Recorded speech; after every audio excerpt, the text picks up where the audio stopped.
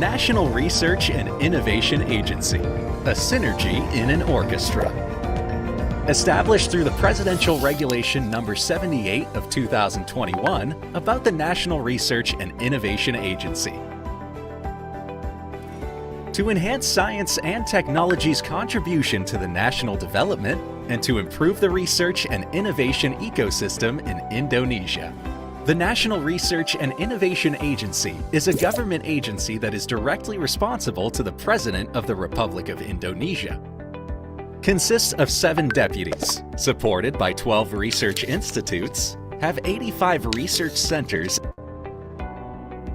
Executive Secretariat, Executive Inspectorate, Center for Data and Information, Center for Technology Services, and Polytechnic Institute of Nuclear Technology Indonesia. Through the 3 directions, science and technology resources mobilization, providing a favorable research ecosystem, building an economy foundations based on research.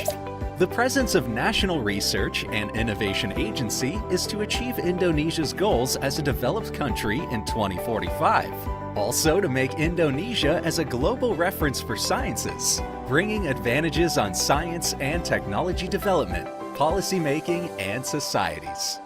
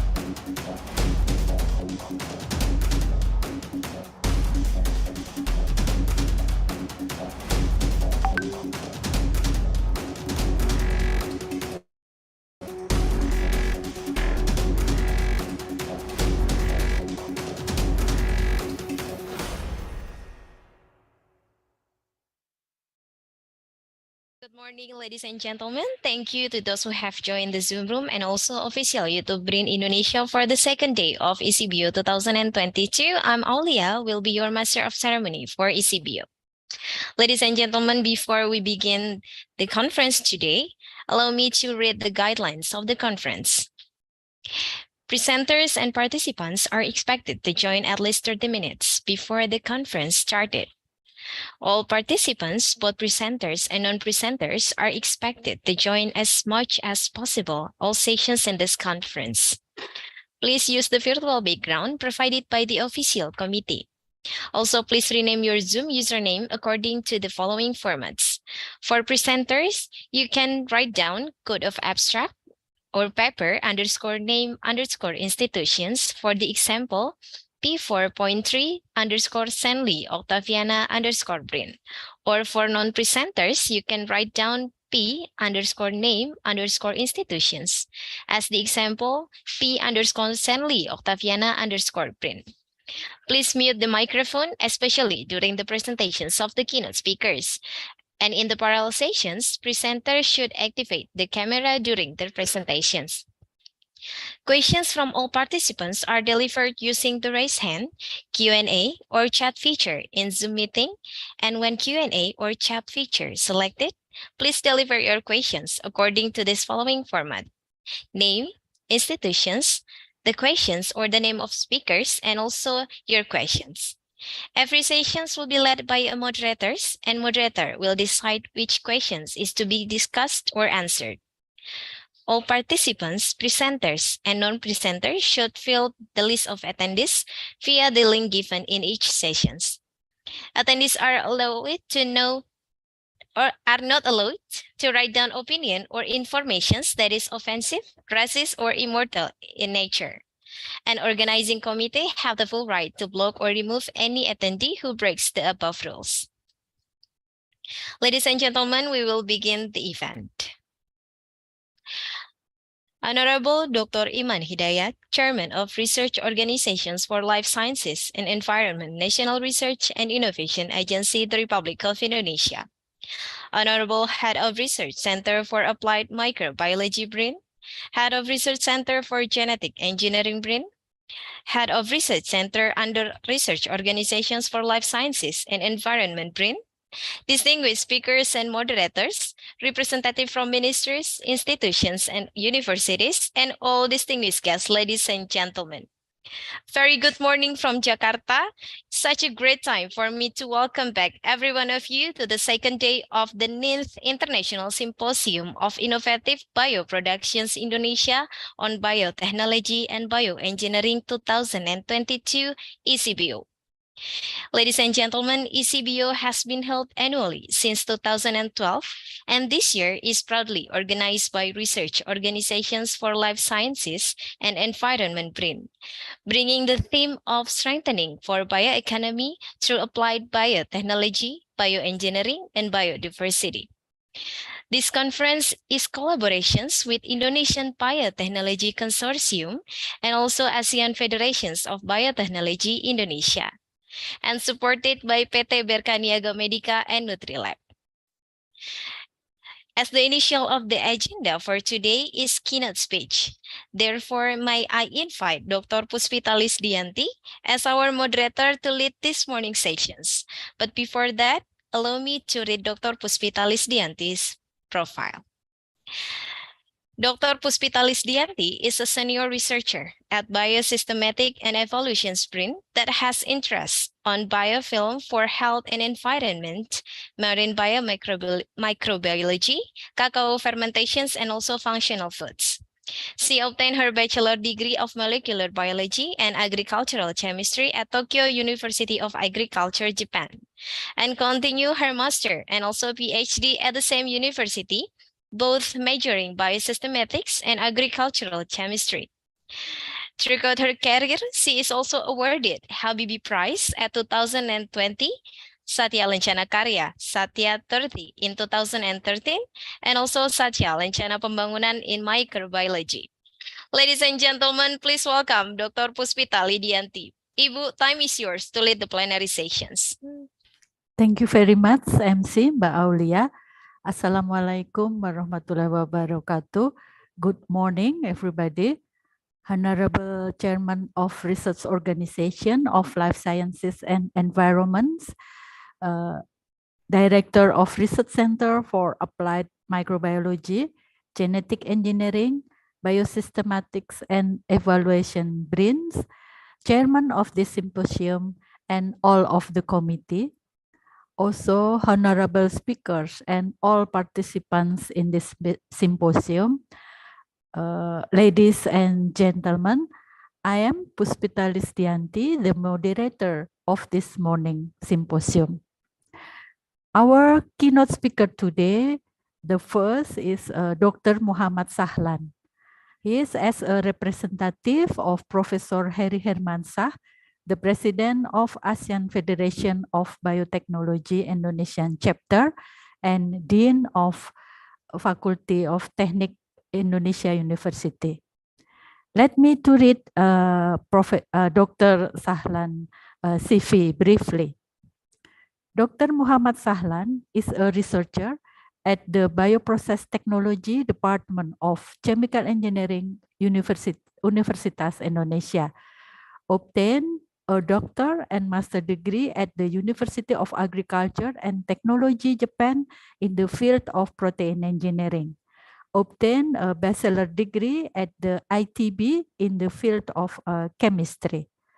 Awarded first winner of invention in beekeeping field, ASEAN Apiculture in 2018, top 107 Indonesian Innovator Business Innovation Center in 2017, gold medal IGEM In 2014, Roseno Award, Roseno Octroi Bureau, and the National Spice Board in 2013, and Superior Researcher Indo-Food Riset Nugraha in 2011. Research interest is waste treatment, waste audit, resource recovery, biofilm, phytoremediation, and PICO remediation. His Scopus H index is 14. Before the presentation starts, let me inform you how the presentation will go. First, Dr. Sahlan will be invited to present the material for 30 minutes. After that, there will be a question and answer session for 10 minutes, followed by conclusion. Now, allow me to welcome Dr. Sahlan with the topic Development of Research Collaboration between BRIN and Universities on the topic of biotechnology, bioprocess to improve the bioeconomy sector. Dr. Sahlan, time is yours. Thank you very much, Dr. Puspita, and also the Master of Ceremony, Ms. Audia. Assalamualaikum warahmatullahi wabarakatuh. Good morning, everybody. I think I have to share my screen for the presentations. Let me to share.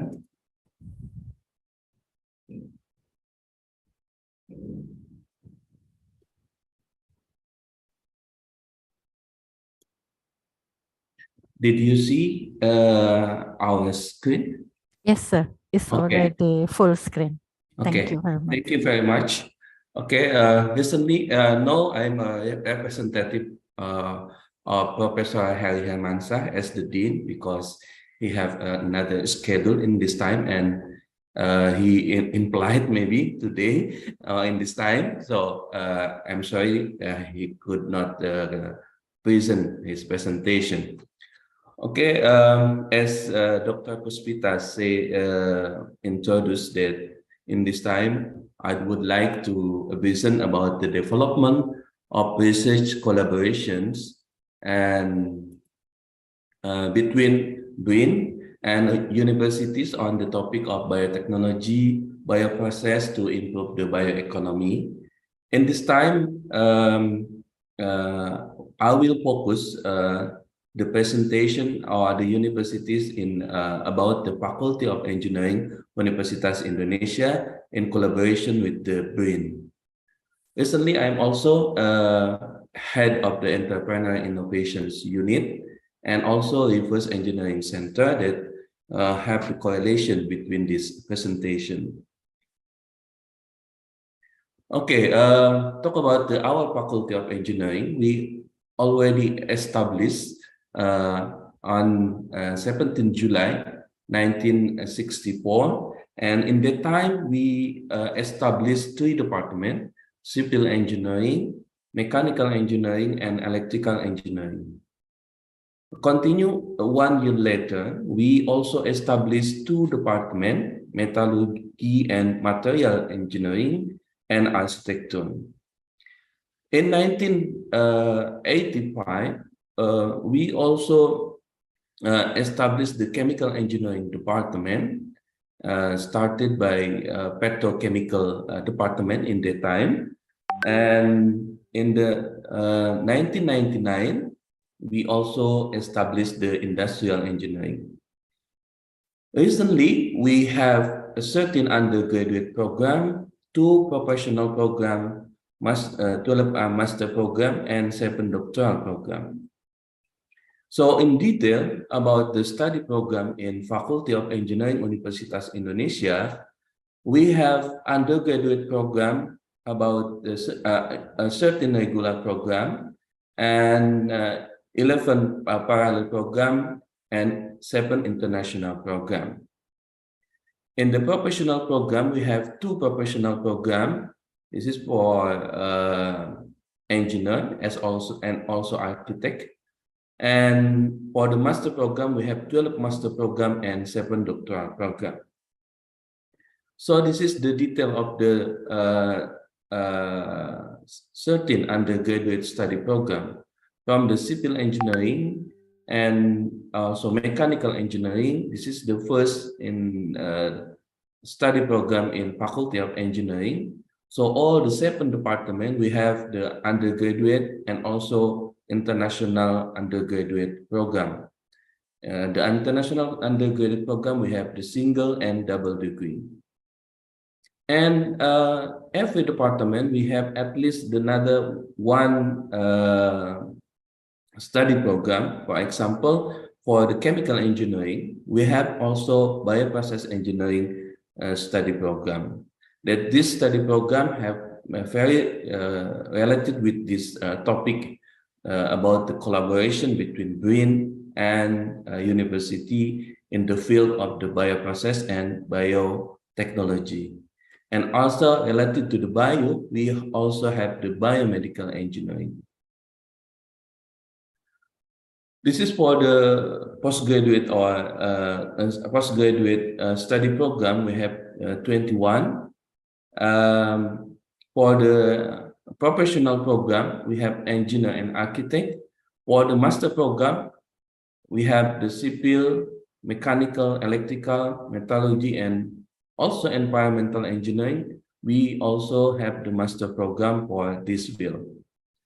And for doctoral program, we have a 7 doctoral program. This is related to the department in Faculty of Engineering. So since this year, our dean, Professor Harihai Mansa, is the new dean of the Faculty of Engineering, and he know that the condition in the world is very accelerate the change, and also we have make the strategy how to challenge the accelerated change. So this is the condition in our world. The first is about the volatility of the world, uncertainty, complexity, and also ambiguity of the condition in the world. So based on this condition, we need to collaborate and partnership with other institutions, with other stakeholders. We know that we have the now in disruptive era and also new normal. We have global competition and national competitiveness. We have also industry 4.0 and digitalization, and we need the multidiscipline how to challenge our world in recent condition. So we initiate this challenge by the name of the Entrepreneur Initiative. We have to challenge. We have the good input in our Faculty of Engineering. We have the students, we have facilities, and others input in our Faculty of Engineering. So we have to make the good impact. We have to increase our service excellence, customer satisfaction culture, reputations, glory on the nations, and also revenue for the economic and advancement. So based on these conditions, we decide 3 strategies. The first is empowering engineering entrepreneurship. The second is impactful research and innovations. The third is modernization of engineering education. Based on the 3 strategies, we have 11 excellent priority programs. The first is the organization of multidiscipline engineering, reverse engineering center, engineering seed fund and grant, engineering revenue recognitions, database engineering networks, organization strategic engineering educations. So because we focus on also in educations, we have to increase the quality of the organizations, and also virtual engineering education facility, as you know that the new era need this conditions, and engineering professional program partnership and collaboration package, international academic recognition and engineering student entrepreneur program. So by this 11 excellent priority program, in this time, we focus on the impactful research and innovations by using reverse engineering strategy. So for the impactful research and innovations, we have a platform for the multidiscipline technology development and product co-creation and reverse engineering. This is the new center in Faculty of Engineering Universitas Indonesia. We have to collaborate with the alumni, society, community, and media, government, business, and also industry. So we have the researcher, we have the facilities and also students, we have inventions, fundamental research funding, and also for the local and global market, we have to innovative solutions, and again, revenue income to increase our quality of the output, and asset equity and also license of the intellectual properties. Based on this strategy, we have also the product after we use this strategy in reverse engineering. We learn from this pandemic COVID-19. We have one good example in this case about the ventilator. So by reverse engineering, we have an activity to increase the value of the technology product, either by modifying or by adding features of the technology. For example, in the first 2000s, time, we make the laboratory prototyping one in this stage, and then after about 6 months, we succeed to make the prototype 2, and after 1 year, we succeed to production in industry. So this is one of the good example from the laboratorium or from the lab to the industry. We study the original product, and we analyze the product and engineer. We make the prototype and we establish the new product by this scheme of the reverse engineering. By reverse engineering, we make this center. In this center, we collect the demand from the industry and also from the community. We design the product, and we make the seed fund also. We give the fund for the researcher and also for the team from the researcher and also from the students that want to make the reverse engineering product, and the output is the intellectual properties. Yeah, we synergy with our another institution is Lemtech, with the alumni and partnership industry and sponsor. And with another scheme and the license, we also make the startup and incubate for the technology implementations. And we hope we can increase the revenue of the market revenue for the Faculty of Engineering. This is another product that we have succeed in the pandemic era. Especially, this is the product for in health, because in these conditions, the product of health is very useful or very good in the market. The first is the Copen 20. Copen 20 ventilator is the first succeed product, and this product is collaborate not only Faculty of Engineering, but another institution and also the government, how to develop the product and accelerate this product from the laboratory to the industry or to the market. Another product is air purifier with non-thermal called plasma method. This is also the reverse engineering product from Professor Bismo that he expert in the plasma technology and apply this plasma to the air purifier. And this product is also already licensed to the company in Indonesia.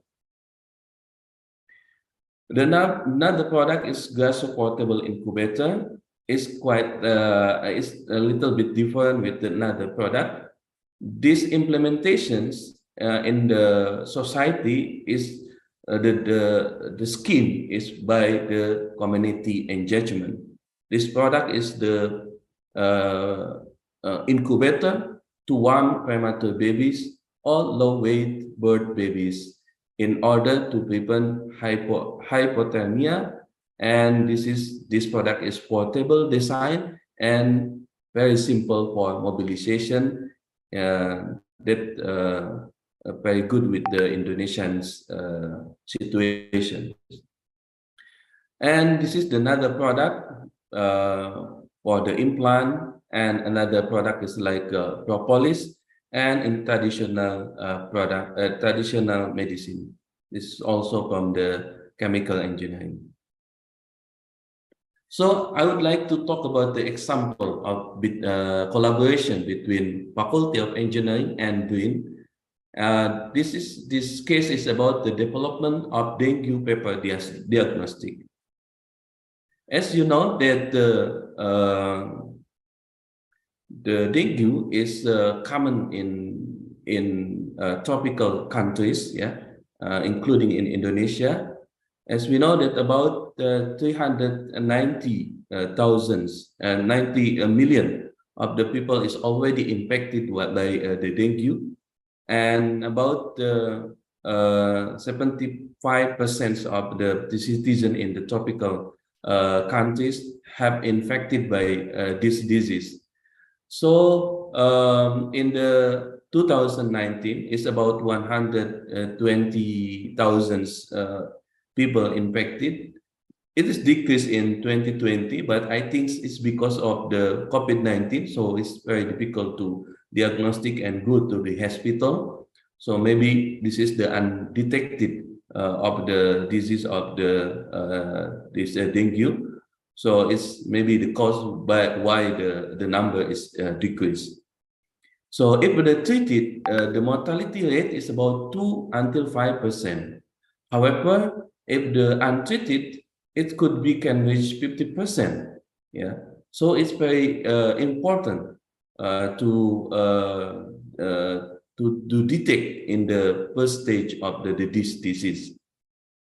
So about 75% of cases are asymptomatic or mild symptoms. Yeah, and symptoms are similar to other febrile illness.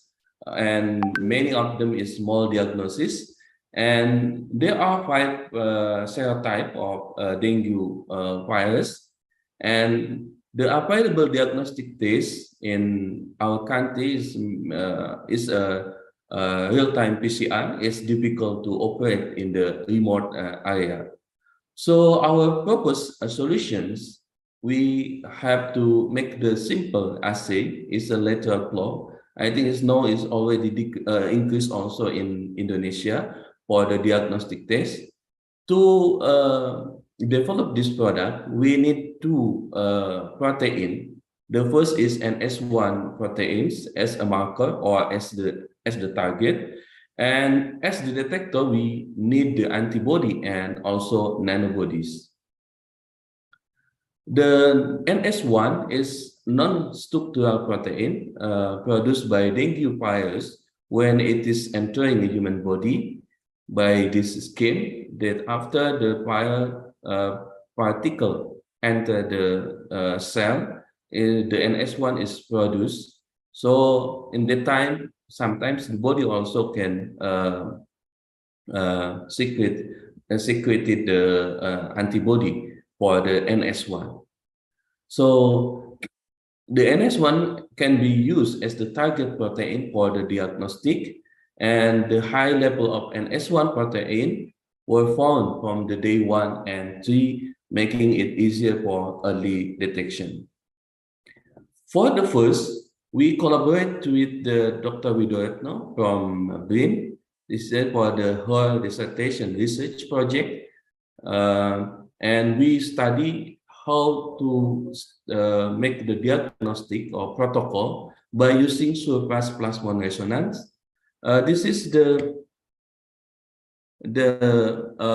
scheme of the surface plasmon resonance. We can coating or immobilize the antibody, and the NS1 is here, and we can detect if there is the different, but the diffraction, it will be make the signal here. So this is our result, that this SPR by immobilize the antibody specific for NS1, we can detect the existing of the NS1, and this is concentration depend.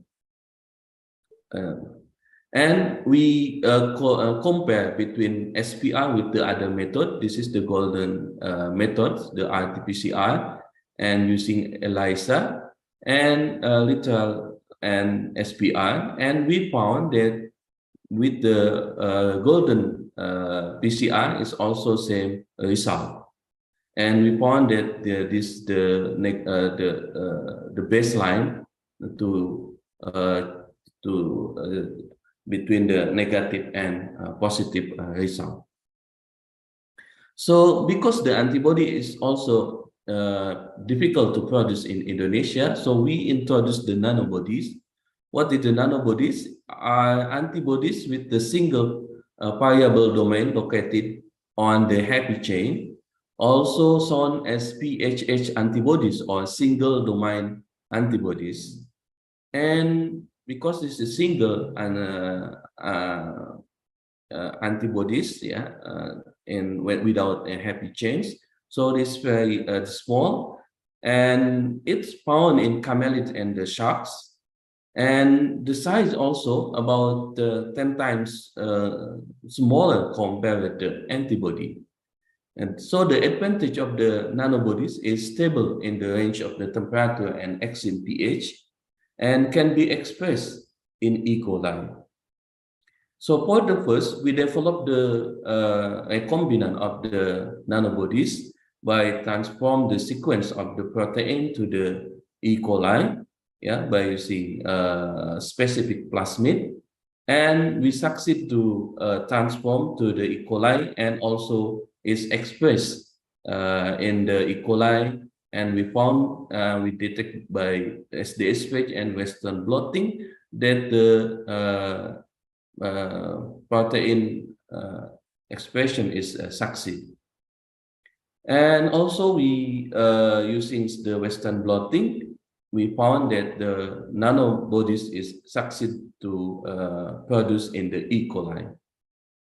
And the last, we start to make the rapid detections by using the lateral flow, by using nanobodies as the test line, and this is for the control line, anti-MOS antibody here, and this is the only result that we found that the nanobodies also can use as the antibody for in the dot plot anti-NS1 for the rapid test in the future. And last, I would like for the conclusion that our Faculty of Engineering have to collaborate with the BRIN to achieve the impactful of research, and the collaboration between Faculty of Engineering Universitas Indonesia and BRIN could be also in academic and research sectors. Thank you very much for your attention. We hope we can collaborate, and we can contact our public relation and protocol office in Faculty Administration Center in Depok campus Universitas Indonesia. Thank you very much. Assalamualaikum warahmatullahi wabarakatuh. Waalaikumsalam warahmatullahi wabarakatuh. Thank you very much, Dr. Sahlan, for very informative presentation. Ladies and gentlemen, now are the time for the Q&A session. Please using chat box or raise your hands to give the questions to Dr. Sahlan.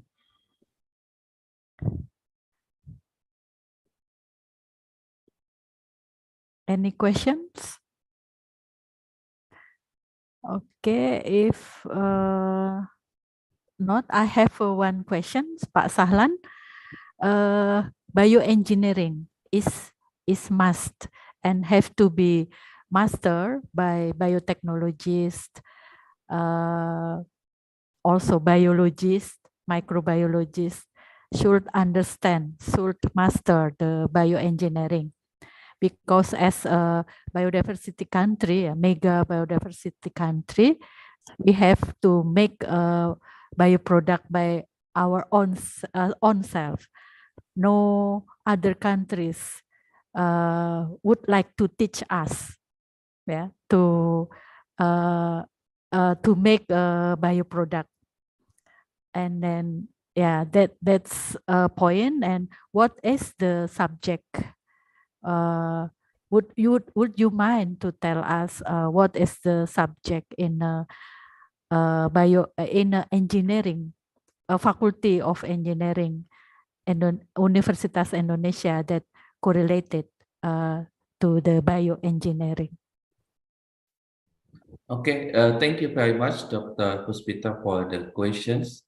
In the bio-related subject in our the bioprocess and environmental study program, and also biomedical study program, we learn about the basics science and also the engineering science. So we learn from the biochemistry, for example, and also we have to learn for the students, learn about the principle of the basic mathematics, physics, and so on. Not only the biology, but the biology is also important, but another is also important related to the engineering basic science. And the second or the third year, we also have the student have to learn about the basic engineering, like mass transfer and separations and so on, and also related to the biotechnology and the bioprocess, like for the cell culture, fermentation, and so on.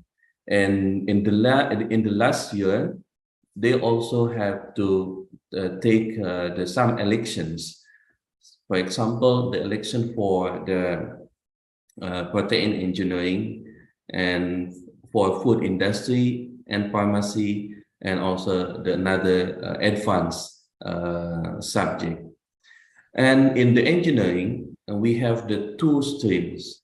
The first is the process streams, so how to process the bioproduct.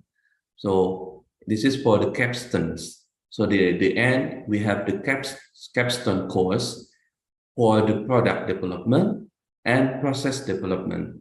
So we have two, because in engineering we have only two: product development and process development. So to increase the knowledge about the economy, we also have the economic engineering also in the time. So maybe this is the subject in Faculty of Engineering related to the bio. For the biomedical engineering is maybe more special, because they focuses on biomedical, to the medical. So it's more to the medical compared with the general biotechnology or bioprocess. So they have also specific course for the like anatomy and so on. Maybe this is the answer for your question. Thank you. Thank you, Dr. Sahlan. Yeah, I hope we can we can accelerate our knowledge on bioengineering. Yeah, it's really important from our countries. Any questions or comments?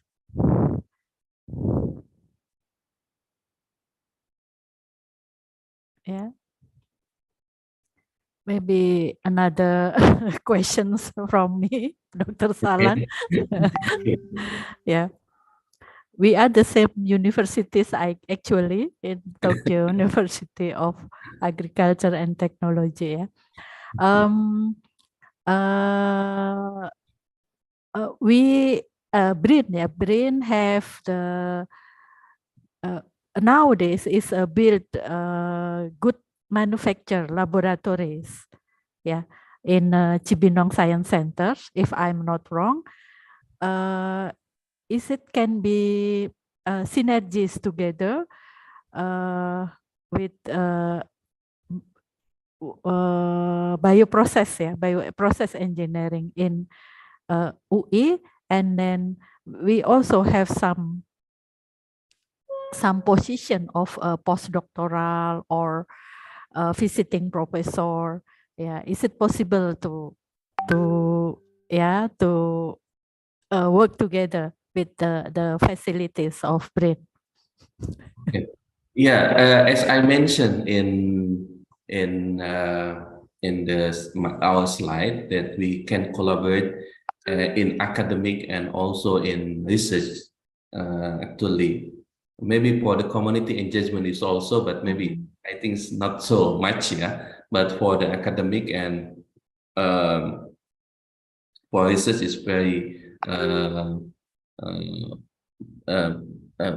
very good chance for us to collaborate. For example, in the case of the bioprocess, we already have the collaborations, I think, with Dr. Puspita and others. I think BRIN have a good equipment, very good equipment. So why now we also have the collaboration in the case of our research about the rapid test. So our research is in BRIN, in this case in Serpong, in the Serpong. And I think it's also some of the analytical device, is very important. I think it's also, I don't know, for the postdoctoral maybe, postdoctoral. I think it might be our postgraduate students who's already finished their study. They can postdoc or after master maybe, after master. Is it possible for the master, graduate master to not postdoc maybe as a researcher to we accept only for the doctoral. Maybe for the doctoral, because now we already have, even for the doctoral program, is still combined with the chemical engineering, chemical engineering and bioprocess engineering. So the students who want to learn about the chemical engineering in bioprocess stream, so they can also enter in doctoral program in chemical engineering.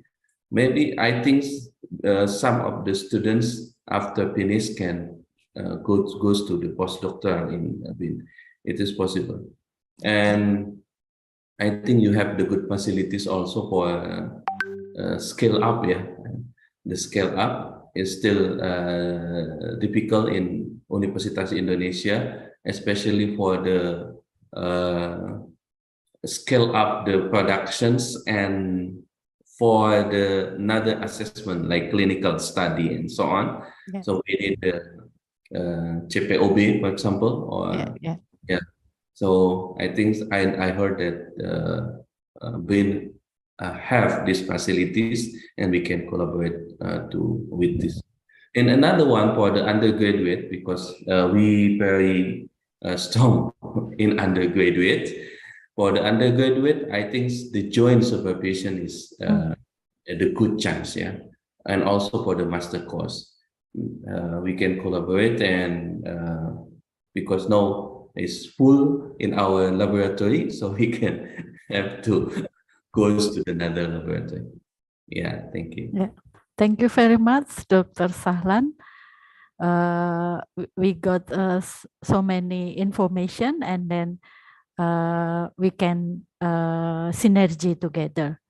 As a short conclusion, the field of engineering should be learned and should be mastered by biotechnologists, microbiologists, biologists, zoologists, yeah, because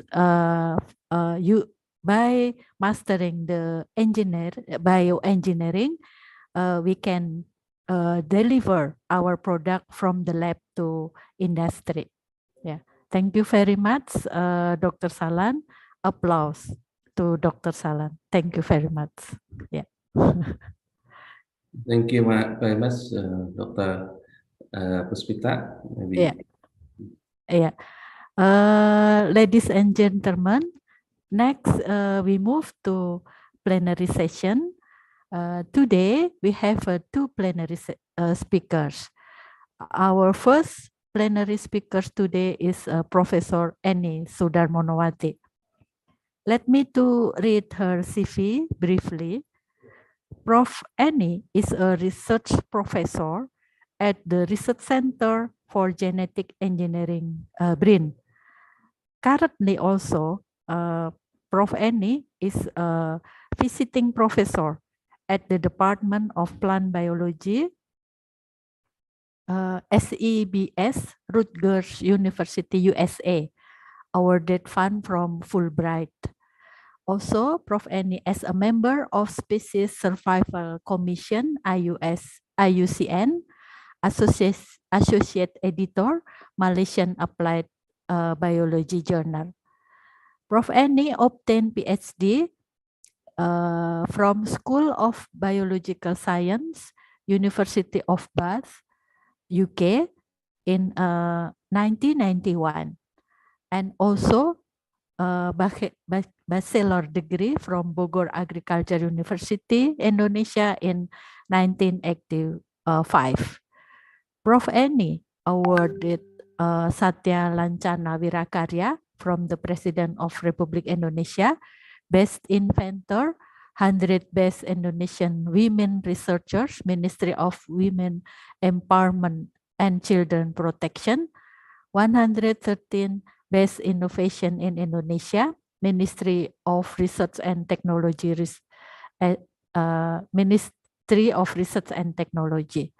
Her research interest in genetic improvement, genetic conservation, biodiversity assessment, genetic engineering, marker-assisted selection, cryopreservation, omics, and NGS. Professor Eni will present the material for 20 minutes. After the second plenary speaker, there will be a question and answer session for 20 minutes. Yeah. Now allow me to welcome Prof. Eni Sudarmonowati with the topic of presentation, Genomic Approach for Modern Conservation and Genetic Improvement. Time is yours, Ibu. Thank you, Dr. Puspita Listianti, as the moderator. Good. I think, can you hear my voice clearly? Very clearly, okay. Yeah. Yeah. So, good morning, good afternoon, good evening, wherever you are. Right now in here is, what's the time now? Is 9:41 p.m. in the US. So I'm very delighted to share my talk. Just let me share screen. I think it's here.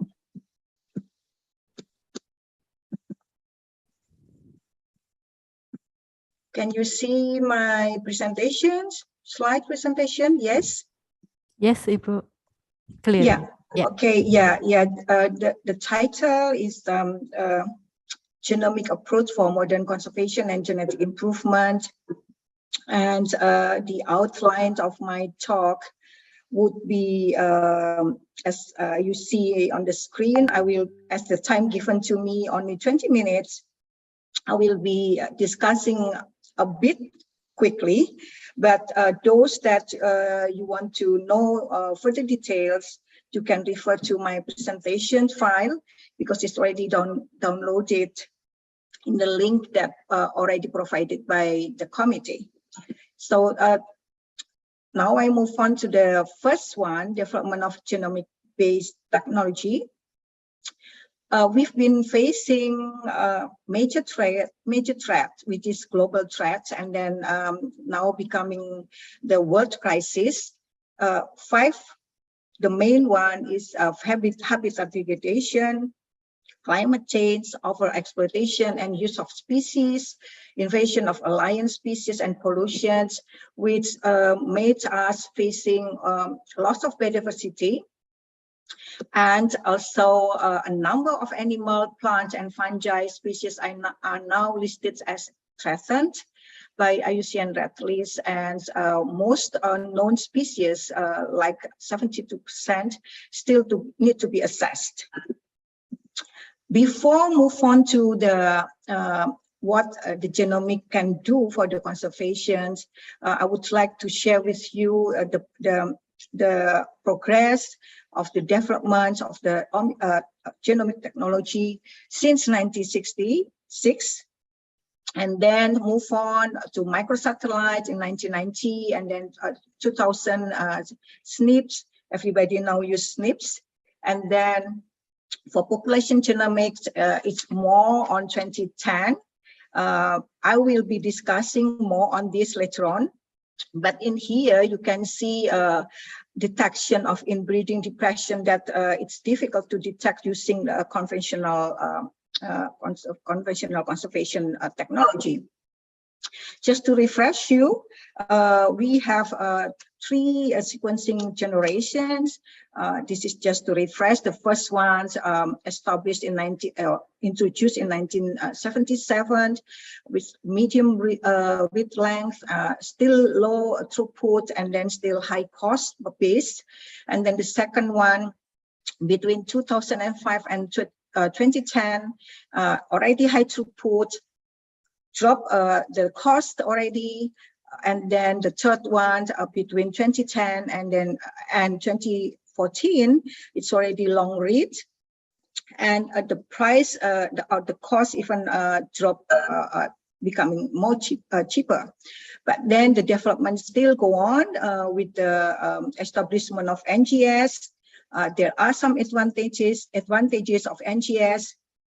You can read it here, a more lower cost, and then they use a maximum number of SNPs, and also the development for genomic assisted breeding, the GWAS, the Genome-Wide Association, using the utilizing next generation sequencing, and also the GPS genotyping based sequencing, then develop QTL map, genomic selections, and then the modification, genetic modification using CRISPR-Cas9 after the transgenic era.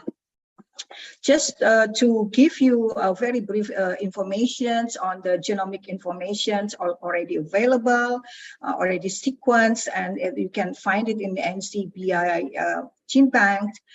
You can see here all different organisms, like the most is Animalia, the green one, the most information available, and then which one is the complete sequence already, the one with the red color. So the choice is yours. I mean, depend on the objective that you targeted. So either you're going to use the whole genome sequence or the whole genome resequencing. So it really depends on the target, but the whole genome resequencing offer you the possibility to screen a neutral and functional polymorphism in high genomic resolution. And further development and moving toward functional genomic, I listed the advantages here, 7 advantages, but there are more. And here, including the wildlife and humans, and also the tolerance and quality traits assessment, and also more powerful technology or mechanism for signaling pathway. And now I would like to move on the genomic roles in conservation of endangered species. And here, why there are some endangered species difficult to be conserved, because there are some obstacles like limited mating pairs, inbreeding, and also inbreeding depressions, so that we need to evaluate which species is vulnerable or less adaptability to the local conditions. So that's why we need to use the suitable technology to address this one. So in this chart, you will see this one is more on the conservation flow chart, but the one with the red one, that actually can be addressed wider when we use genomic as compared to conservation genomics, conservation tools. And the one in green, like genetic drift, inbreeding, hybridizations, can be more precisely estimated by genomic technology. And in here, I just listed several advantages of what genomic can do for conservation, genetic conservation, such as precise genomic monitoring of changes in allelic frequency, and then quantifying the effects of genetic drift and natural selections, hybridizations, and so on. And the advantages of new approaches, not dependent on genomic information already available from the closely related species, so you can do from scratch. So for the conservations, I mentioned earlier that some endangered species are difficult to be conserved. So they declined, the population in the wild declined very rapidly. So then we need genomic approach, genomic-based approach. I mentioned some of them already earlier, but here then because it provides the potential to understand the genetic basis of interaction among species, and also genomic monitoring of changes in allelic frequency to quantify the effects of genetic drift, for example. I listed here up to 20 of the advantages to use genomics for conservation. I don't want to read all of them because of the time, but just to mention, among others, it's actually like the adaptation to local conditions, demographic history, and historical effect size. Oh, sorry, I listed 2 in here, twice, double. And then the phylogenomics and evolutionary history, population substructure, population connectivity, and so on. And this one, because it provides, this slide shows you, because it provides quite straightforward contributions, such as addressing some problems and then offering possible solutions through genomic approaches, such as minimizing adaptation to captivity, predicting the viability of local populations. And also it offers, with all of our roles, of course, how to slow down the bend the curve of biodiversity loss. So in here, this curve, it's actually used by UN, United Nations, on the meeting of CBD. So the down, the bottom, the gray one, the gray lines, if you just do business as usual, you do nothing. And then the yellow one, increase conservation efforts, so it will bend a little bit of the curve. But the green one, if you do increase conservation effort plus more sustainable production and more sustainable consumption, then it will bend the curve of biodiversity loss. Among others, the technology is using the genomic approach because I mentioned earlier that we can prevent genetic pollution and also evaluate its conservation values and so on, and also the migration rate. So what a genomic can do for genetic improvement, because most characters actually regulated by various genes, multiple genes, complex traits, so that it's difficult and take a long time to use this conventional breeding.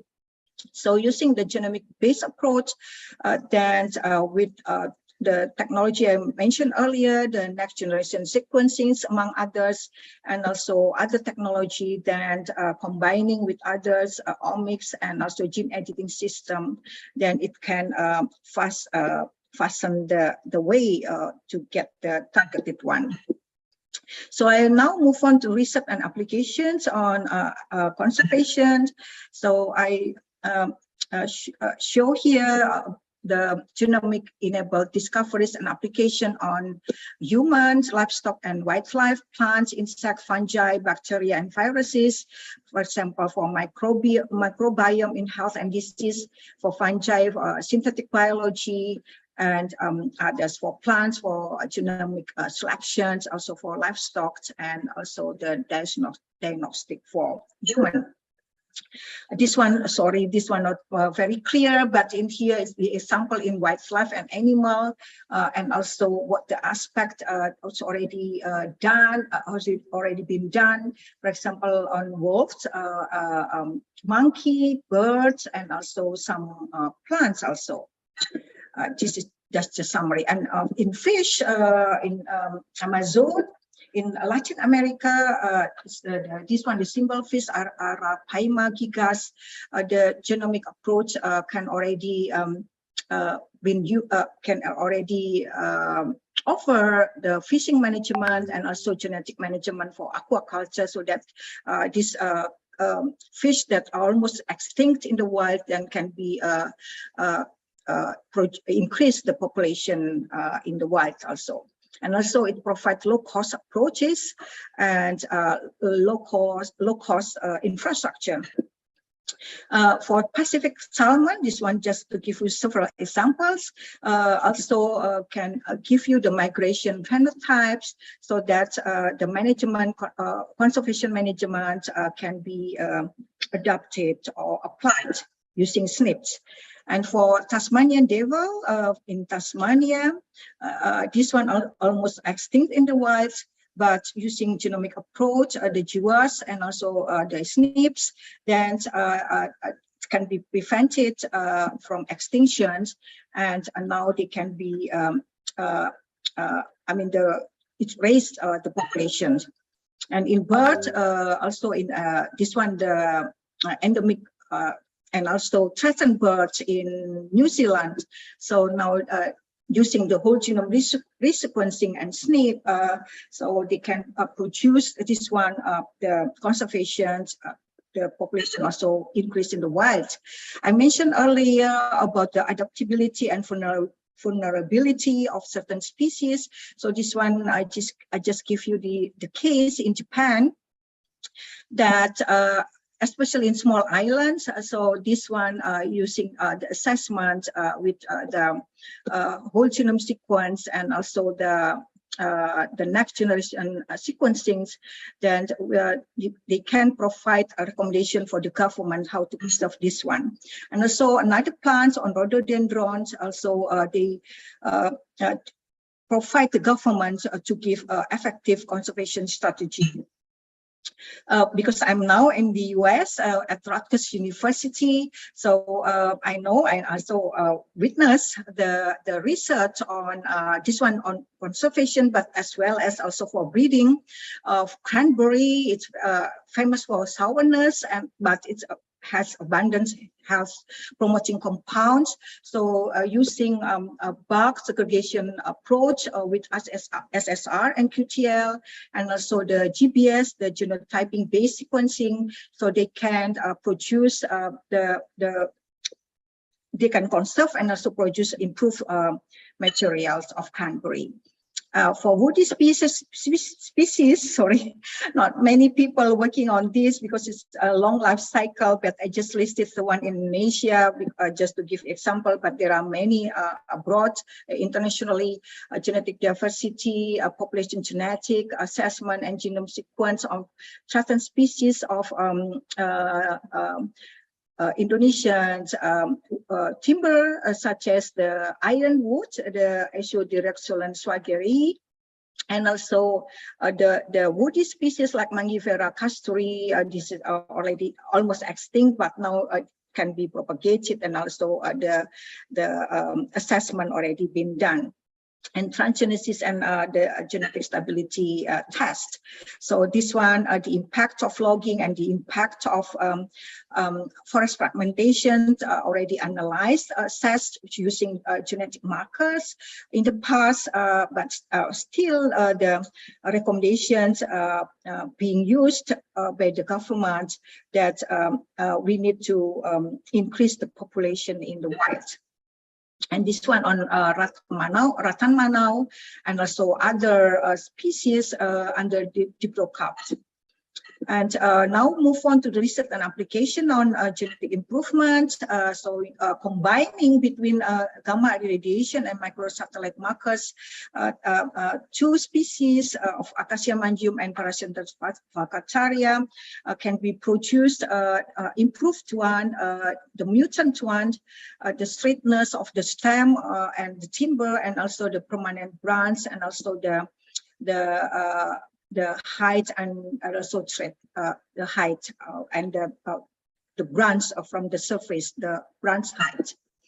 And to confront with SSR, and then this one using ISSR on cassava to several traits, related to several traits, and also the SNPs for Psi gene, regulating beta carotene, also already been done. And also detecting the transgenic plant, this one trees on the less lignin content and high cellulase already been expressed, and this one on at least four or three species in Indonesia. One of them is endemic Indonesia, the Paracentus vacataria, and the overexpression of the genes stable after 8 years.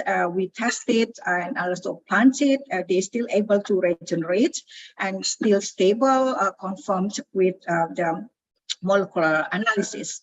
So since again, I'm at Rutgers University, I came with them, this Professor Jim Simon and Dr. Rong Di produced gene-edited basil. Basil is Indonesia like kemangi, resistant to downy mildew disease. I came with them to the experiment station there. So here, you can see the improved basil, very fresh and green. At the back, the one that I put the green light or the green hand or something, that's the wild type. It's already devastated by the downy mildew disease. So it's quite significant, the effect of the gene CRISPR gene edited basil. So this one using the gene homoserine kinase. And for rice, for sweet potato, for wheat, this one from USDA also in US. So they use a different kind of technology like GWAS, and then also other markers for the traits of grain dimension, cooking quality, beta carotene, and others like drought tolerance. So it's really depend on your target. And also this one for fruit species, durian, volatile sulfur compounds, and papaya for the fruit weight, fruit length, and so on. Banana for the carotenoid rich, and other fruit for the shape and juiciness. And I listed here also the progress on functional genomics on wheat. So for tolerance and most for drought tolerance, combining transcriptomic, proteomic, and metabolomic using SNP and rapid markers. And now move on the recent and ongoing collaborations between Indonesia and in this one BRIN and Kyoto University and Tohoku University on here you can see the status endangered, critical endangered, and mostly critically endangered and endangered of 4 species using whole next generation sequencing. And also this one is just I just skip this one one of the detail of the species. 2 minutes more. And and then now using the wild durian, this is the first one. We will be the first draft genome sequence of the wild durian. So this one, durian cutiensis and durian oxyanus. And then we will generate the PSMC to detect the demography structure population in the past, like 1,000 years back, and also in the future. This one a new technology as compared to PSMC, but also the MSMC, and then this one another new approach using star wave plots. Of course, there are plus and weakness, but this one does not require whole genome sequence as a reference genome. And then we're going to do another 2 wild durian for producing draft genome for the first time also in the world. So hopefully it will be soon.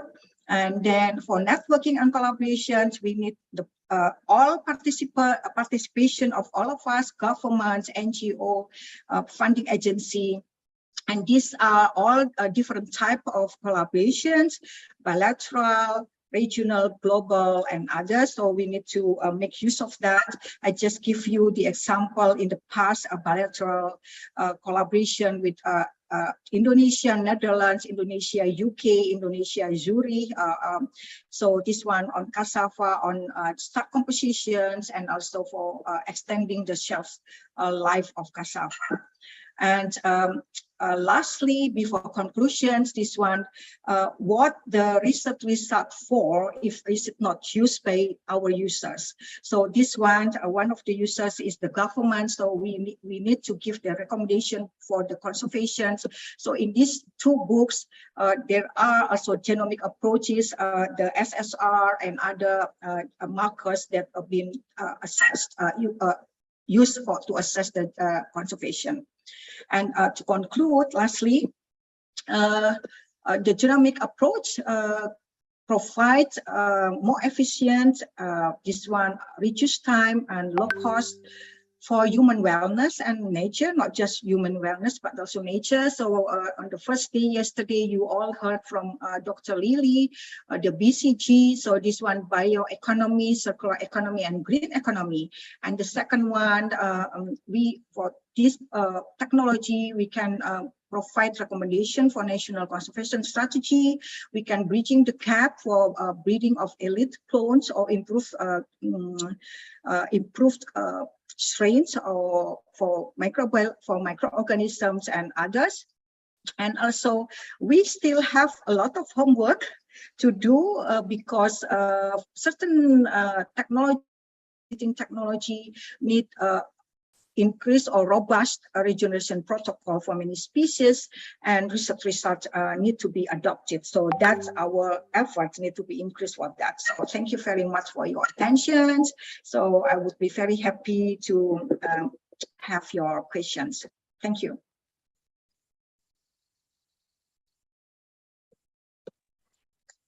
Thank you very much, Prof. Annie, for introduce us your work until today. The next of plenary session is Associate Professor Dr. Insinyur Hasimi Abu Hasan Is it already here?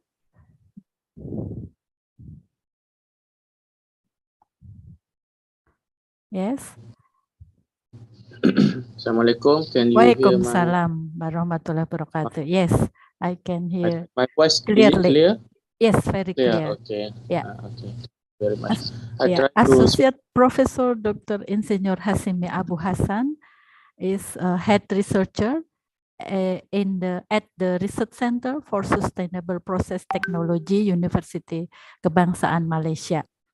And then also associate professor at the Department of Chemical Process Engineering, UKM, and also associate research fellow, Research Center and Water Analysis, Faculty of Science and Technology, UKM, managing committee member, International Water Association, and then obtained PhD from University Kebangsaan Malaysia. His honors and awards obtained was Anugerah Bintara Ahli Akademik Harapan UKM, Most Valued Reviewer for Bioresource Technology Elsevier, Anugerah Bintara Ahli Akademik Harapan also from UKM. The research interest is on a waste treatment, waste audit, resource recovery, biofilm, phytoremediation, and remediation. Professor Hasimi Abu Hasan, time is yours. You will make your presentation by yourself? Yes, sure. Okay. Thank Yeah. you, Mr. Thank you very much. Jefferson. Okay. I will share my screen.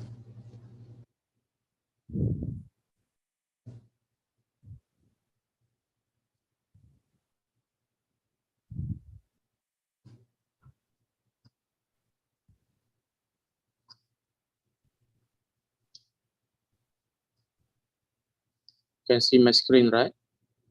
Yes, So we can see yours. just a moment. Okay.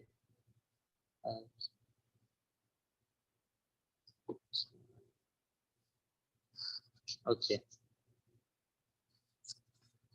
Okay. Thank you for inviting me to give a speech in this conference. Okay.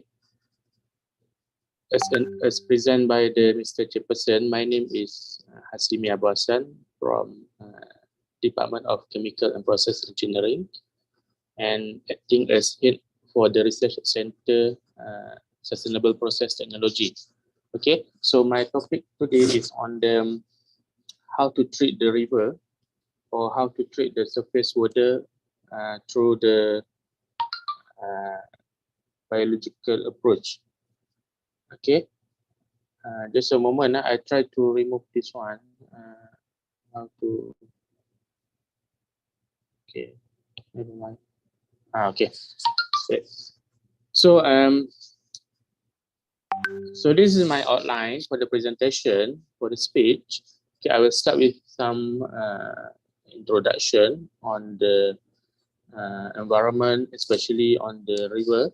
Okay, and then what kind of the river pollution in the in especially in Malaysian country. Okay, and then the treatment technologies we use to treat the river. Okay, to produce clean water, and then the challenge. Okay, the challenge to use the biological approach. Okay, and the last one, of course, we have conclusion. Okay, as introduction, as a human, we need a water. Okay, because water has an important role in our metabolic process. Okay, so this water it will break down a large substance into a small substance. Okay, so what happens if the water contaminated by the pollutant? Okay, of course it will affect to our body. Okay, so So the contaminated water will become hazardous, okay, not only to human as well as to plant, hazardous to the animal, and this kind of pollutant will expose through the drinking water. Okay. So there are a lot of pollution sources in the river. Okay. For example, from the industrial discharge, okay, the pollution from the illegal garbage. This is the common one, pollution from the illegal garbage. Okay. And then pollution from the sewage effluent discharged to the river without proper treatment. And then from the leachate, okay, leachate landfill, and of course from the agriculture industry. Okay, so agriculture industry can pollute the river through the water runoff, okay, during the watering or during the raining season. Okay. Okay, this is some of the river water pollution. Okay, in terms of chemical compound. Okay, there are 4 categorized here. Okay, the first one is heavy metal. Okay, there are many heavy metal contamination in the river. Okay, for example, plumber, cadmium, or zinc. And then other parameter is inorganic, non-metallic. Okay, so inorganic metallic, the source for this kind of pollution is from the sewage industry, from the industrial industry. Okay, and for example, of the inorganic non-metallic pollutants, nitrogen compounds, sulfate, or chloride. Okay, and then what else? The river water pollution. Okay, endocrine disrupting chemical, EDC. Okay, and disinfection byproduct. Okay, these 2 categories are under micropollutant types. Okay, we could not see by our naked eye. We can analyze both categories using high-end equipment and not very easy to analyze. So this is the current issue in the river, okay, around the world. Okay. So and then other kind of the water pollution are physical. Okay, so the physical contamination contribute by the garbage. Okay, and then once we throw the garbage into the river, so it will contaminate the river, of course, as well as the color. It will create the bad color, the black color, the brown color of the river. And then we can see the turbidity, the clearness of the river become reduced, okay, through the turbidity measurement.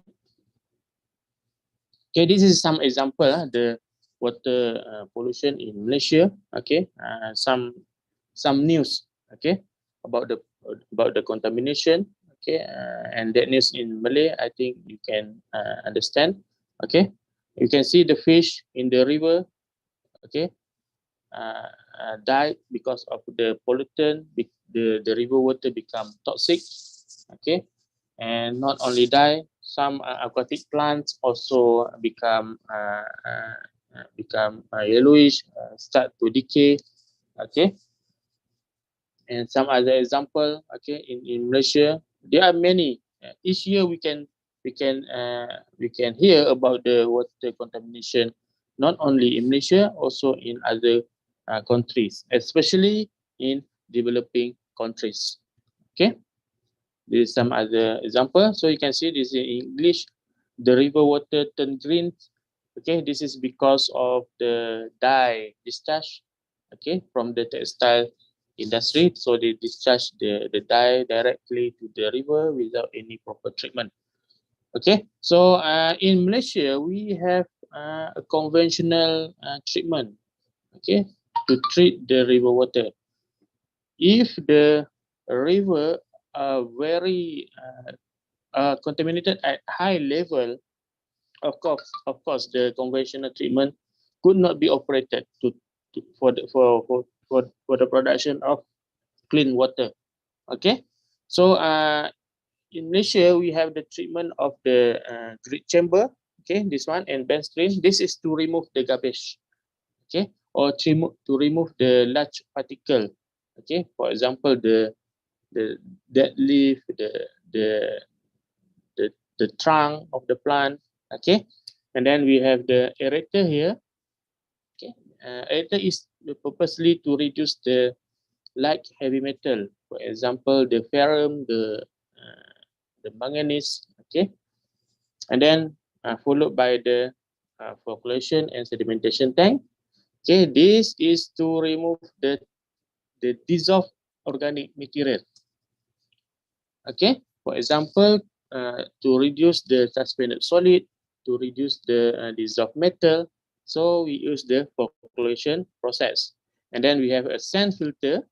Okay, before the end of the treatment. Okay, sand filter to remove residual suspended solid.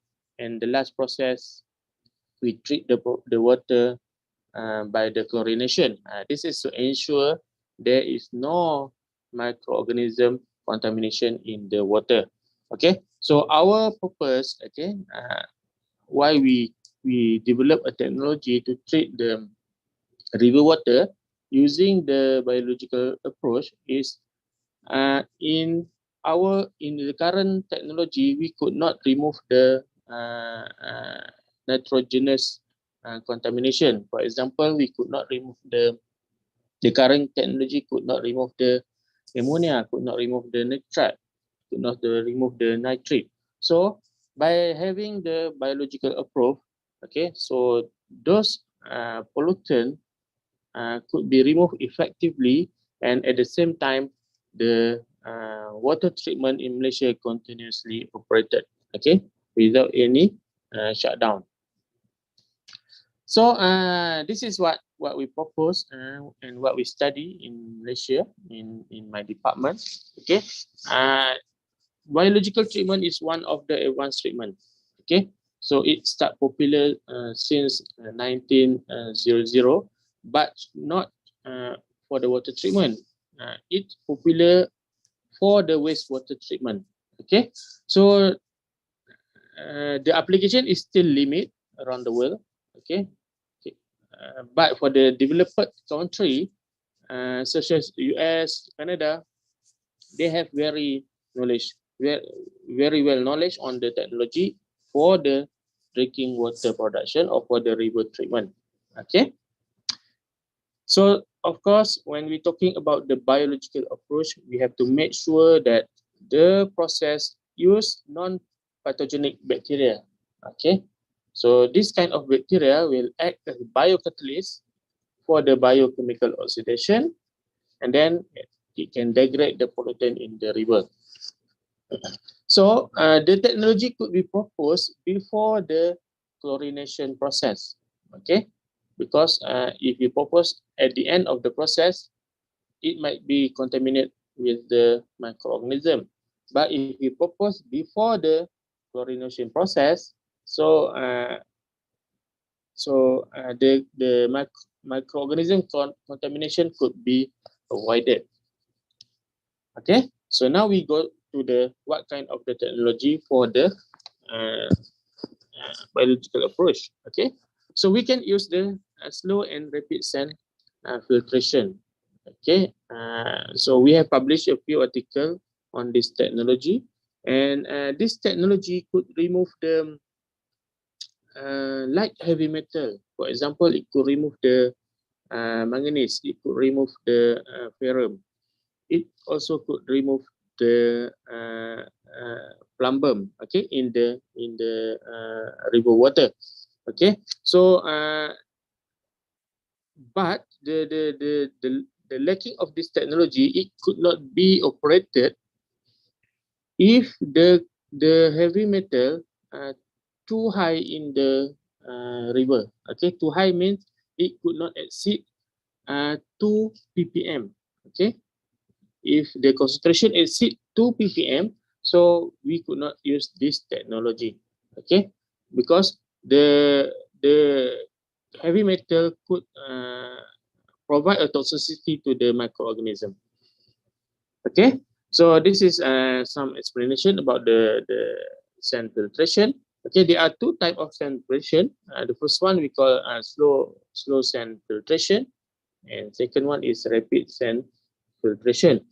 Okay, so this process used normally we used to filter out the suspended solid and light heavy metal.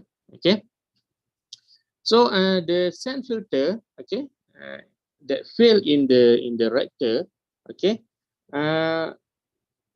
will act as a support for the biofilm growth. Okay, once the biofilm grows, it can provide a space for the biological activity. Okay, and we can design the sand filtration in a column shape or in a rectangular shape. Okay, this is the biofilm layer on the sand surface. This is in German language. Okay, we call it smart Dutch. Okay, and this biofilm layer contain extra polymeric substance. Okay, so this substance could react with the pollutant through the bioaccumulation, through the bioabsorption, and of course we can produce the clean water. And this is some of the performance for the biosand filter to clean the river. Okay, especially the ferro and manganese as a light heavy metal, as well as the ammonia. Okay, we can also treat the ammonia if the ammonia level high, more than 3 ppm, so we can use the sand biofilter. Okay, next is biological activated carbon. Okay, you have 5 minutes more, Sensei. Yeah. Okay, I will speed up my presentation. Next is biological activated carbon. So this kind of technology use the activated carbon to absorb the pollutant. Okay, so there are two mechanisms for the biological activated carbon.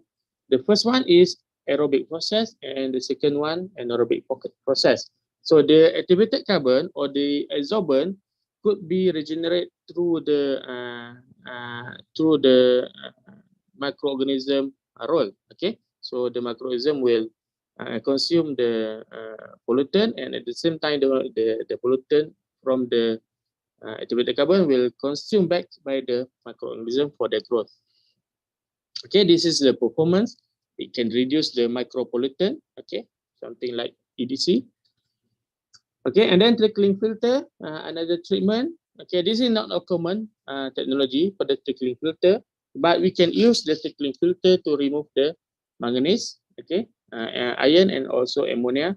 Of course, this technology will involve the microorganism, something like manganese oxidizing bacteria, ammonia oxidizing bacteria, for example, Nitrosomonas, Nitrobacter. Okay, and also we can use the biological aerated filter.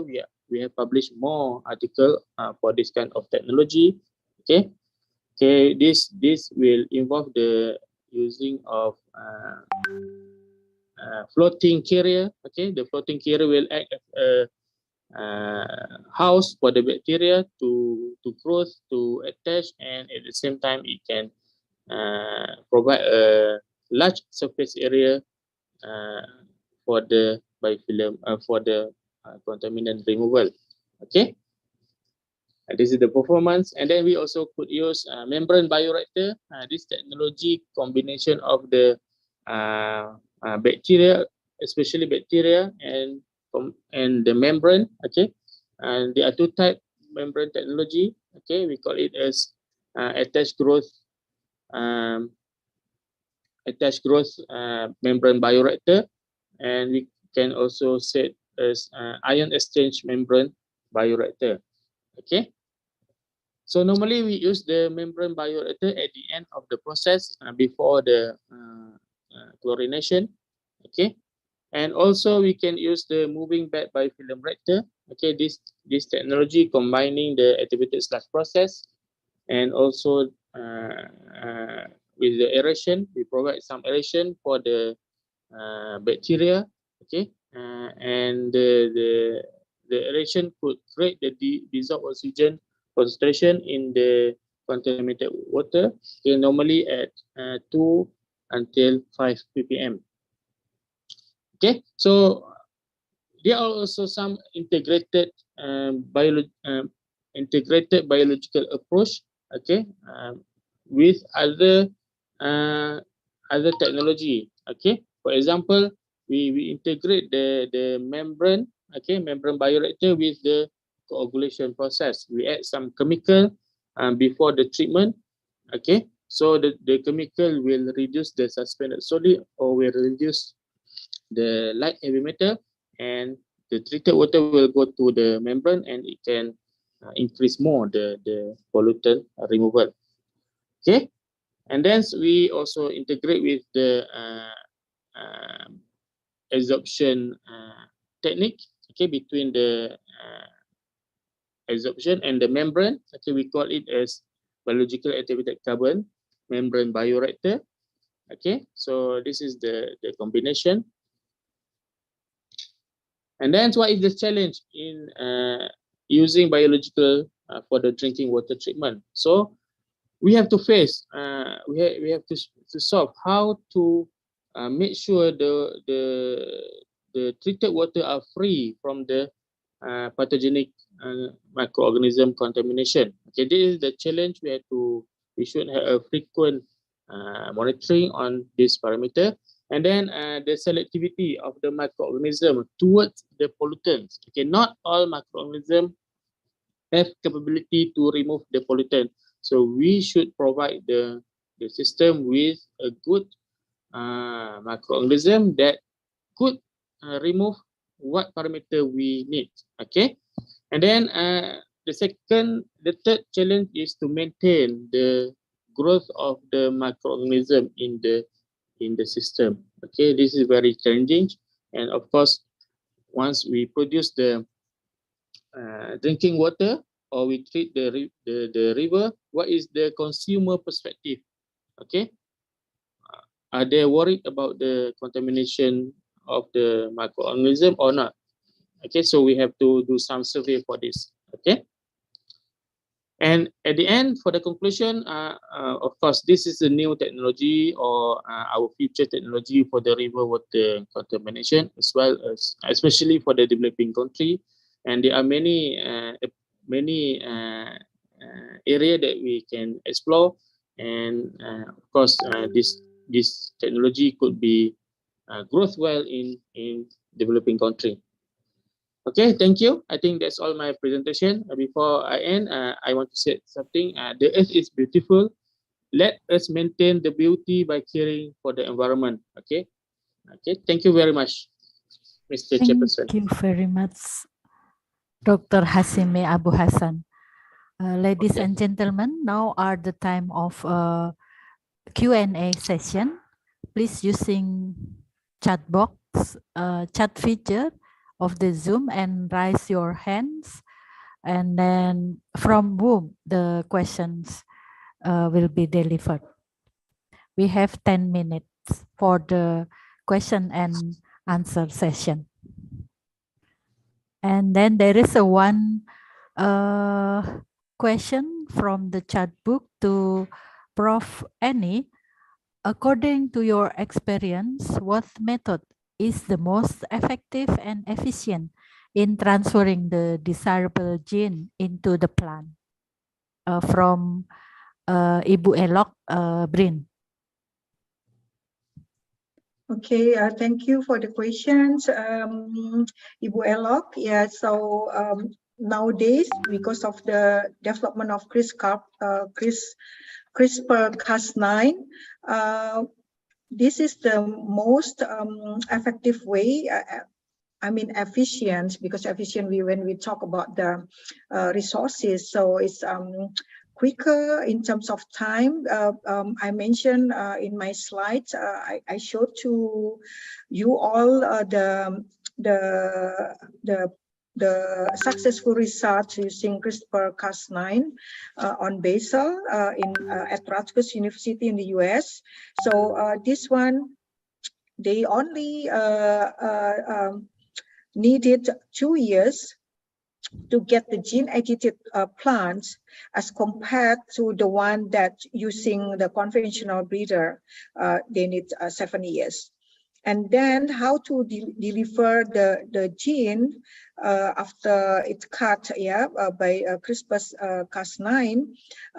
For me, for my experience also, and also when I'm here at Rutgers, using particle gun as compared to agrobacterium tumefaciens, because when you use agrobacterium, it's almost most of the time you will be like deleting or to get rid of the bacterium from the plants. I mean, if the concentration is too high, then your time is consumed for transferring or get rid of the agrobacterium. But using particle gun bombardment is better, because then you don't have to be disturbed with the agrobacterium. So in here at Rutgers University also, they use the particle gun bombardment of BioRad. I mean, last time I used not BioRad because it's we used the cheaper one, but less effective. So I think we need to have the BioRad also.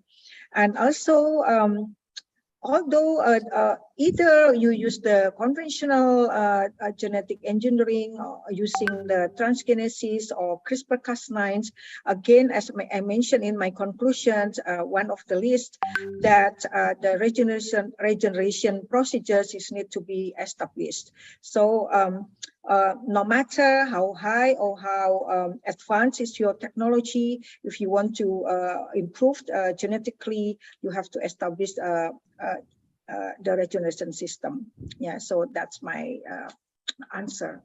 I hope that's satisfy you. Thanks. Okay. Thank you very much, Prof. Annie. And then from the chat book to Prof. Hasimi from Ibu Penny Lestari. The result of this research are very good and protecting the earth from contaminants. Is the use of bacteria of microbes to treat pollutant also safe for human? Or how to manage these microbes? How far have the results of this research progressed? Has it been applied in product form? How to get it? Please, Okay. Dr. Hasimi. Okay, thank you for the question. Okay, apologize. Okay, there are few questions, right? Okay, how to manage this microbe? Okay, during the treatment, okay, we could monitor the growth of the microbe, okay, through the what we call it, mixed liquor volatile suspended solid, okay, or we can measure through the adenine triphosphate analysis, okay, ATP. So this value represent the growth of the microorganism. Okay, once we produce the treated water, okay, after the biological treatment, we will treat with the chlorination. Okay, so the chlorination will destroy all the microorganism, and we will make sure after the chlorination process, there is no microbe contamination in the water. Okay, this is what we have done. Okay, and then so of course the safety of the treated water to the human. Okay, so this is the challenge that we have faced. Okay, so the consumer will worried to consume this water because they think it contaminated with the microorganism. Okay, so we have to convince the consumer or the human that the water is safe.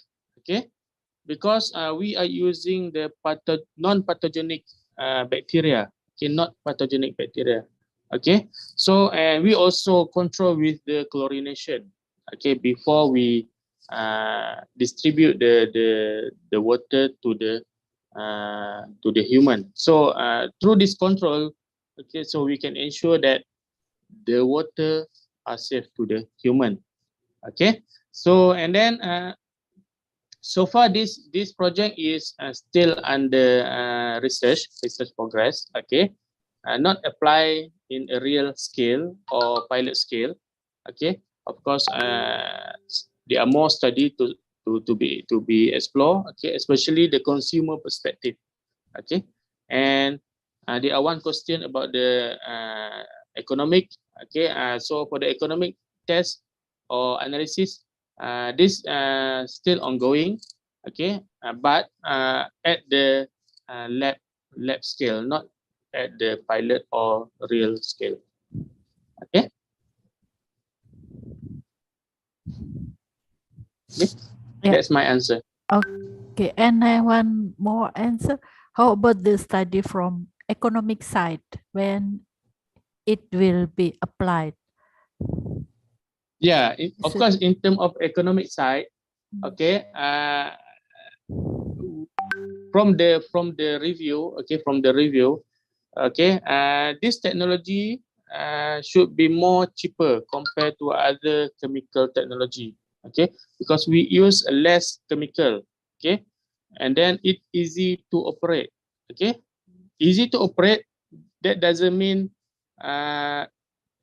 we do not need a competent staff or competent operator to operate.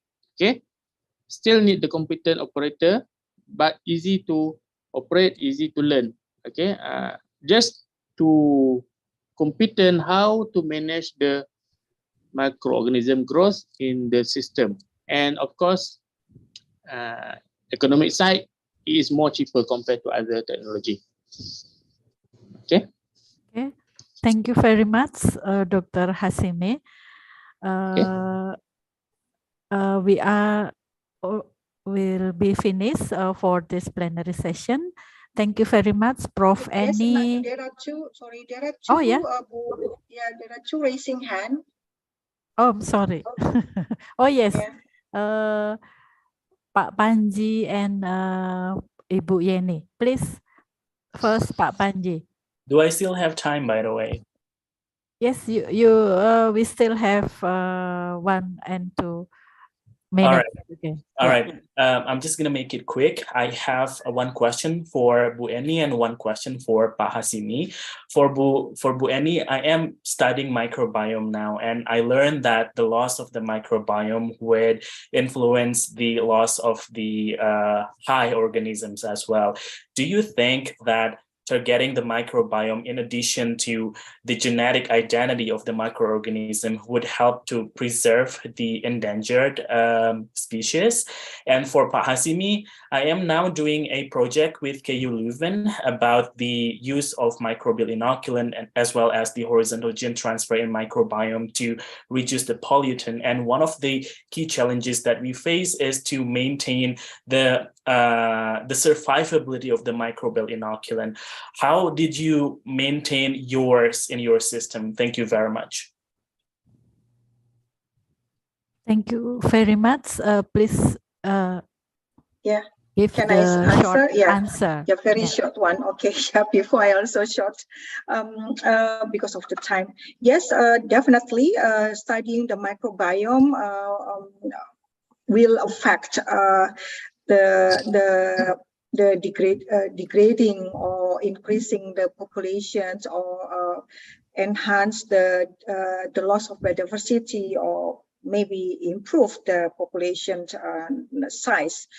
That's why the study in microbiome is very important, and also because it's also related to the gut, even in the intestine of the animal or wildlife or even human. So that need to be studied further. Yeah, so that's why the study in microbiome is very important, because it's related to the extinctions or the survival of the species. Yeah, that's my quick answer. Ibu Eni. Dr. Hasimi, please. Okay. Okay. How to maintain the growth of the microbe in the reactor? Okay. What we do is, the first step is we have to make sure the incoming river water to the system is not at very high contamination. Okay. So we should remember this technology is used not at the first stage. We could use at the second stage or the third stage. Okay. If the concentration of the contaminant is very high, so it will kill or will become toxic to the microorganism. Okay. The contamination depends on what parameter we want to treat. Okay. And for example, if we want to treat the ammonia, okay, we have to make sure the ammonia level after the first stage of treatment, it should be not more than 3 ppm. Okay, so we are talking about the water, so the contamination should be not high, and from that it will maintain the growth of the microorganism, and we can monitor the growth through the mixed liquor, volatile, suspended solid. Okay, that is what we have done in our research. So by that, you mean you get the microbiome to adapt to the environmental stressor that would... Yes. Okay.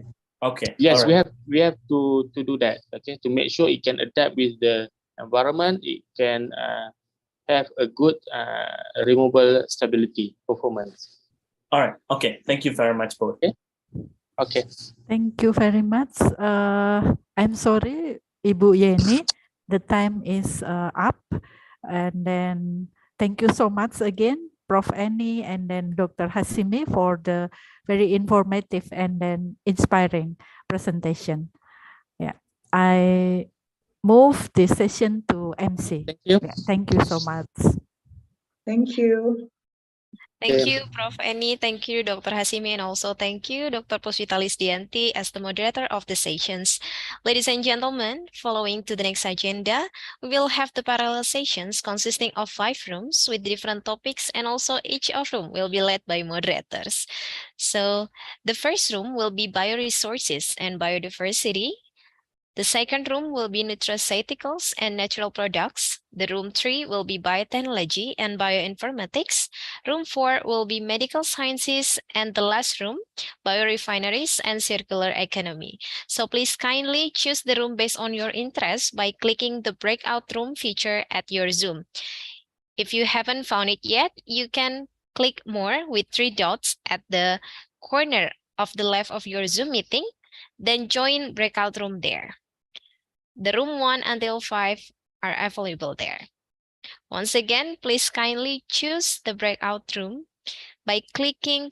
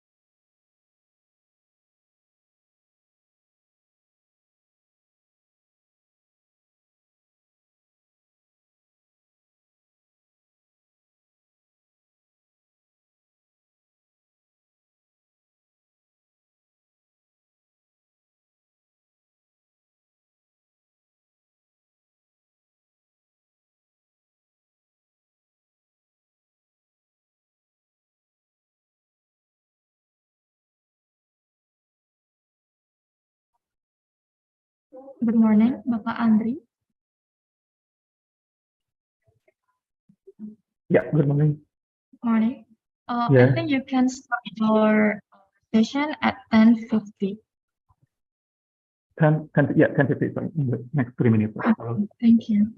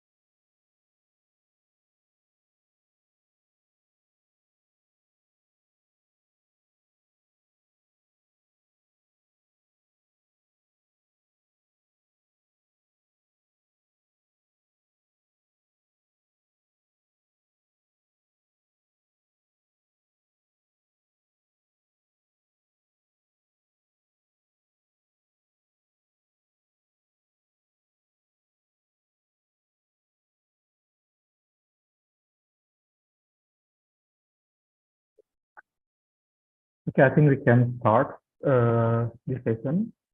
Assalamualaikum warahmatullahi wabarakatuh. Good day, everyone. Thanks for joining this for our session. In this room, the topic is about medical sciences. My name is Andri Wardiana. I will be a moderator for this session. So, in this session, we will have 5 speakers. We will listen all the recorded videos from the speakers, and then we will have Q&A sessions after that.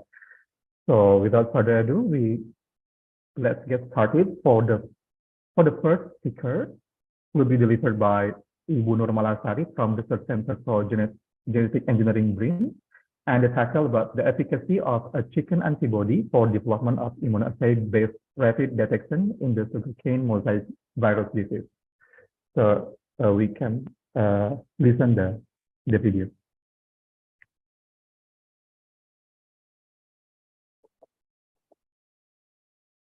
Sorry, Bu Yeni, who will present the video?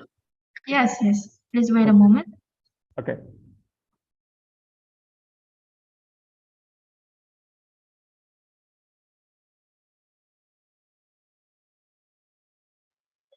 Hello everyone, very nice to meet you all in this event.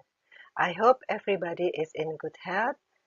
Firstly, I would like to share my grateful to the organizing committee of ISIBio conference for allowing me to be in oral presentation session. I hope the ISIBio conference will bring many advantages to all participants. My presentation today is the efficacy of a chicken antibody for development of immunoassay-based rapid detection in the sugarcane mosaic virus disease.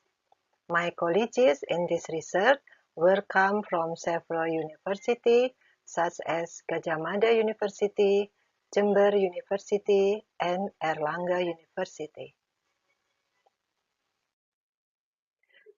As the background of our research is the incidence of mosaic disease in sugarcane. In the field examination, we are having difficulties to determine whether the symptom is mosaic disease or other disease or abiotic stress. In natural conditions, sugarcane mosaic disease was spread by insect vector, which is aphids. But in agricultural cultivation, the disease transmitted by infected mechanical tools or infected planting materials.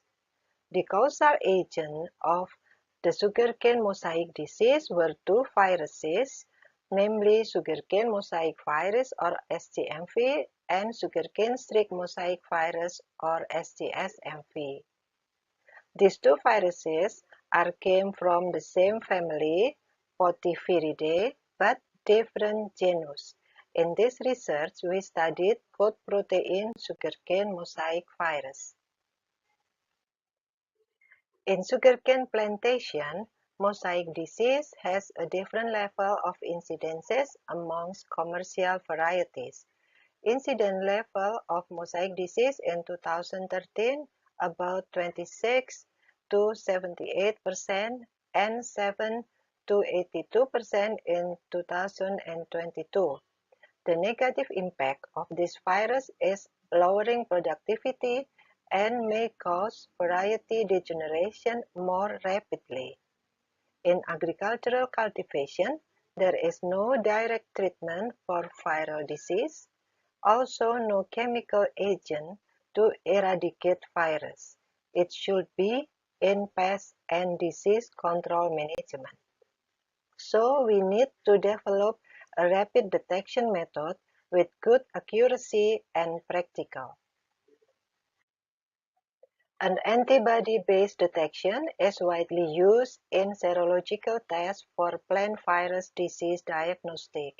In general, antibody production requires a large number of animals, usually mammalian species, raising concern on animal welfare because the method causing pain and distress to animals. Therefore, utilize the chicken egg yolk or IgY technique is a good choice. Advantage of IgY concerning animal welfare, less expensive and higher quantity of IgY. This research purpose is to analyze the efficacy of antibodies from rabbit or IgG and chicken or IgY against coat protein of sugarcane mosaic virus. The application prospect of this research is to support the direct use of a rapid and less expensive diagnostic tool for sugarcane mosaic disease detection using IgY. To obtain antibody from rabbit and chicken, we immunize with recombinant coat protein SGMV as an antigen. A week after first injection, boosters were given 3 times in weekly intervals. The antibodies were then collected by blood harvesting every week after the second booster and thereafter. Blood harvesting volume for rabbit is 3 ml and 1 ml for chicken. Specificity test using AGIT, agar gel immunodiffusion test, and direct agglutination. In sensitivity test using Western blot method, the polyclonal antibody were challenged with recombinant coat protein SGMV from various concentration, 1 to 1000 nanogram. The efficacy of rabbit and chicken antibody were examined using Western blot and immunocapture RT-PCR. This is the method of animal immunization. The antigen were injected subcutaneously and blood collection for rabbit was taken from auricularis vein in the ears. Blood collection for chicken was taken from pectoralis vein under the wings. As seen in Table 1, EGIT test, this result indicated that immunization treatment given to rabbit and chicken could produce specific polyclonal antibody against recombinant coat protein SGMV from all periods of harvesting. Direct agglutination also giving the same outcome. Reaction of antigen and antibody from first harvesting show agglutination forms in mixed solution. From EGIT test and direct agglutination, we have result that polyclonal antibodies raised from rabbit and chicken were specific to recombinant coat protein SGMV. Left pictures are Western blot result from rabbit antibody, and right pictures are Western blot result from chicken antibody. The sensitivity result from rabbit antibody show the ability to detect recombinant coat protein SGMV with lowest concentration of 10 nanogram, whereas the ability of chicken antibody to detect recombinant coat protein SGMV with the lowest concentration of 1000 nanogram. These results show that rabbit antibody were more sensitive than chicken antibody. Left pictures are Western blot result from rabbit antibody, and right pictures are Western blot result from chicken antibody. The coat protein of SGMV is natural SGMV from infected sugarcane leaves. From this picture, we can conclude that rabbit antibody could detect natural SGMV from infected leaves in any form of protein fraction, insoluble and soluble fraction, whereas the chicken antibody can only detect natural SGMV from infected leaves in insoluble protein fraction. These results show that rabbit antibody were more accurate and sensitive in protein-based detection. This picture is the result of immunocapture RT-PCR. In this method, leaf sap from infected leaves were captured with antibodies from rabbit and chicken, and then reversed to cDNA using molecular kit. IC-RT-PCR is more practical than conventional RT-PCR because it didn't need total RNA extraction.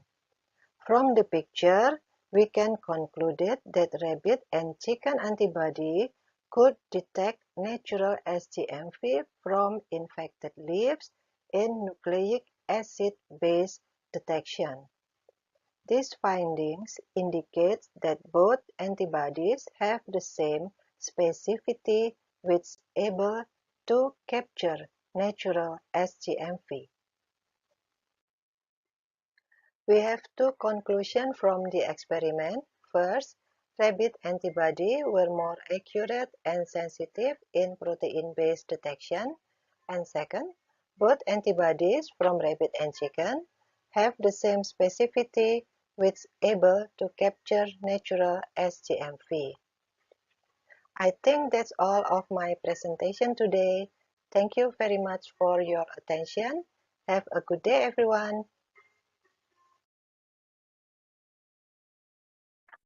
Okay, thank you, Bu Nurmalasari, for the nice talk. And for the second presenter will be delivered by Bapak Asep Muhammad Ridwanullah from Research Center for Genetic Engineering. And the title is EGFR Mutation Analysis of Liquid Biopsy from Non-Small Cell Lung Cancer Patients. So the video will be prepared by the committee. Now, let's pay attention for the video.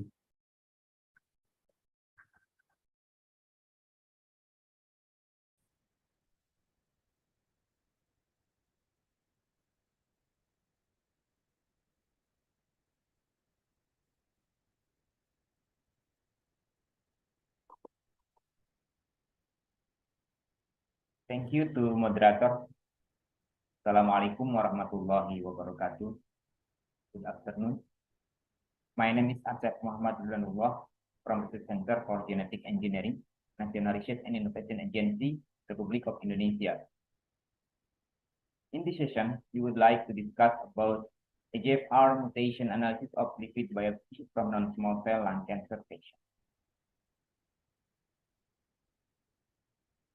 The global cancer burden using the Global Cancer 2020 estimates about 19 million new cancer cases occurred in the worldwide. Lung cancer is the second most commonly diagnosed of cancer. It's about 11% from total cases.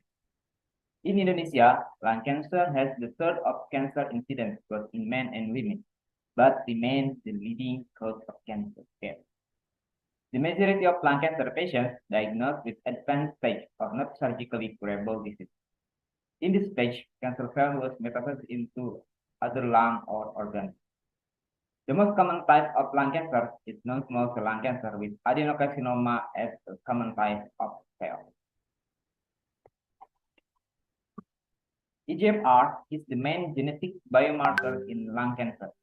Patients with EGFR mutation have significantly longer survival than those with wild-type EGFR when treated with EGFR tyrosine kinase inhibitor. EGFR mutations were found in exon 18 to 21. Some of those mutations were mutation in G719X, insertion or deletion in exon 19, C790M mutation, and LA58R mutation. Lung biopsy is a widely accepted procedure for diagnosing pulmonary disorders by obtaining samples of lung tissue. A lung biopsy is a procedure in which samples of lung tissue are removed with a special biopsy needle or during surgery to determine if lung disease or cancer is present. In general application, clinicians also using histological smear from bronchoalveolar wash or patient with pleural effusion. Currently, liquid biopsy is mainly utilized as auxiliary tool in lung cancer diagnosis when a low-dose CT scan detects an abnormality. It also has a potential to be an integral part of lung cancer screening, early diagnosis, and monitoring treatment response. Unlike conventional tissue biopsy, liquid biopsy is non-invasive, safe, simple in procedure, and is not influenced by manipulator skills. Our research questions that we try to answer in this moment are: is it possible for us to use plasma and urine to monitor EGFR mutation in lung cancer? And how about the sensitivity and specificity of plasma and urine samples compared to CT samples? Cytology, plasma, and urine samples were collected from lung cancer patients by clinicians from Persahabatan Hospital by the written informed consent and approved by Ethical Committee, Faculty of Medicine, Universitas Indonesia. Tumor cells were marked by pathologists, scraped from the slide and transferred into microscope.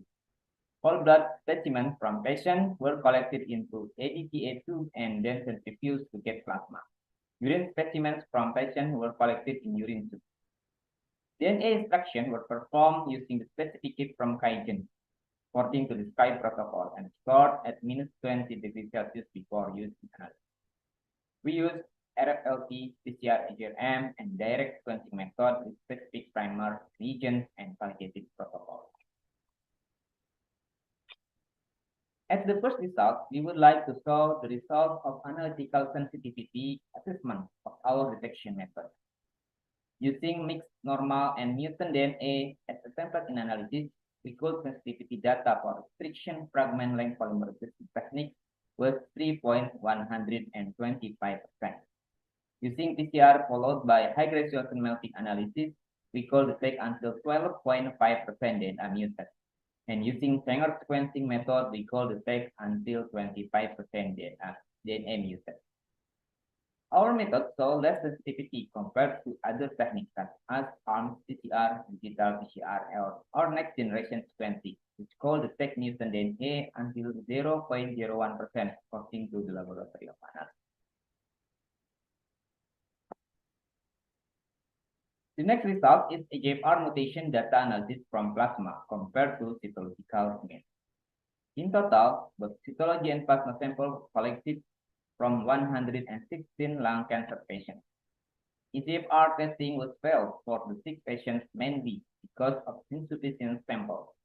Therefore, 110 out of 116 patients had pairs of cytology and plasma samples. EGFR mutation was detected in about 62% in cytology and in about 39% in plasma. Common mutations contribute major proportion of EGFR mutation in both cytology and plasma samples. Our results also reveal detectable T790M mutation in plasma, higher than in cytological samples. Interestingly, we also found the EGFR mutation in urine samples. Some EGFR mutation could be detected in urine samples using our combining method. Compared to cytological smear, we evaluate L858R mutation in 59 match samples. We were able to detect about 29% mutation in urine samples, while about 46% in cytological samples. We also detected some uncommon EGFR mutation in urine, such as G724S in 6%, T790M mutation in 50%, and Q787Q mutation in 60%. Statistical assessment was needed to evaluate the sensitivity, specificity, and agreement of liquid biopsy compared to cytology-based samples. We had evaluation data for all types of mutation using specific methods, but for the case study, we saw the data about mutation of L858R both in plasma and cytological smear using AGRM method, and both in urine and cytological smear using RFLT method. From those results, the sensitivity and specificity of this assay to detect L858R in the plasma sample were about 39% for sensitivity and about 83% for specificity. The results from urine samples were much lower than plasma. It is about 22% for sensitivity and about 65% for specificity. In summary, EGFR mutation could be detected in liquid biopsy using routine inexpensive method. The low sensitivity to detect EGFR mutation in liquid biopsy in our study, but high specificity was surprising, even well-known low sensitivity of combined RFLT, PCR-AGRM, and single sequencing. Improvement of this routine method still possible. In spite of low sensitivity of our methods to detect EGFR mutation, as shown in our study findings, these methods are more feasible, economical, and relatively simple than other more complex methods requiring specialist training such as NGS and digital studies. According to ISIBio's recommendation of genotyping ctDNA, the feasibility of platforms to be used to genotyping ctDNA will be a prime concern of its clinical setting in its region. Its clinical setting could have to evaluate and balance between cost, availability, and assay sensitivity. Implementation of substitution of tissue biopsy to liquid biopsy, especially plasma, are still debatable, but focus on how the patient could get better treatment are very important. Currently, liquid biopsy has been used in patients for monitoring treatment, who difficult for surgery to get tissue biopsy.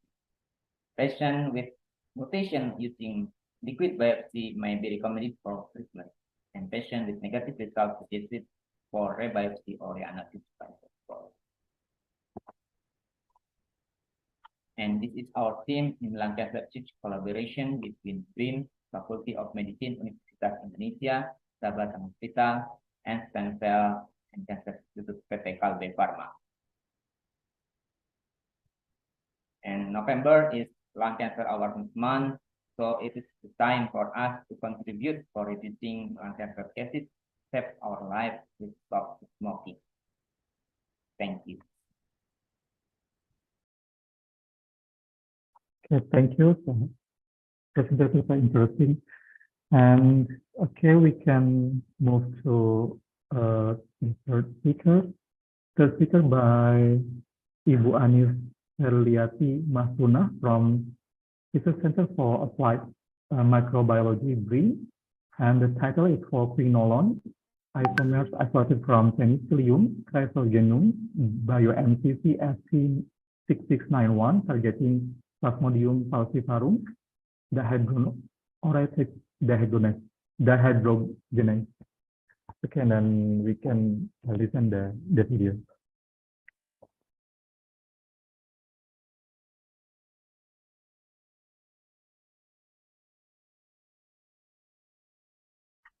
Assalamualaikum. Good afternoon, ladies and gentlemen. My name is Amzelia Dimaksuna. I am from Research Center for Applied Microbiology BRIN. I would like to present our research entitled For quinolone isomers isolated from Penicillium cryptogenum bio-MCC ST6691 targeting Plasmodium falciparum dehydrogenase. Malaria is a vector-transmitted parasite disease that continues a life-threatening worldwide. It is caused in humans by 5 main species of Plasmodium, especially Plasmodium falciparum. The World Health Organization reports that the number of malaria deaths globally was 558,000 in 2019. With particularly high mortality among children under 5 years. Availability of effective anti-malaria drug treatment is a key for malaria control and eventual malaria elimination. Artemisinin-based combination therapy, ACT, is worldwide the first-line treatment for uncomplicated malaria. But the ACT drugs are starting to fail in Southeast Asia because of drug resistance. Consequently, the new anti-malarial drugs that can control infection are highly needed. This is a comparison of the electron transfer chain in mitochondria of humans and the parasite Plasmodium falciparum. There are several enzymes involved in the falciparum electron transfer chain, but are not present in the human mitochondrial electron transfer chain. The enzymes that are not present in the human mitochondrial electron transfer chain are attractive targets for screening parasite growth inhibitors. Malate quinone oxidorreductase is one of the enzymes that has been shown to be essential in the life cycle of falciparum. While the enzyme DOSDS, although present in the electron transfer chain of human mitochondria, has a different active sites from DOSDS in parasites. The enzyme DOSDS in Plasmodium is essential in mitochondrial electron transfer chain and also essential in pyrimidine biosynthesis of parasites. Therefore, compounds that inhibit Plasmodium falciparum DOSDS have potency in Plasmodium falciparum infection treatment. This slide shows the methods for secondary metabolite production and bioassay system against DOSDS. The secondary metabolites were produced by fungi bio-MCC FT6691 in F1 medium. Here we can see the composition of this medium. Inhibitory activity both in FDOSDS and human DOSDS were evaluated by measuring the reduction of an electron acceptor to 6-dichloroindophenol (DCIP). 10 microliters of sample were placed into a 96-well microplate. 182 microliters of reaction mixture containing diesel ubiquinone (DCIP) and the recombinant DOSDS was added into the well. After incubation at 25 degrees Celsius for 2 minutes, the enzymatic reaction was initiated by adding the L-dihydrouracil. The reduction of DCIP was monitored at 600 nanometer every 1 minute for a total of 20 minutes, with 5 seconds of shaking between each cycle. The percentage of DSODS inhibition was calculated relatively to the positive control, which was simultaneously prepared without the addition of the test compound. I will present the results in the next slides. We conducted screening of Plasmodium falciparum DSODS inhibitor from 480 microbial culture broad butanol extracts. We found one fungi culture butanol extracts showed significant inhibitory activity against Plasmodium falciparum DSODS and shows selectivity over the human DSODS. We selected this extract to be further cultivated in a medium scale to isolate and purify the bioactive compounds. Now I'm going to talk about the results of isolation of Plasmodium falciparum DSODS inhibitors. 1 liter of submerged culture of Penicillium chrysogenum was extracted with an equal volume of butanol. Butanol extract was concentrated, so 1.35 gram of brown oily butanol extracts was obtained. This crude extract was then partitioned between hexane and 90% methanol. The 90% methanol layer was diluted to 60% methanol and further partitioned with chloroform. The tried chloroform fraction was subjected to silica gel chromatography, employing chloroform methanol water stepwise elution to give 8 fractions. The most active fraction was eluted with 100 chloroform and concentrated. So 25.9 milligram of dry fraction was obtained. This active fraction was further purified by preparative HPLC with a gradient system. Its fraction was collected every 20 seconds. The active substance were collected in fraction number 61. The analytical HPLC chromatogram of this active fraction showed there were more than one compound obtained in this fraction.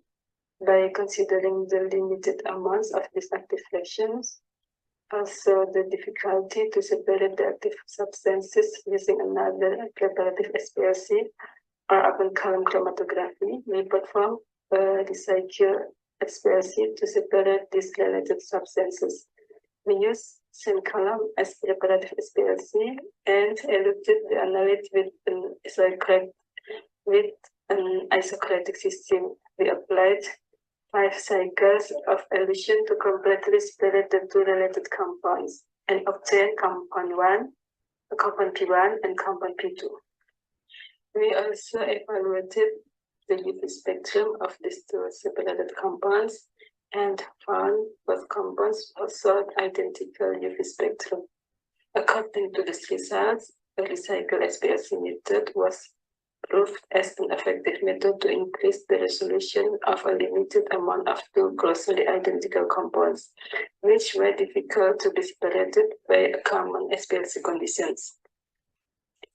The structure of P1, FP2, and P2 were characterized by LC-MS and NMR analysis. High resolution of mass spectrum of P1 and P2 indicated that both compounds had identical molecular formula to be C16, H21, and O. The proton NMR and 13 carbon NMR spectrum of P1 were compared with published data, and P1 was identified as trans 2,2-heptanyl 3-methyl-4-quinolone. The proton NMR and 13 carbon NMR spectrum of P2, supported by HSQC and HMBC data, identified compound P2 as cis-2,2-heptanyl 3-methyl-4-quinolone. These 2 quinolone isomers exhibit inhibitory activity against PS-DSODS by IC50 of 10 micromolars and showed no inhibitory activity against human DSODS. In conclusion, I'd like to say that two quinone isomers were isolated from penicillium chrysogenum by MCC FT6691. These compounds exhibited inhibitory activity against Plasmodium dioxidase with IC50 of 10 micromolars, and they exhibited no inhibitory activity against the human dioxidase enzyme. Therefore, these compounds may have species site of inhibition. Thank you for your attention. Assalamualaikum warahmatullahi wabarakatuh. Waalaikumsalam warahmatullahi wabarakatuh. Thanks for the presentation, and for the next presenter is Bapak Sarmoko from Department of Pharmacy, Institute Teknologi Sumatera, Lampung. And the topic is about molecular docking of serum bond against protein targets involved breast cancer progression. So let's watch the video.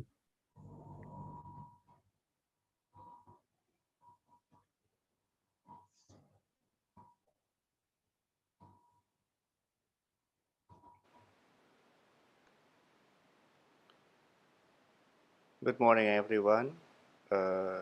I am Sarmoko from Department of Pharmacy, Institute Teknologi Sumatera, Lampung, Indonesia. Today, I'd like to present our research entitled Molecular Docking of Serum Bond Against Protein Targets Involved in Breast Cancer Progression.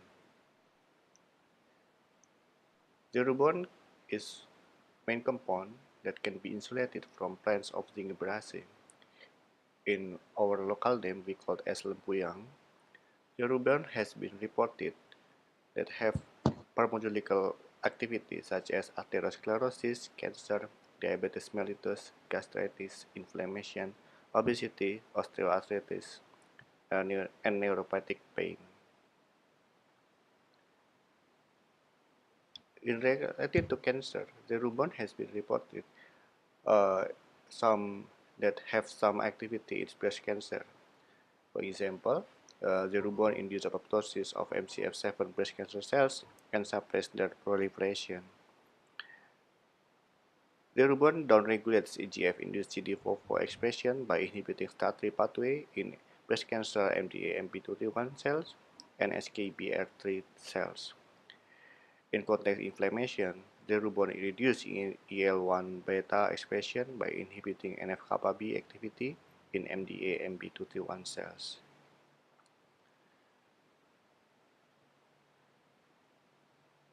Breast cancer pathogenesis involves dysregulation of some signaling pathway. One of them is EGFR.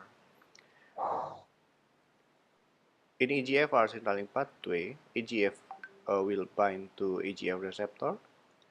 From this interaction, some downstream will be activated. For example, a RAS pathway and SRC pathway. From this, some protein further can be activated.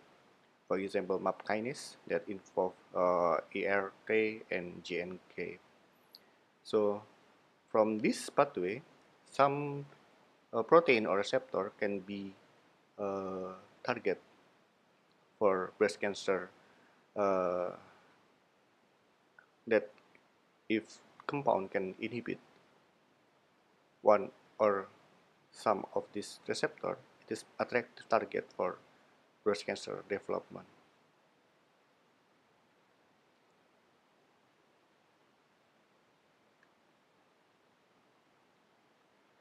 So this study sought to identify the potential target of serum bond by examining the binding energy and type of binding of serum bond to potential protein target by molecular docking. Potential target for serum bond include the proteins AKT1, EGFR, SRC, MAP kinase 1, and MAP kinase 3. Serum bond was docked to those proteins to observe how they interacted with the compound. This is the docking results. So 5 protein. The structure was downloaded from PDB, and they also contain native ligand. The serum bond was docked to this protein, and and as a positive control, we use lapatinib.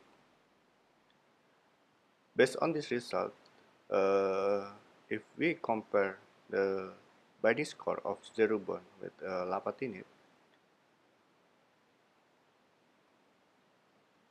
zerubon have a lower score compared to lapatinib or to map chemistry.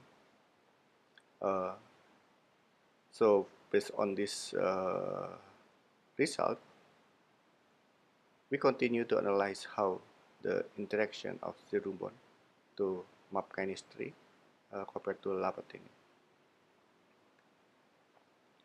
This is the interaction of zerubon to map chemistry. Several interactions have been demonstrated, like hydrophobic, hydrogen, halogen, and electrostatic interaction. Zerubon bind to map chemistry mainly by hydrophobic interaction, by the interaction with the residue amino acid valine 56 and leucine 173. Lapatinib have 4 of this interaction for map chemistry. So with this molecular docking, we found that the zerubon can potentially inhibit map chemistry. This is our presentation, and thank you for ITERA for funding this study by Hibah Riset Collaborasi ITERA 2022. Thank you for your attention.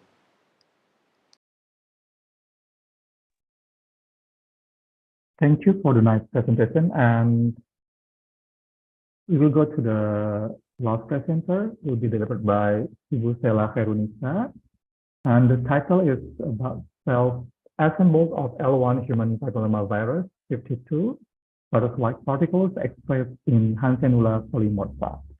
So let's watch the video.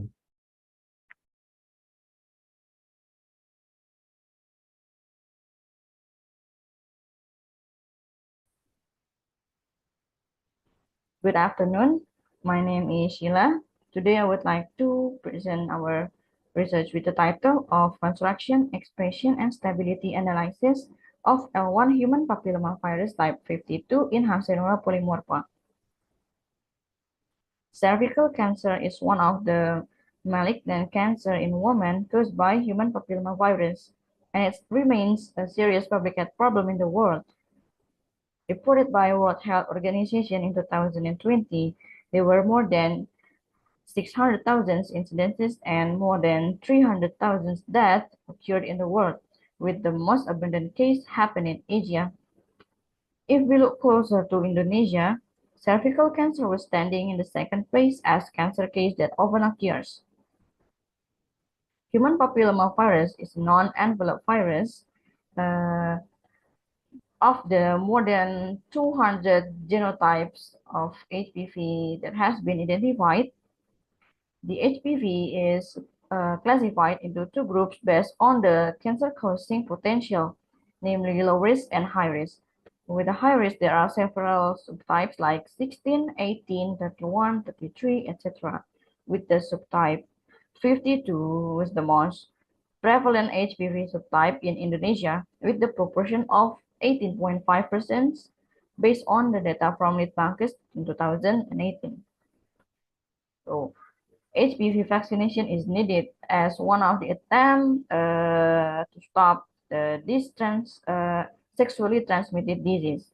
However, HPV vaccination meets some predicaments in the lower middle countries due to the expensive cost. The study intended to develop prophylactic vaccine of HPV using the methylotropic yeast Hansenula polymorpha expression system.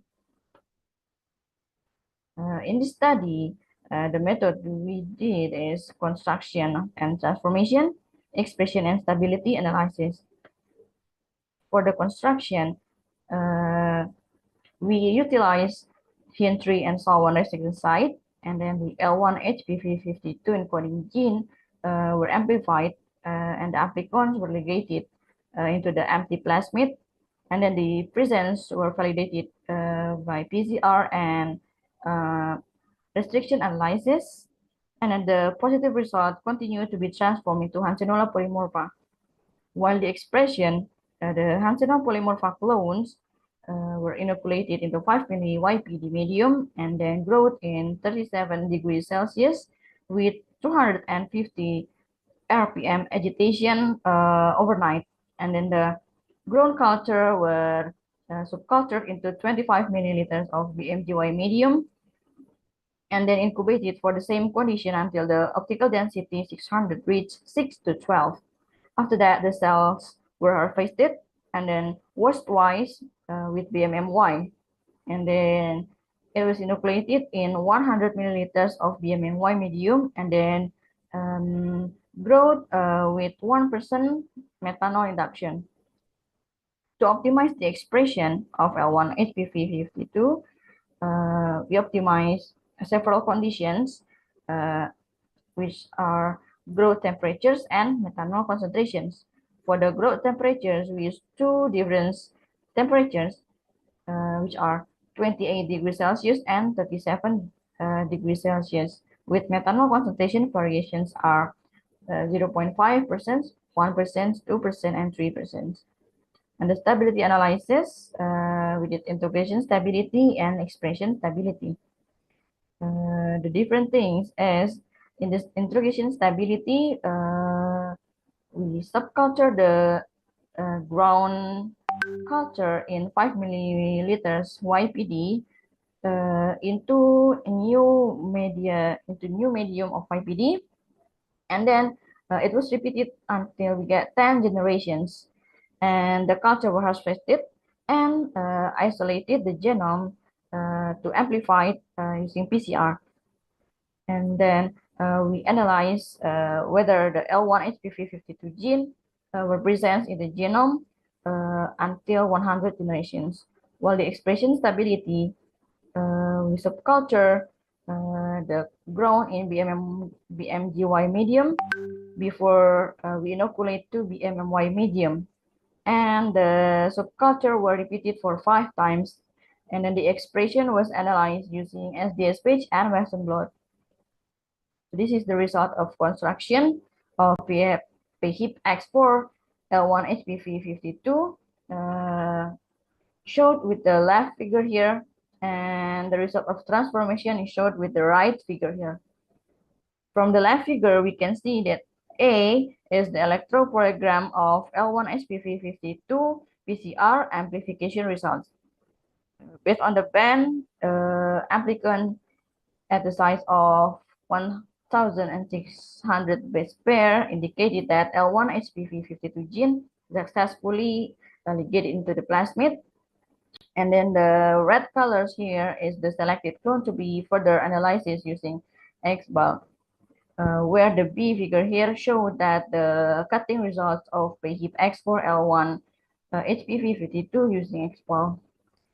The red colors indicated the selected clone to be transformed into Hansenella polymorpha, and then the transformant were grown and harvested to collect the genome, and then the genome were amplified using PCR.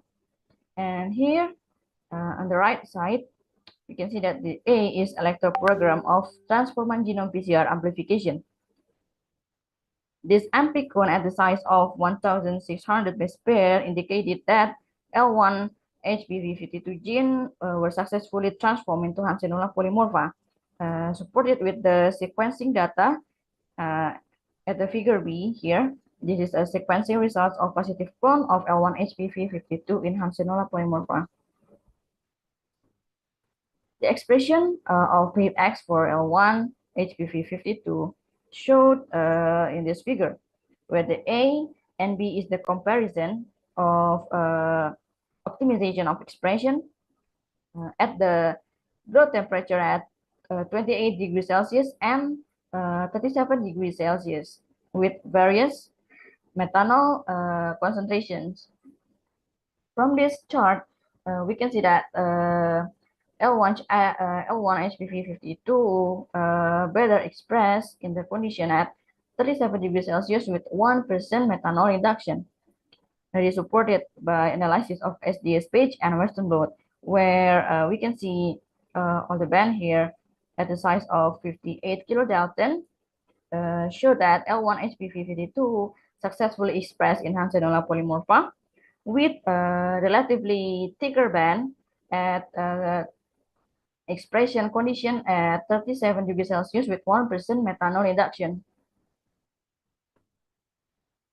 Well, this is the stability analysis. The picture above is showed result of agarose gel electrophoresis of Hansenella polymorpha containing PHAX4L1-HBV52 genome PCR for 100 generations.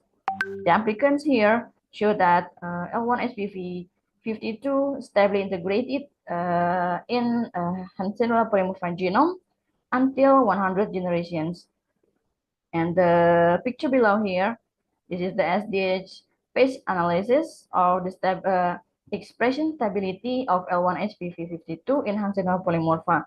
The 0 is showed the parental culture, while the 1 to 5 is the repetition of subculture expression.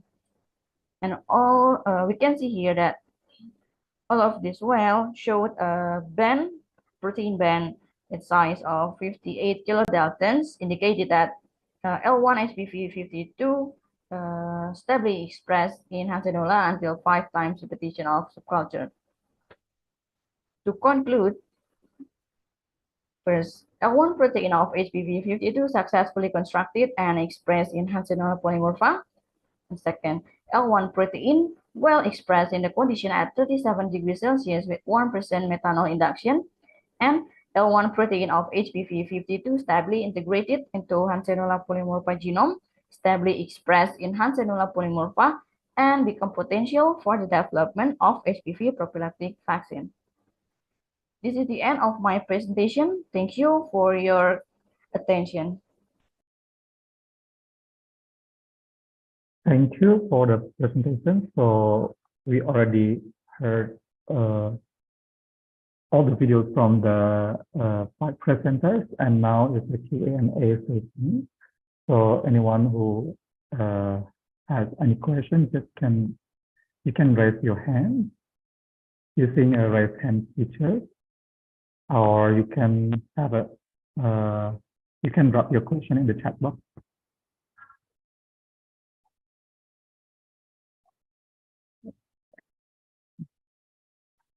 Not chat question. Okay, maybe I have a question the presenter to Ibu Nurmala.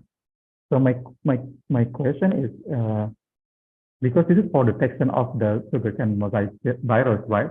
And what you did is using a Western blot and RT-PCR. Do you have a plan to make it more like a handy detection system? So not using Western blot, we know, because it will be laborious. I mean, using Western blot. Do you have any plan, or do you think that using the antibody can make a more handy detection system, just like we know, like right now using the antigen, like for the COVID or for the dengue, for the detection like that? It's the fast detection system.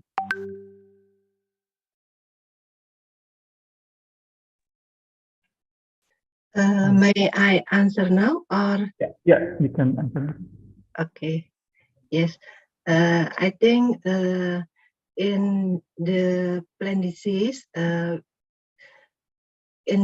the commercial plant disease, we need to screen the nursery field first, because the nursery field is the source for planting material to our farmers. So we need to, have information that the nursery field is in healthy condition. So the next result of our research is to developing a rapid test kit for plant to use in field sugarcane field. And the rapid test for plant disease basically with antibody methods. So we need to try to understand how the antibody from sugarcane mosaic can capture the natural antigen from infected leaves and from field sample. I think the simple answer for your question is that. Thank you. Yeah, thank you for your answer. So, any question from the audience? You can use the right hand feature or just drop on a question on the chat box. Cannot get question, so maybe I have a question for another presenter. Maybe for Bapak Asep. Because we use the EGFR as a biomarker, as a target, right? So, as far as I know, and also as like we saw in Pak Sarmoko's slide, that EGFR also in the another cancer biomarker, right? So, and then you use the biological fluid. In this case, you use the plasma. And do you think that the EGFR from your sample is this is the biomarker for the lung cancer, or if the patient have other cancer, for example, like how to differentiate the EGFR from the lung cancer, or maybe just from other diseases? Okay. To try to answer to your question. I think as we know that EGFR is many biomarkers in lung cancer. Also on the EGFR breast cancer too, but as far as I know that profile of EGFR in lung cancer is different from breast cancer in terms of the location of mutation of EGFR. For the in lung cancer, we found the EGFR mutation is mostly found in exon 19 or exon 21, and also we found the EGFR mutation in exon 20 for Okay, thank you. Mr. Baso, you can respond it? Yes. Okay. And antioxidant active algae. The reason why I asked to Mr. Baso, I want to ask about, in your opinion, what's the reason why different stage of microalgae have a different pigment and antioxidant activity? I mean, why? Thank you. Okay, thank you. Mr. Baso, you can respond it? Yes. Okay, please. Can you hear my voice? Yes.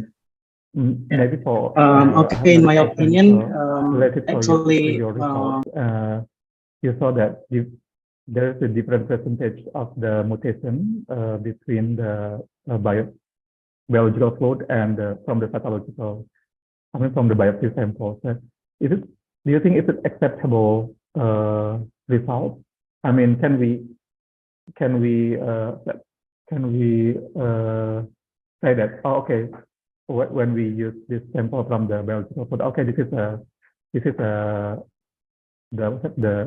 sign of the cancer, because with urine it's quite different, right? About like 20%, something like that, and then compared to 90%. Yes, as we before in my presentation,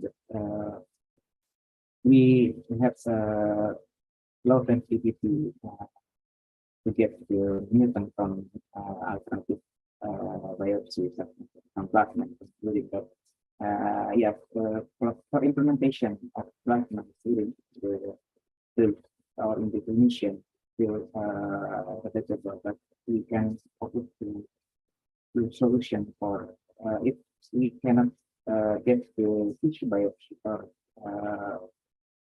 we can get tissue biopsy but limited number or limited amount of sample. We can use another sample. The pigment concentrations in microalgae, like for example SP, is affected by many factors, but in the relations with the its what is it growth phase is in this case the patient gets resistant to the so we need to evaluate the patient again. We need to get the sample again from biopsies, but it's difficult to implement the patient because generally we get passive method, we get passive method including the lung. So we can use the alternative principle of plasma. If we get the mutation information from plasma, we can use the information to get the definition from plasma. But if we didn't get the information from plasma, wild type or no mutation in the CFR, get the mutation, so we just it's better to get biopsy again. Okay. Okay, thanks for your answer. Maybe I will have a question to Bapak Sarmoko related to the your targeted EGFR as well, and then my question is, what is the main aim to target those proteins? I mean, for the interaction study here. Because so in this study, biosynthesis of the secondary metabolites in this organism actually the results still usually produced when they enter the because stationary phase, because or maybe the end of the logarithmic stronger interaction phase, because most of organism actually use the secondary metabolites to defend themselves, or maybe it's not essential for their growth actually. So I think the more maybe it's one of to target another protein for targeting for zero. Okay. Okay. Thanks for one of maybe because of the factors that affect concentration difference in every what is the every main phase, differences growth phase in terms of inhibition mechanism between Mr. Baso, so if we want to harvest chlorophyll and also carotenoid, which time you will suggest? Drug with the current malaria. It's actually different. If you want to the current malaria drug is what is it, the mechanism is directly to the then it should be harvested in stationary phase, but in stationary phase, but in our research stationary we phase. use But if you want to the enzyme in this harvest the parasite chlorophyll, as the highest this chlorophyll enzyme content is important for the electron transport in parasite. So we attack this enzyme.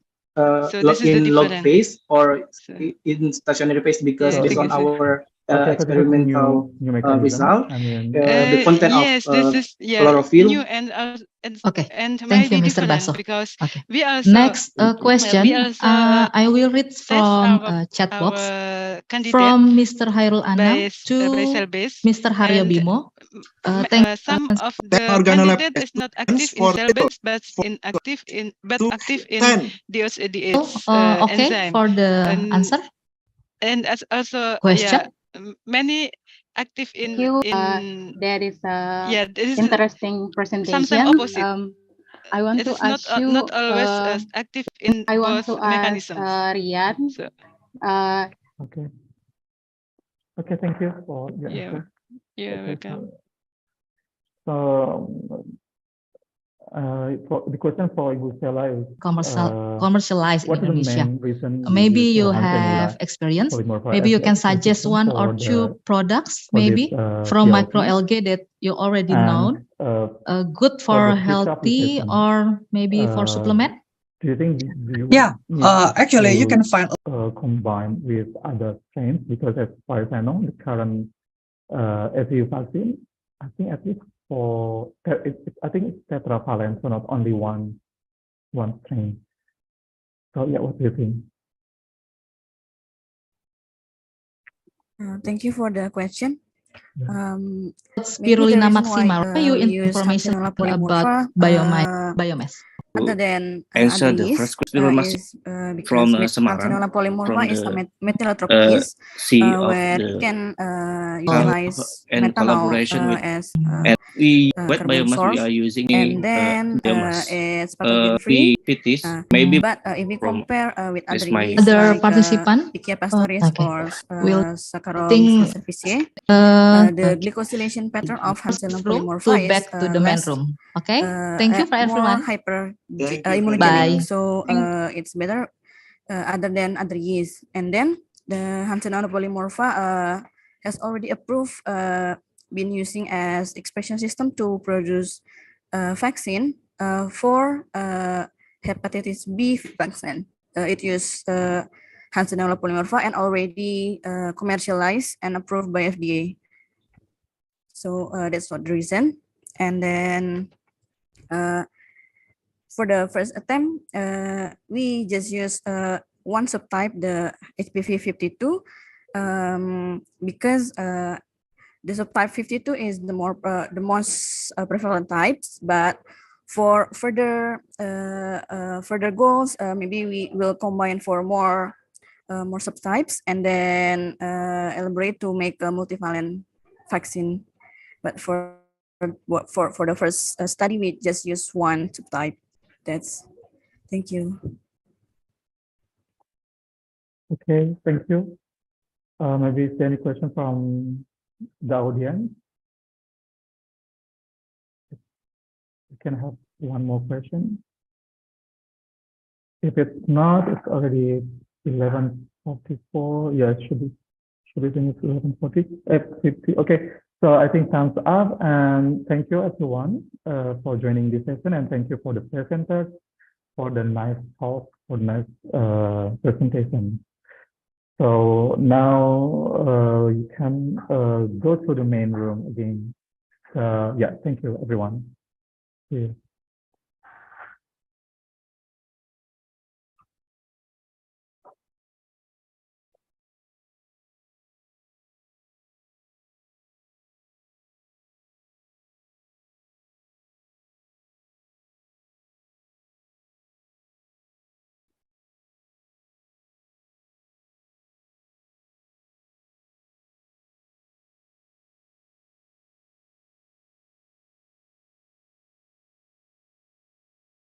Recording in progress.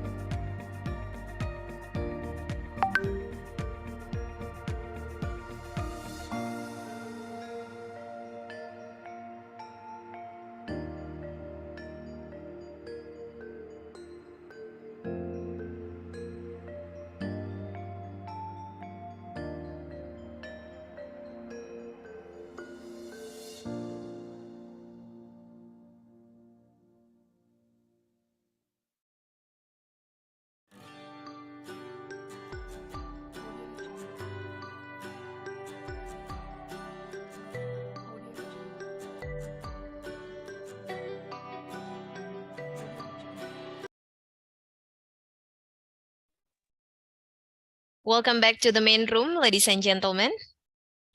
Now, we would like to invite Ms. Novio Ayusril, Product Specialist, Protamix Nutrilab, to share the presentations. Ibu Novia, good afternoon. Thank you for joining with us. Can you hear my voice? Hello. Yes, time is yours. Thank you, everyone. Give me one moment, please. Do I need to present in English or should I just in Bahasa? It will be better in English, Ibu, because the participants not only coming from Indonesia. Thank you. Okay. Thank you. Yeah. Good afternoon, everyone. My name is Novio. I'm a product specialist. Nutrilab Pratama is one of distributors bio life science products in Indonesia. So our office is in Kebayoran Lama, South Jakarta, and here you can see you not only can find us in Jakarta, but we also have office like branch office in Bandung, Semarang, Yogyakarta, Surabaya, and Bogor. So for BRIN especially, we have ourselves here, which will help you guys whatever you need from us. So you can see in the right side that we can support you guys with these products, but mainly for Nutrilab, you can reach to us for Gitco product, in vitrogen, and thermofisher scientific products. This one especially for you guys who are doing biology or biomolecular research and also cell culture research. And also not only that, we have several products which support your like general instruments such as centrifuge, cortex, etc. So we have also bio-based and also Hanil from Korea and Clever Scientific from UK. For the plastic consumables, we have products such as PPT, Tarson, Nest, etc.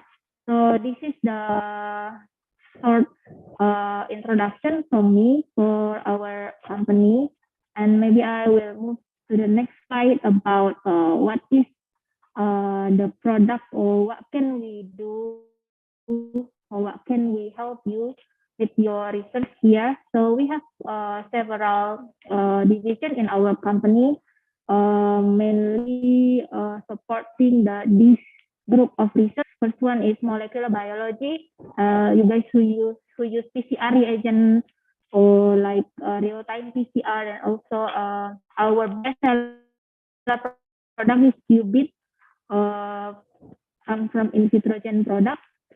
And also for protein biology, such as antibody, ELISA, Western blot products, especially for this product line, you can reach out to me if you want to have more information about protein biology. And then we also support you guys with synthetic biology from thermofisher scientific. So if you're doing expression protein and also cloning, you guys can reach out to us how to order, or you want to try like positive control for your real-time PCR, you can also reach out to us. And then cell biology, our main product, which is from Gitco. So we are the only one, like the only authorized distributor for Gitco product line in Indonesia. So if you are doing cell culture, you can also reach out to us. And then the last time is cell analysis product, which is microscope, fluorescent microscope, flow cytometry, and also high content screening. This one is the for protein analysis flow. As I mentioned before, that anyone who use protein like to do such analysis like Western blot, mass spectro, we have these many products that can support you guys. So from the extraction of the sample to the protein cleanup, like dialysis, desalting, concentration, and also the downstream applications such as I mentioned, if they state Western blot workflow. We have here like Western workflow that maybe you guys also have heard before, that usually you takes 2 days to do Western blot, right? We have product line that can use that you guys can use only in 4 hours. You can get the result. So if you guys are interested, you can reach out to us for this application. And the last time is the analysis. Next is PCR workflow. As you can see here, we have we can support you the whole workflow from the extraction of DNA or RNA, and then the quantitation. So here you guys may be familiar with nanodrop or spectro. So here we have a qubit fluorometer, which use fluorometer detection. And also we have the master mix for both conventional and real-time PCR. And then of course the PCR instruments, and also the electrophoresis system here, which use power snap. Next, as I mentioned, that we support you guys with the GIPO cell culture media. Maybe you are familiar with our GIPO product already. So you can see that from the isolation and then to the storage media, you can see here that we can support you guys with this. This one is our like high-end product, which is high content screening. Maybe you are familiar with this this term, right? That you can use this microscope, fluorescent microscope light plus microplate reader, and also that analysis data for your drug discovery. So you can see that this, for example, you have like a chemical compound that targeted RNA or other target in your cells, and then you want to try to check whether this drug is actually works for your cancer or for other diseases. So you can try with our high content screening CX7 LBL Pro. And then maybe for the next level, you can also image the this drug with bioluminescence. This is, I think, my last two slides for our general equipment, such as I mentioned before, right? The freezer, centrifuge, like UV cabinets, and also all the stuff that you are familiar with in your lab. You can also, if you want to purchase your unit, you can reach out to us, or maybe some consumable or like accessories that you need, you also can reach out to us. I think this is my last presentation. So this one not only for bioscience products, we in Nutrilab also support you guys with bioproduction products. Maybe next time, now you're doing like the R&D step, right? And maybe in the future you want to produce your own like vaccine or your own drugs or protein recombinant.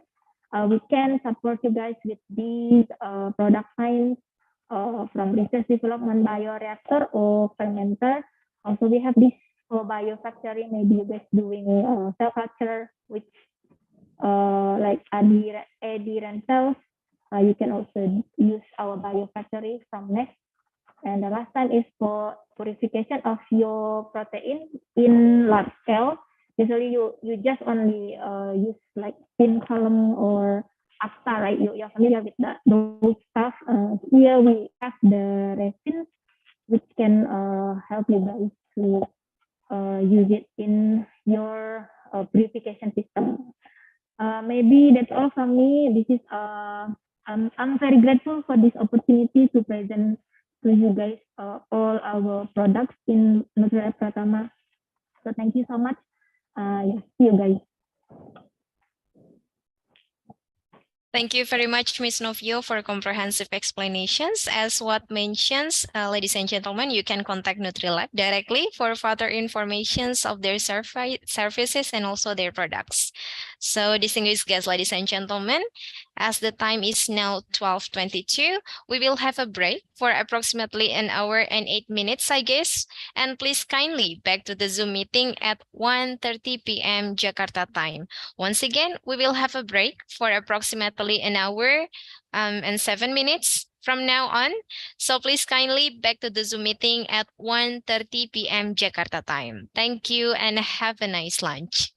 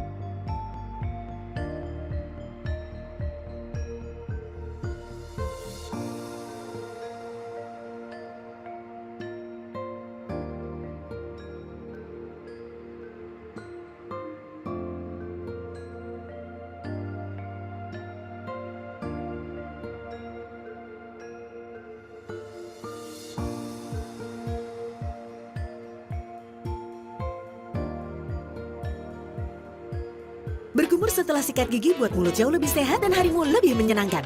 Kumur Listerine Fresh Citrus dengan sensasi dingin menyegarkan dan zinc chloride untuk kurangi pembentukan karang.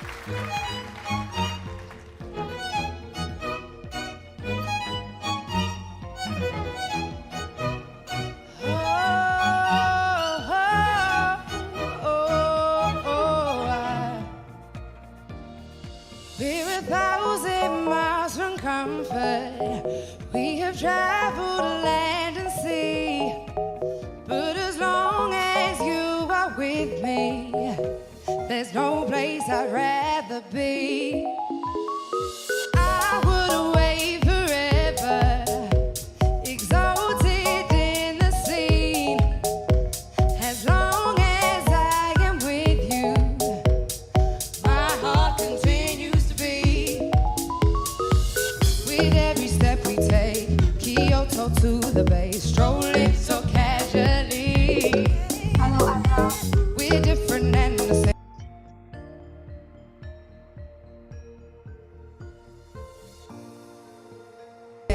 Gave you another name, switch up the batteries. If you gave me a chance, I would take it. It's a Hello, shot Yuni. in the dark. How are you? Hey, fine, fine. How are you? Very Good to see good. you. Yeah. Great, great. Yeah. So, what's your? Are you already okay now? Yes, I I'm mean- fine. Yes. Okay. Okay. So how long? Shall I just Yeah. Start your share my screen? Yes. Yes, please. Because I'm trying to do that with two computers, so I have to see how this is working. Just a second. Yeah.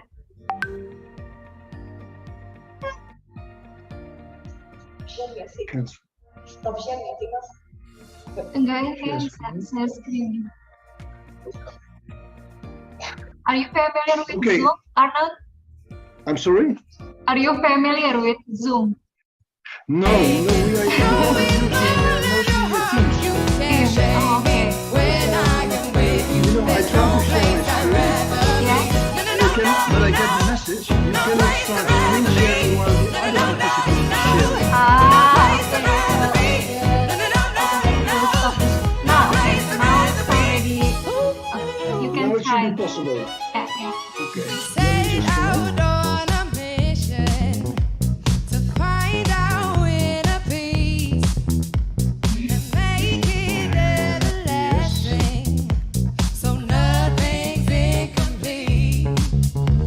It's easy being with you, sacred simplicity. Yes, but there's still some annoying thing in here. There's no place I'd rather be. With every step we take, Kyoto to the bay, strolling so casually. There it is. Different and the same. Gave you another name, switch up Yeah, the it's working. batteries. Perfect. You gave me a chance, I would take it. Good. Now I'm glad it's working. This is the way we will do it. Yeah, Arnold. So after the break, around 6 minutes before your talk, there will be a parallel session, and you can Yes. choose which room do you want to. Yeah, I will check. Yeah. I want to go. Yeah. But just a second, I'm trying to get out of the screen sharing now. Oh, gimana caranya kalau? Because that's not working yet. Ya udah. Gimana caranya kalau mau keluar dari share screen? Here. Ya. Share. So in I'm this still sharing, eh? Or not? No. You already stopped sharing your screen. Okay, then it's fine. Yeah. All right. I guess it will work. Okay, thank you very much, Very Arnold, good. for your participation. No, I'm very happy to do that. Thank you for the invitation. It's nice. Yeah. In this Okay. afternoon, there will be only you presenting in the plenary. Yeah, plenary speakers. Yeah. So you will have a lot of time for Oh. presentation and the discussion. Yeah. Okay, fine. Yes. Great. Okay, Arnold, see you later. See you later then. Okay. Yeah. Bye-bye. Bye.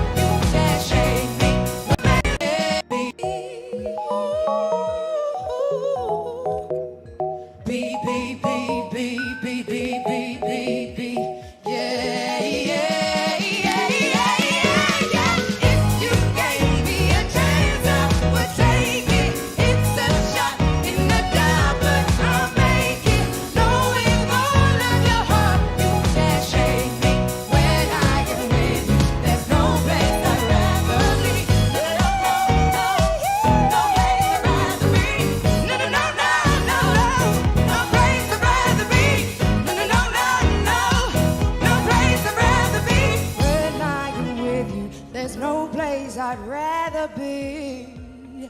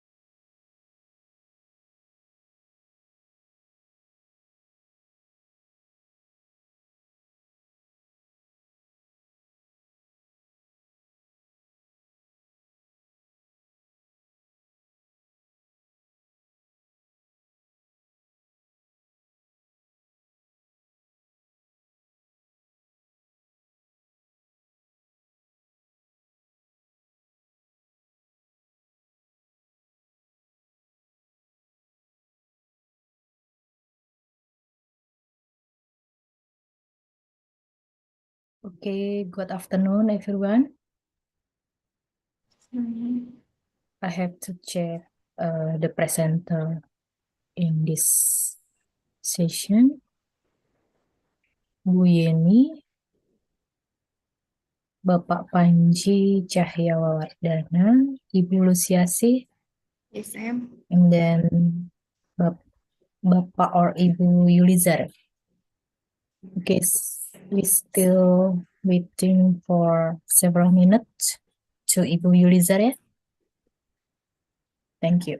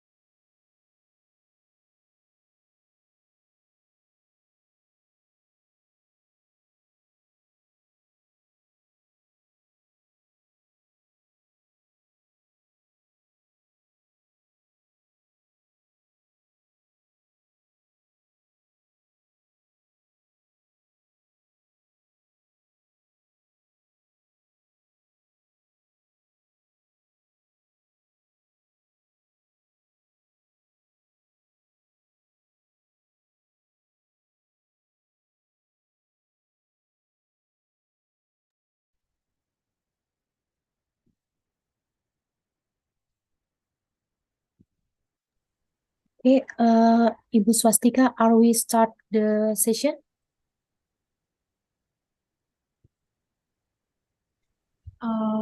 Ibu Romela, I think you can wait for maybe 2 minutes. Okay, thank you.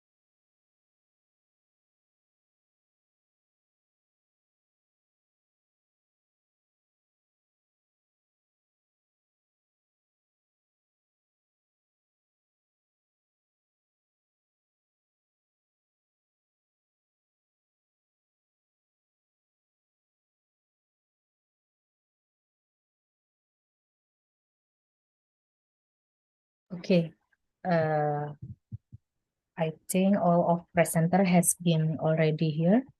So, distinguished our presenter and participant, ladies and gentlemen, I'm Rumela Simarmata, will be your moderator for this parallel session with the topic environmental sustainability.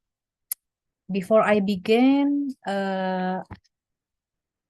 let me tell you how this session will run. Firstly, every speaker will present the material for about 10 minutes.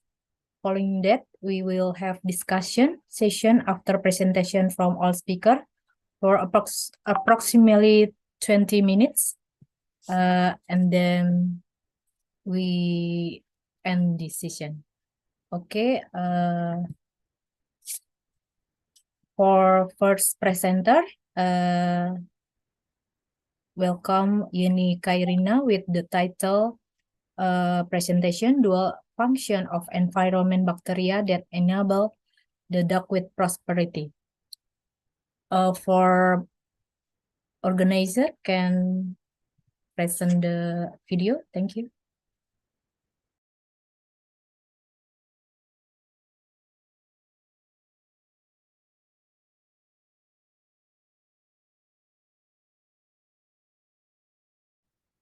Good morning, everyone. Thank you for having me in ISIBio 2022. My name is Yeni Hairina, and I'm from Research Center for Applied Microbiology.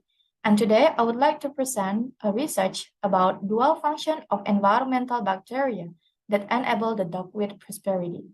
The first question that you may ask me is why you choose duckweed and why duckweed is so important in this research.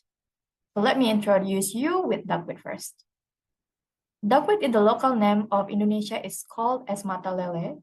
It is a disturbing plant that can grow excessively in the water with high nutrient, and it can disturb the organisms living inside the water because of the competition of nutrient or sunlight. And we call this as a eutrophication.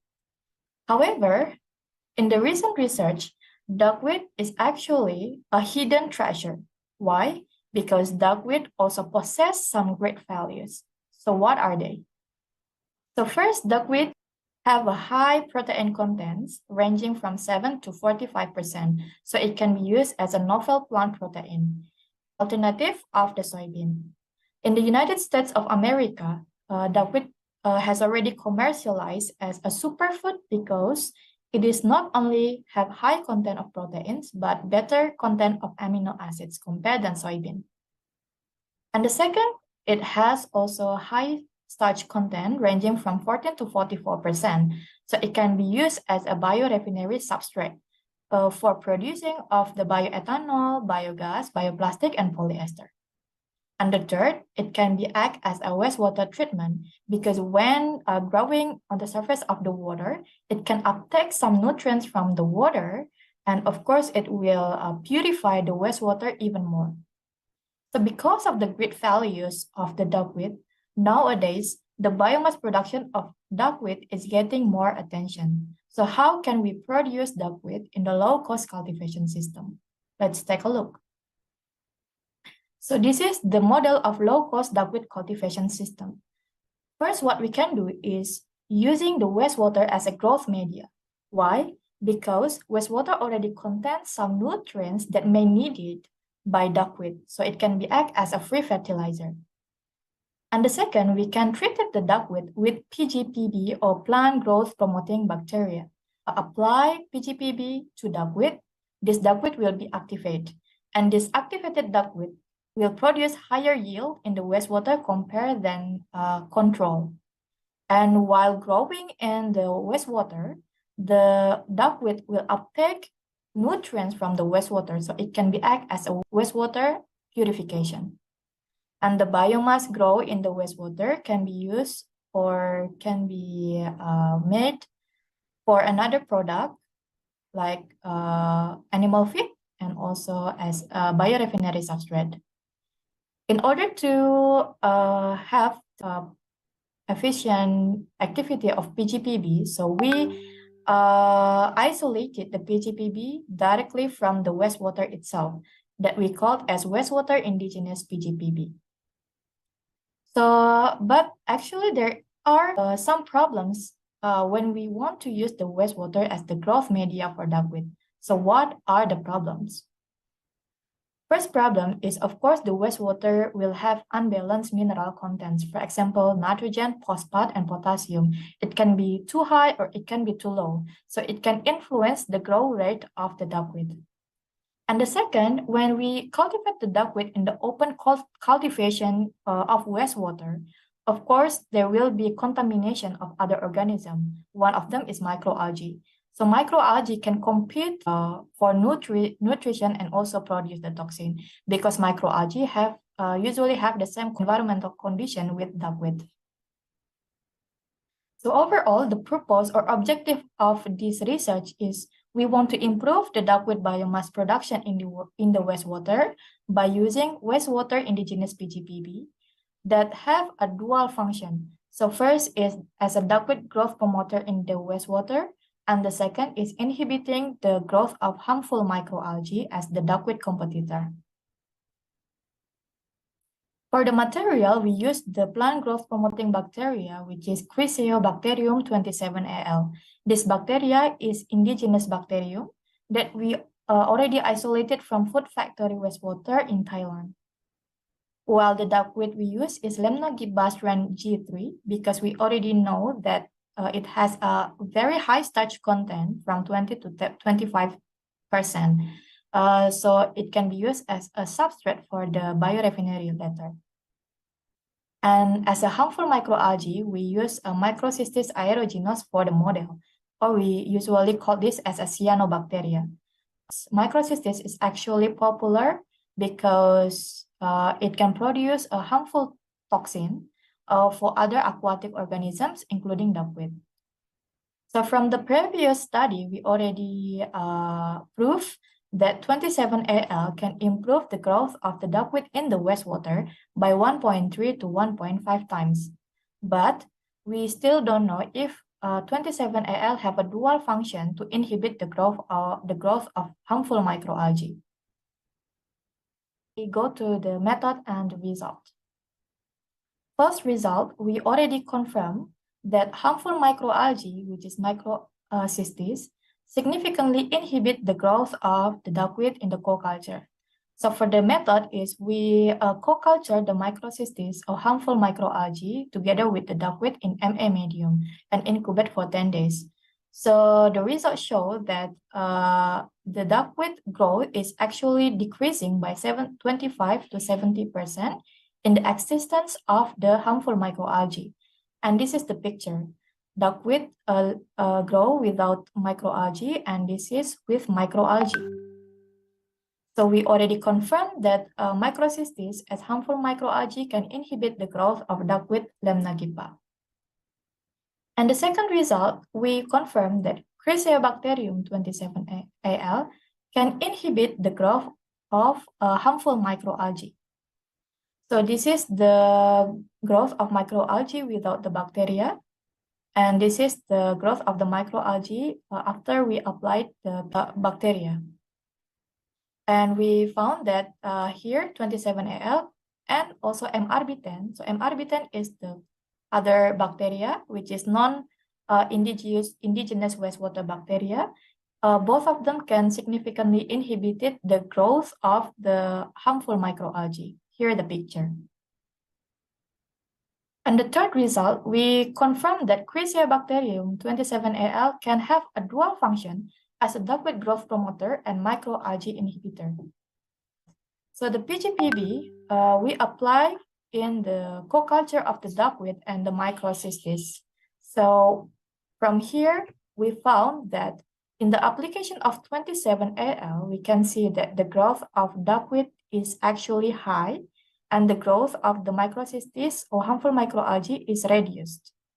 So this is so from here we can confirm that 27Al can have a function as duckweed growth promoter and also harmful microalgae inhibitor when we compare to the control. In the other hand, MRB10 as non-indigenous wastewater PGPB can inhibit the growth of the harmful microalgae, but also it can inhibit the growth of the duckweed. So it has no dual function like 27Al. So the question is how 27Al inhibit the growth of the harmful microalgae. So from the same observation, we found that 27Al show a direct attack on the microcystis. So from here we can see that in the picture 1 and 2, 27Al attach and surround the microcystis cell. And the third and the fourth pictures, we see that the cell of the microcystis is started to be lysis like this. So the conclusion of this research is as follows. First, the overgrowth of the microalgae is confirmed to inhibit the growth of the duckweed in the open pond condition. And the second is the reduction of the duckweed in the existence of microalgae could happen because of nutrient competition or toxin production of the microalgae. And the third is 27Al. We already confirmed it has a dual function as a duckweed growth promoter and harmful microalgae inhibitor.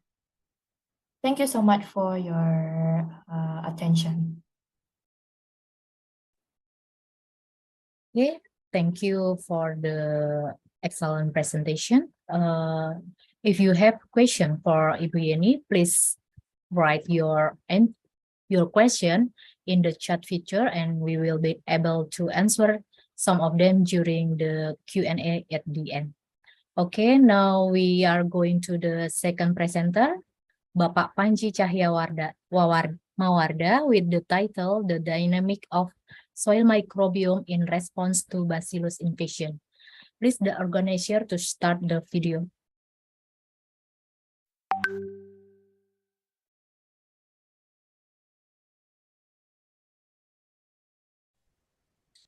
Hi everyone, today I'm going to talk about the impact of the microbial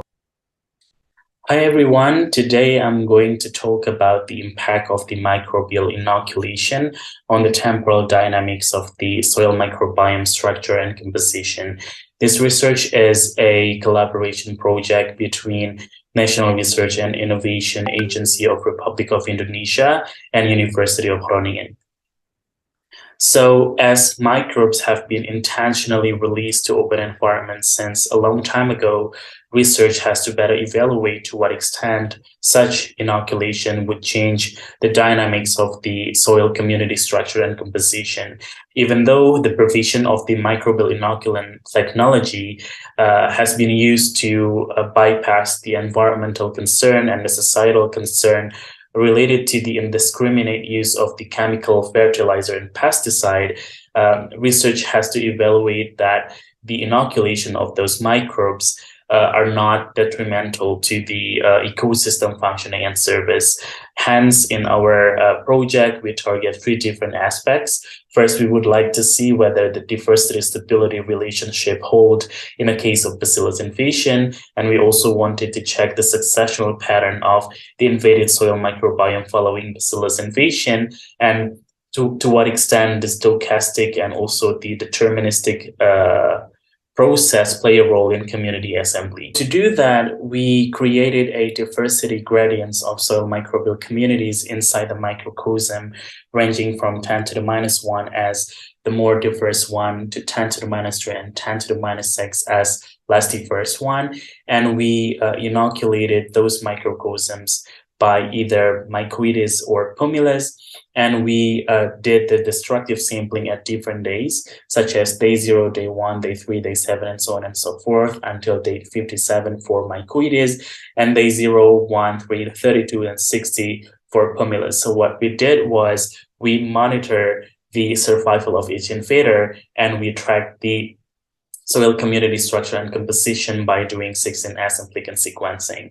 What we analyzed were, we quantified the alpha and beta diversity, we identified the successional patterns according to the methods proposed by Shade et al. 2012 and Yerberg 2017, and we quantified the phylogenetic turnover as a means to determine whether the assembly process is more stochastic or deterministic. So the first thought that we got was the survival curve, right? As you can see here that the y-axis, it represents the total population of each invader. And on the x-axis, it represents the day after inoculation. Panel A, it's mycoides, and panel B is pumilus.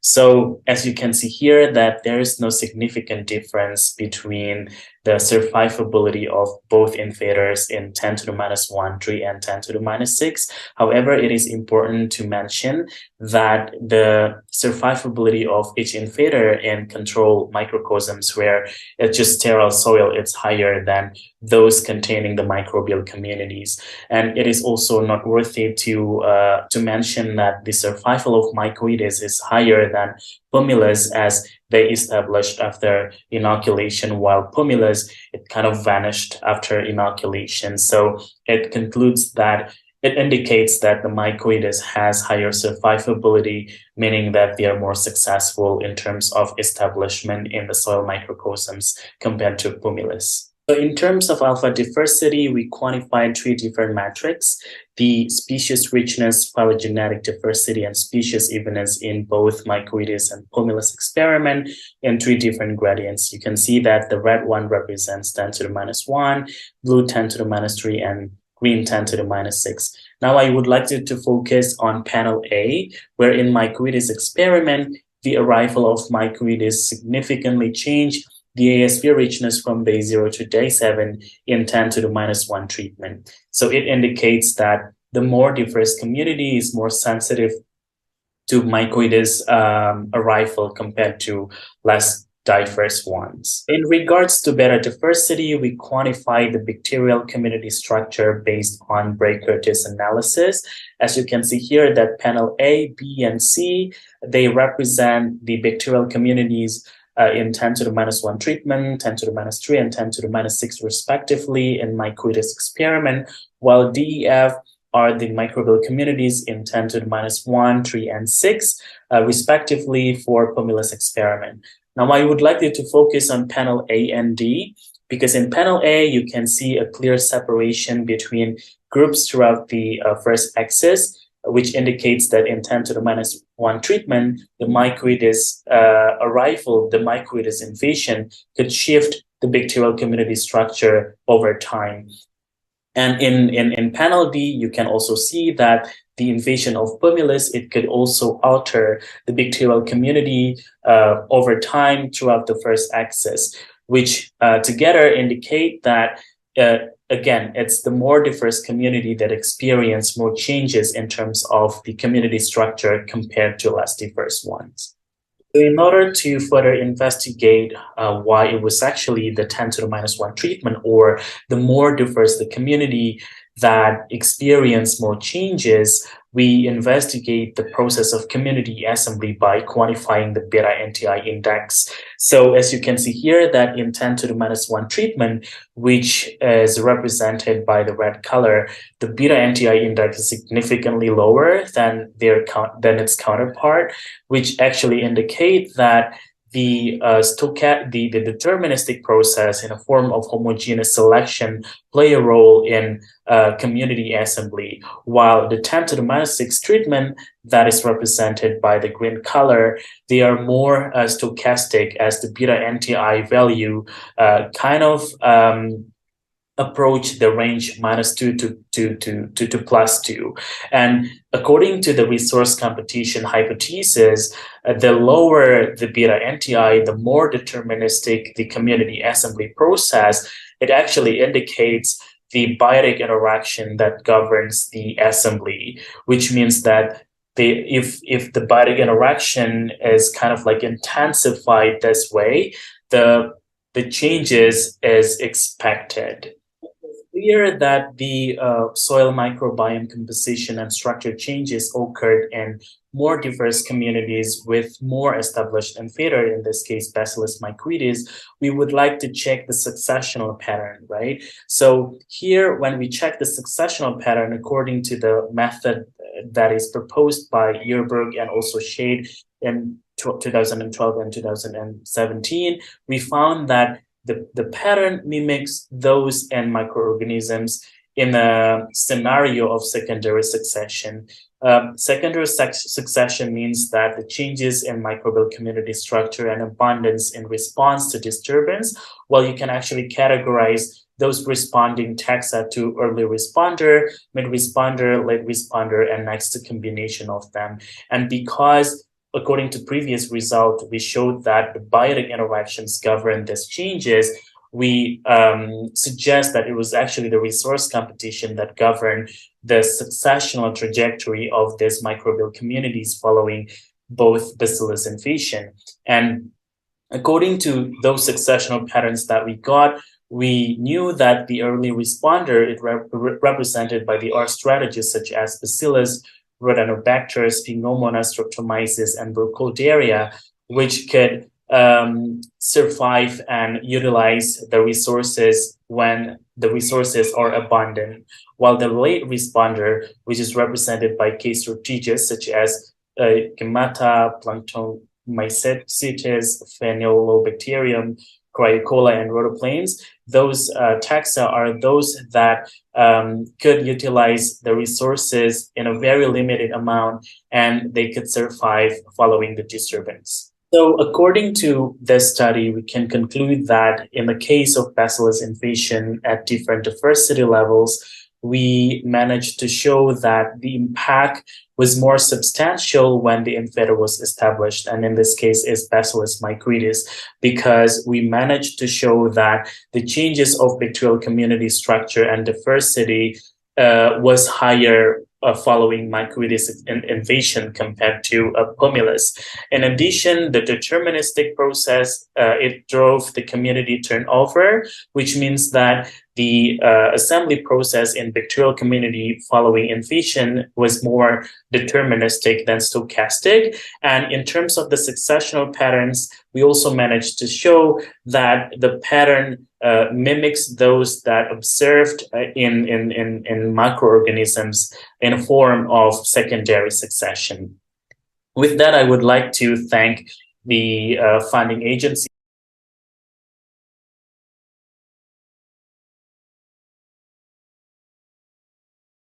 Okay, thank you for the nice presentation.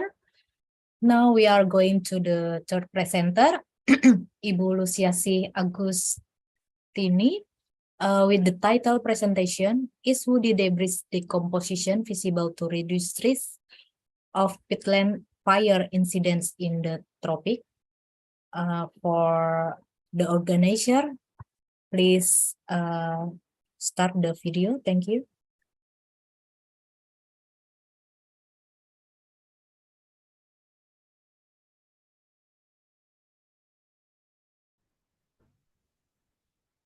Assalamualaikum warahmatullahi wabarakatuh. Good afternoon, everyone.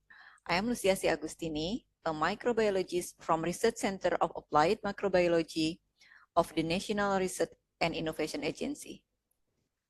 Today, I would like to share our experience in pit rehabilitation program associated with the woody decomposition process in the field.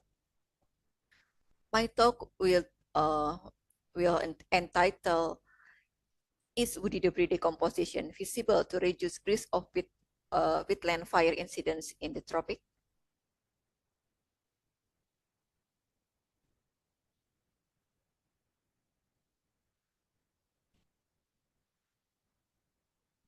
The outline of a mini review presentation on this topic will be delivered into 4 sections. The first is introduction, second is decomposition in the peatland, and then briefly describe the experimental trials, and last but not least, a critical consideration. Tropical peatlands have unique characteristics and significant roles as the terrestrial carbon storage, water reservoir, as well as have prominent roles to conserve biodiversity of several endangered endemic species. However, the recent conditions show that the peatlands are becoming more responsible to anthropogenic disruption as well as the climate change.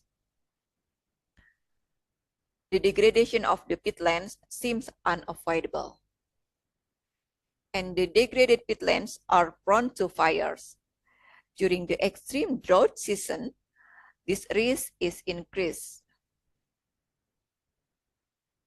There is a concept in fire science.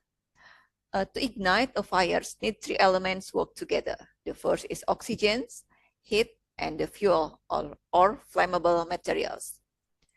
The accumulation of woody debris in the field can act as fuel for the next unintentionally fires. Reducing the fuel is one of the strategies that can reduce the risk of fire incidents. So there is an idea to introduce a microbial decomposer to enhance decomposition rate of woody debris in the burned wetland areas. Well, before we discuss more about that idea, let's have a look a brief concept of decomposition in the peatland. As we know, peat are formed from the layered, partially decomposed organic material, where the accumulation rate of the organic material is higher than the decomposition rate. Why the decomposition rate is low? Because anaerobic and acidic condition cause inhibition of the microbial activities. Only the well-adapted microbes can colonize the unique ecosystem and play essential roles in biogeochemical cycling, nutrient exchange with the plant, and eventually will have impact on vegetation diversity and ecosystem productivity. With that crucial roles and significant impact of the microbes, thus introducing microbial decomposer to enhance woody debris decomposition will run effectively. We'll see in the following section. We conducted trials to decompose woody logs by using certain microbial consortium that has been selected and tested for their lignocellulosic enzyme activities in the lab and in the semi-controlled condition. And for the field test, we put the log that have been inoculated by this microbial consortium in the 2 different area, the unflooded or dry pit and flooded or inundated pit.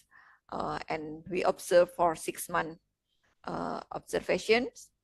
The parameter we observe are dry weight of the wood, pre and post treatment, and visual sign of the fungal growth are we recorded, and at the end of observation, we assessing fungal diversity from the wood logs. Results show that there is no significant difference between decomposition rate in flooded and inundated in an unflooded condition.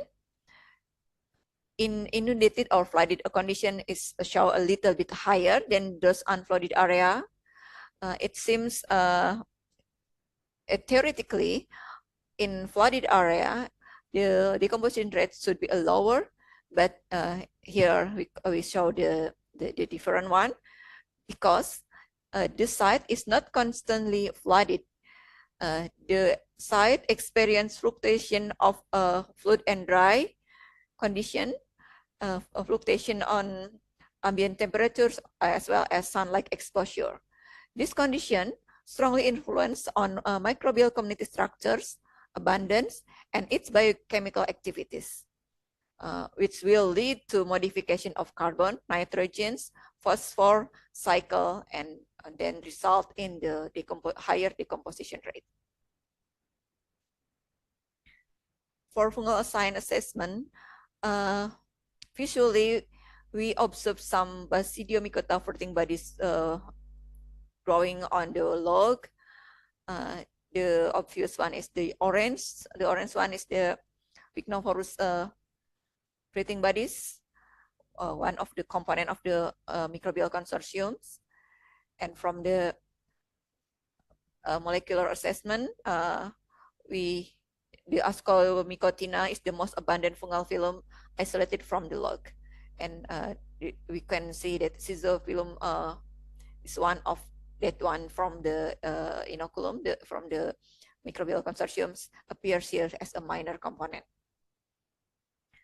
So we can conclude that the introducing microbial consortium seems ineffective to improve decomposition rate of the log, of the woody log in the field condition.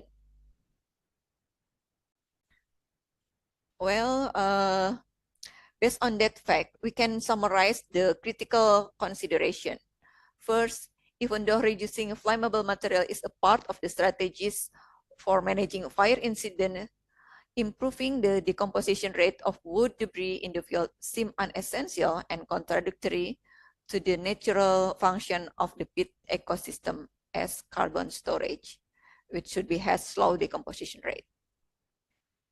In introducing the consortium of microbial decomposer in the field condition seems not feasible and ineffective approach to accelerate decomposition rate of woody debris due to the complexity of biological and physical factors in the environment.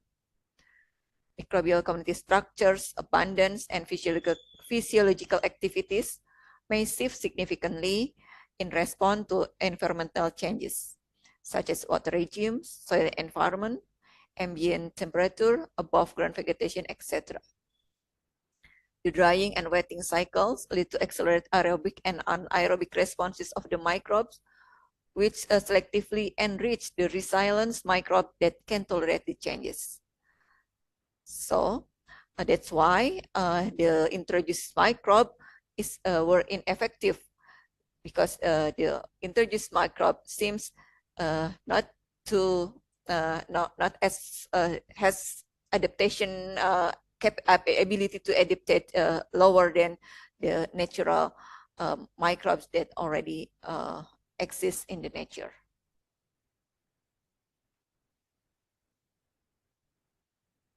The other one, we should remember that the main problem that causing peatland are prone to fire is the peat degradation, the peat ecosystem degradation. So the efforts in reducing risk of peat fire should not only focus on reducing fuel, but it's better to put the problem in a broader perspective. Handling and managing peat fire require more holistic strategies, include rewetting, revegetation, and improving social community engagement to peat restoration program. Thank you. Okay, thank you for the nice presentation, Ibu Lucy. And then we are going to the last presenter, Bapak Yulizar Ikrami Rahmila. with the title Determining Status of Water Quality and Pollution Load in Logung Reservoir, Kudus District. For the organizer, can please to start the video. Thank you.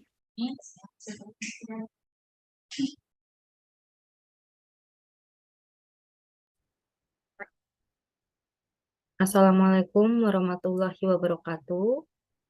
Let me introduce myself. My name is Julizar Irami Ramila from Research Center for Ecology and Ethnobiology, National Research and Innovation Agency. My paper with the title Determining Status of Water Quality and Pollution Load Catchment Area in Logung Reservoir, Kudus District. Introduction. Background on this paper, Logung Reservoir is located in Kudus District in Central Java Province. The height of 55.20 meter and has a capacity of 20,150,000 meter cubic and has a pool area of 144.06 hectare. Based on this dam buildings include large dam. Logung Reservoir consists of two rivers, namely the Logung River and Gajah River. And activities around the catchment area is thought to have an influence of the quality of this river waters and have the potential to affect the quality of water in catchment area Logung Reservoir. Tools and method. Water sampling in the field was carried out at each station with a 2-week time interval of 2 observations. Water samples were taken on 23 November 2019 and 2 January 2020. The parameter observed directly brightness by using CGDs. The pH was measurement using pH indicator with litmus paper scale of 0 until 14, and then the thermometer to measure the temperature of the water, as well as equipment for the analysis of the so-called oxygen titrasi in field. The color of the water and rubies are seen visually in the field. Under parameters such as BOD analysis, turbidity, ammonia, nitrate, nitrate, total N, total P, chlorophyll, sample of water stored in the cooling box 40 derajat Celsius were analyzed at the Diponegoro University Environmental Engineering Laboratory. Analysis of water quality refers to apa when an analysis at the integrated laboratory Diponegoro University. And parameter and method use, I'm using parameter, physics parameter, chemical parameter, and biologic parameters. And this polluting load analysis. How to calculate this pollution load is based on measurement of river discharge and waste concentration in river based on equation on the table like this. And then water quality status analysis using storage method. The way to determine the status of water quality is to use the value system from the USEPA, United States Environmental Protection Agency, by classifying water quality in 4 classes, namely class A, B, C, and D, with the range like this. And then estimation of fertility status of reservoir water using tropical level index or TLI. The fertility value of the water and its research station can be calculated using the tropic level index method. This calculation can be calculated through the parameter of chlorophyll A, brightness, the phosphorus, and total nitrogen. And result and discussion, physics parameter, the temperature which start from the sampling point 1 until point 6, has the value which in between 28 until 30 derajat Celsius and total suspended solid. The TSS parameter measurement using sample point 1 until point 6 has range value from 6.53 until 455 milligram per liter. And chemical parameter consists of pH, dissolved oxygen, BOD, GOD, ammonia, total P, nitrat, nitrate, and total N. And then point source pollution burden. In this on the table, we can see water quality point source for sampling on November 2019 and point source polluter load for sampling on November 2019 and water quality point source for sampling in January 2020 and then point source polluter load for sampling on January 2020. The pollution load at the enter the waters of the Lokung Reservoir custom area through the Lokung River and Gajah River can come from settlement, agriculture, and plantation activities. The pollution load is analyzed through concentration parameter like BOD, nitrat, ammonia, total N, and total P. The average value of pollutant load can be seen on the table. Pollution load that enter the reservoir water is also determined by the amount of river discharge. The greater the flow of river water that enters the reservoir, the higher the possibility of an increase in the concentration of pollution load that enters into the land produce a lot of waste. But on the contrary, there will be decrease in the concentration of pollutant due to dilution if the land has relatively little waste. And fertility status Lokung Reservoir based on the calculation result by combining all parameter used fertility calculation during this trophic level study were entered include in the oligotrophic category because the overall TLI value was 2.6 until 2.8. And this conclusion, first, the water quality of the Lokung Reservoir catchment area based on the water pollution parameter upstream to downstream has decreased in quality as indicated by the presence of parameter BOD and total P. And then the overall water quality status of Lokung Reservoir catchment area using the storage method is classified as class C or moderate. And the water pollution load Lokung Reservoir catchment area increased from upstream to downstream with the highest form value on the point source pollution load with a BOD parameter. And then the condition of water status of Lokung Reservoir is included in the quality status category classified as oligotrophic category. And then thank you for your attention. Wassalamualaikum warahmatullahi wabarakatuh. Okay, thank you, Bapak or Ibu ini. Thank you for the nice presentation, ladies and gentlemen. Now we are come to the Q&A or discussion session. If you have the question for the presenter, please deliver using the raise hand or write down at the Q&A feature. Okay, we are going to the chat room. I think this is the question from EN Sri Endah delivered to Bapak Panji. The first question,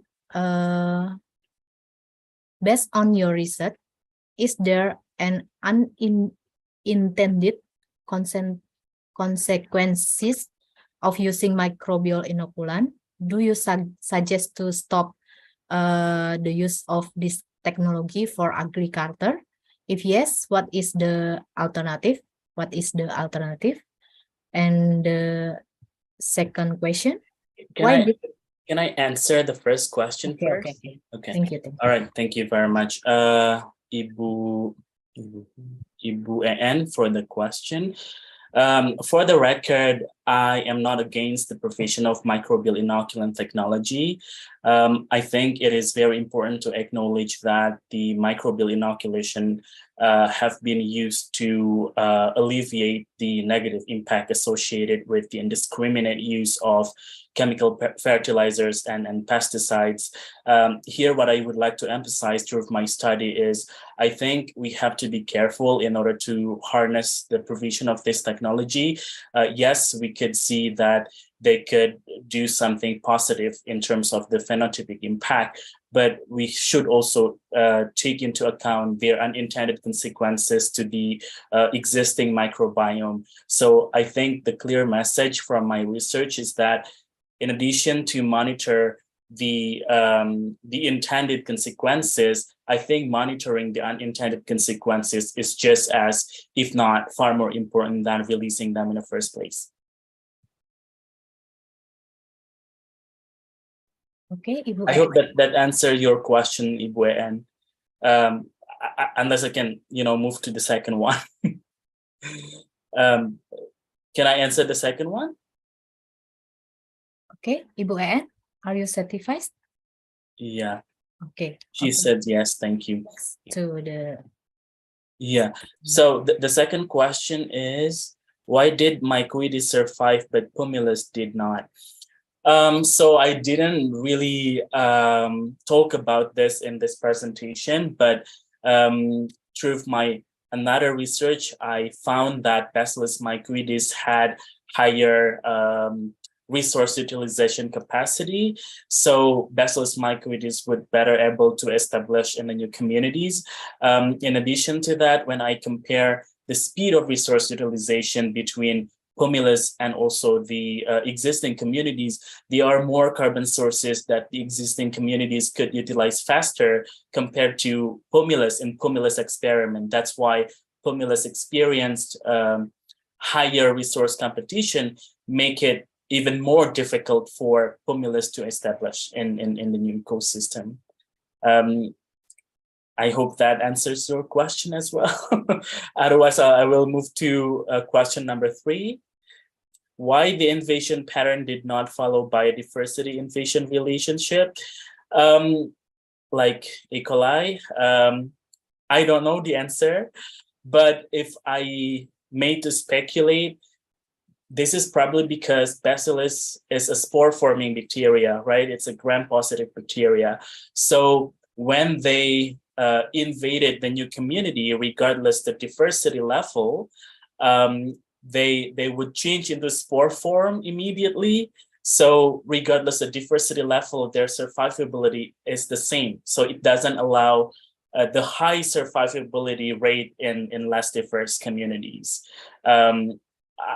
Probably that's the answer. Yeah, and I will move to question number 4. Would you think that the functionality of soil microbiome change in response to Bacillus invasion? Oh, this is a very good question. I think I have to acknowledge the fact that I didn't measure the functionality in this study because what I did was I only characterized the changes on the microbial community structure and composition. And that's why in order to know the functionality, we have to use the metagenomics or metatranscriptomic approaches in order to target the changes of the functionality in response to Bacillus invasion. I think it is very important to integrate those approaches because in soil microbial ecology, there is a term that is called functional redundancy. Functional redundancy is a function that could be carried out by different taxa. So because of that fact, we couldn't associate one taxa with a certain function without knowing the gene expression profile. So I think, thank you for that question. I think it is very important for me for the future experiment to integrate the functionality profiling in addition to structural changes. I hope that answered your question, Bu En. Okay, thank you, Bapak Panji. Or there is somebody who's raised hand? Yes, me. Okay. Ibu Yeni, please. Thank you. Thank you so much for the opportunity. I would like to address my question to Ibu Luciasi. So in your presentation, you showed that the microbial consortia is not actually effective in the decomposition of the debris, wood debris, right? So Yes. I wonder, where is the bacteria or microbial isolate you use? Is it from the native, from the peatland, or from where? And the second is, what kind of parameters that you use to select the bacteria that you will use in the field application? And the second question is about, do you also analyze the density of the bacteria after you apply in the peatland? Do you like suspect that this bacteria actually cannot survive in the field condition of the peatland? Thank you so much. Thank you, Ms. Yeni, for the interesting question. May I answer directly, Ms. Moderator? Hello, can you hear me? Yes, please. Okay. This one. The first question, I will to confirm that I didn't put any bacteria in the consortium microbial that we use as an inoculant. Why? Yes, we know that the dominant microbial community in the pit is Archobacteria, bacteria and Archobacteria, but I focus on the consortium of microbial is focus on several fungal isolate. Why? Because we are targeting to decompose the woody debris. We know that to composting the litter in the peatland area is much more easier than decompose the wood material. Wood material is more recalcitrant because they have more lignin component, and it's hard to decompose using a bacteria because the area is already degraded, already in dry condition, exposed to the what is we call it, exposed to the sunlight, because the area we want to solve is the after burn peatland. So when we introduce a bacteria which is need more humid than the fungals, so we didn't put that one because the first reason is that because we are targeting the woody material, which is more recalcitrant. And why we choose the several components of fungal isolate. We have that one several from it's mixed from the field, the peatland area, and or somewhat the isolate from our collection. The collection is already characterized the enzymatic character or activities for lignocellulitic enzyme in the lab, and we already take several tests before we put in the field test. We put in the semi-control condition, because what I explained in this presentation is only a little part of the previous study that we have been published in the previous years in 2021. So for the first question, is that answer the first question? That the consortium, microbial consortium, is not consists of bacterial isolates. It's only a fungal isolate, and the fungal isolate is mixed from the field and or mixed with our collection that has lignocellulosic activity better compared to the other collection we have. And for the second one, yes, because we don't put the bacteria, so we didn't analyze any bacteria parameters about bacteria. So, is that answer your question, Miss Yeni? Yes. For the first question, maybe beside the ability to degrade the cellulose, so what kind of other like condition parameter, for example, the pH We as or researcher the temperature, do you hypothesize also they are not consider that Arabusta. parameters? This one can reach you by Yes, email. in the first, And for the first yes, answer, we if screen I the first am one allowed in the lab, to in try vitro to screen. We use translate in the English. several So for sterilization, there is a isolates, subsequent put in the sterilization several method condition of using ethanol 70 and 90 before we go to I need to or before we if put it's or better inoculate I can the share explant to my screen the actually material. the previous So publication. for further We detail, put I would encourage to contact what directly we call in vitro trial Ms. Trihandayani. using So then several if there is a question, there soil will with be a different detailed explanation pH, either in English ranging or in from Bahasa that would pH be 3 until convenient for the pH participant. And is there 5, any more question and for then the we put we pick that 5 component become fungal consortiums. That's the presenters? better one that adaptive to the So pH. while waiting for the 3 others, to, maybe I yes, can we raise measure question the for environment Miss is Rita about 3 Andini. to 4 pH degree, pH level. I mean. Thank you. Is that answer? Are you happy with my Yes, explanation? thank you so much. Yeah. Thank you.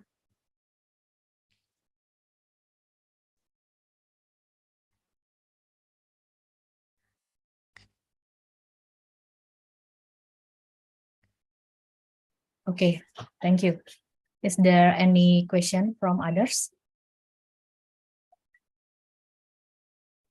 Maybe one question for Pak Panji. Okay, please. Do you have any experience on analysis the impact of the native native microbes to the the microbiome in the original site that we isolated? So is it using the native microbes is also maybe like affecting the microbiome in the soil that we are targeted? Thank you very much for that question. That is a very good question. In terms of let's just put it this way, yeah. If we isolated those 2 bacillus from the native environment, from the native microbiome, I would think that there would be changes still because we introduced them in a larger amount, not 1 cell, not 2 cells, but in this case, for example, with my experiment, it's above 7 log CFU per gram of soil, meaning that the population of the invader would trigger the resource competition. And because some of the niches in the soil decrease because of this invasion, there would be changes still. I think it is also important to mention if we introduce chemicals or resources to a native microbiome, there will be structural changes. The question is, to what extent these changes would translate into the ecosystem functioning, we don't know. And whether these changes is in the normal range or not, because this practice has been done for a long time ago. So it is better now that we monitor the baseline, whether the changes sort of deviate from that normal range or not. I think that's my direct answer. I hope that answers your question. Thank you. Thank you. I think our time is limited, but I have one question for Bapak Yulizar. My question, based on your research, logging reservoir categorized in Class C or moderately polluted. Is it danger if it is used as a source of water for the community? Okay, I will answer the question. First of all, I'm here to represent Miss Yuliser. So I'm is her team. The question is if it dangerous for community or no.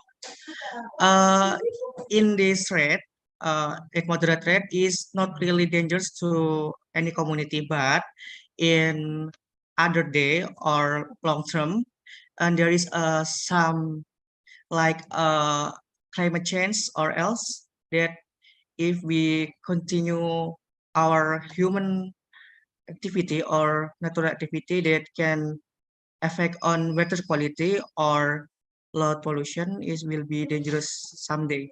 But we can mengurangi dari dampak-dampak tersebut seperti caranya yang pertama we can increase kesadaran di around community in lagoon reservoir, and then in my opinion is cara terbaik is best solution is membuat atau menyadarkan masyarakat di sekitar lagoon reservoir. Thank you for your explain. One question for Bapak Panji, I think. Bapak Panji, I interest for your research.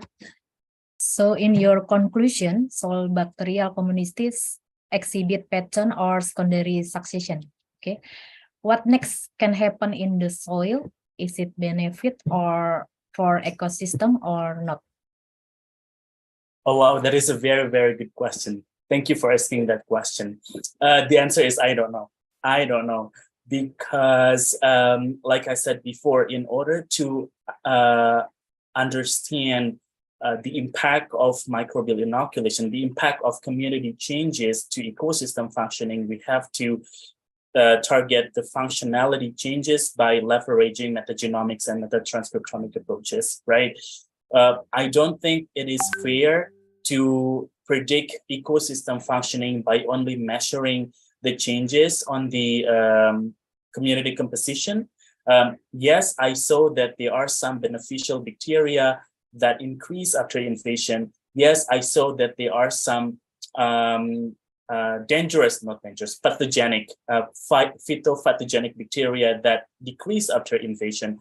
Some of them even increased, but those things are based on allegation, right? Those things are based on the literature studies. We don't know whether those strains could be beneficial or be pathogenic.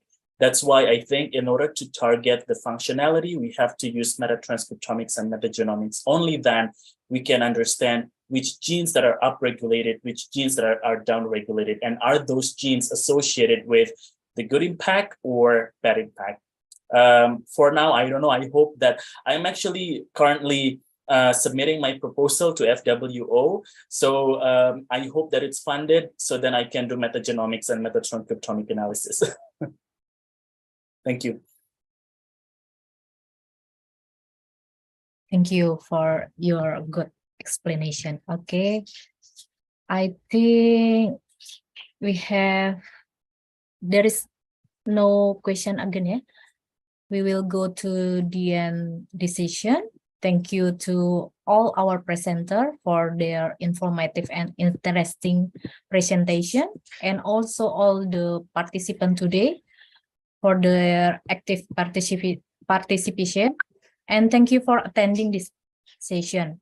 Now we are going to break room. Please kindly remind to this Zoom meeting at 2:50 p.m. Jakarta time to plenary session. And at the end session, we will announce the best oral presentation. So don't miss it. Thank you very much.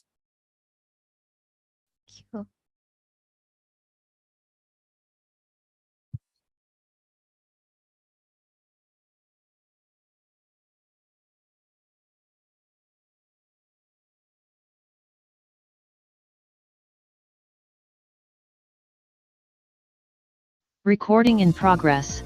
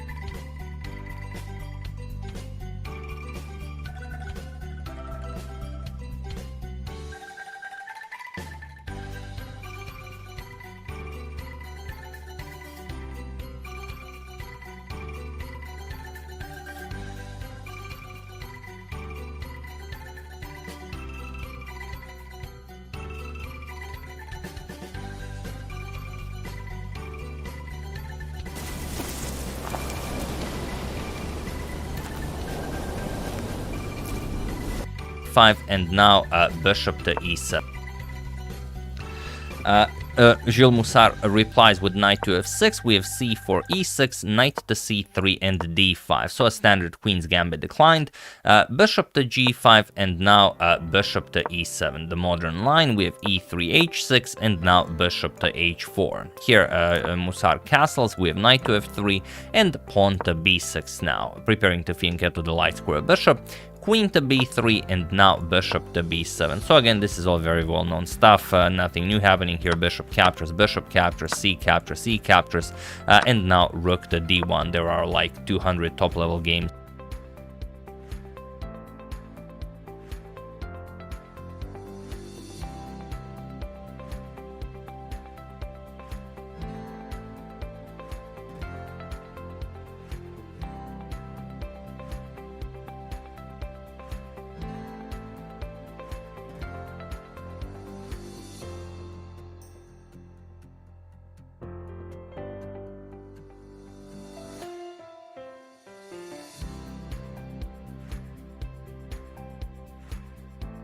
In this exact same position.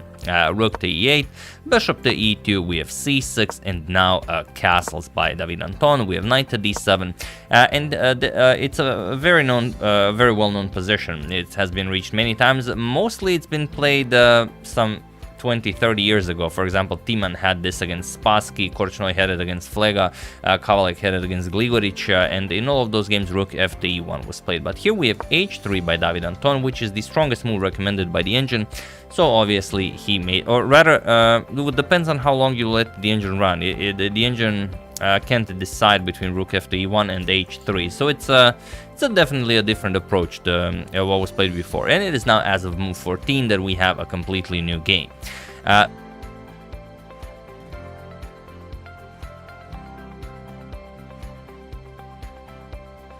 Bishop back to e7. You could also try some other stuff. It all depends, maybe.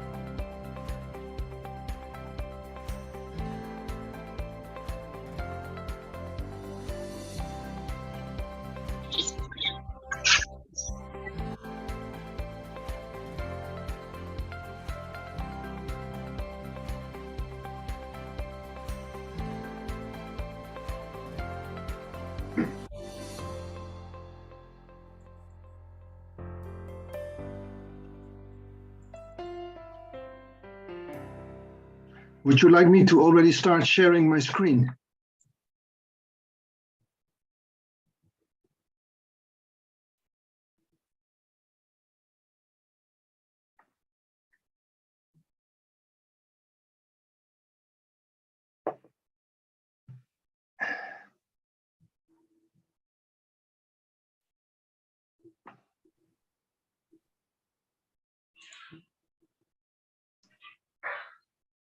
Would you like me to start sharing my screen already?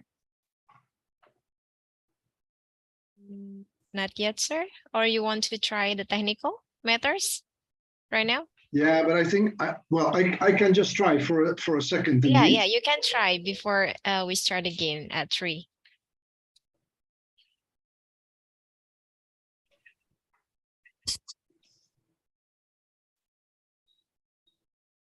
Just a second. Yes. Yeah. Let's see. Yes, we can see your slide clearly. Yeah, that's it. That's fine.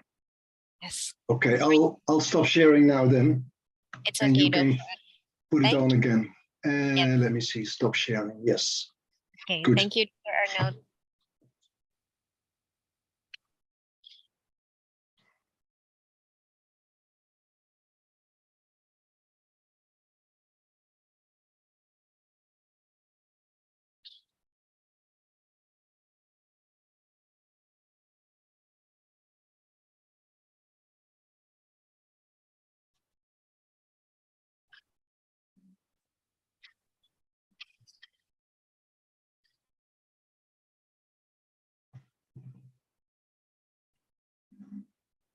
Menit lagi.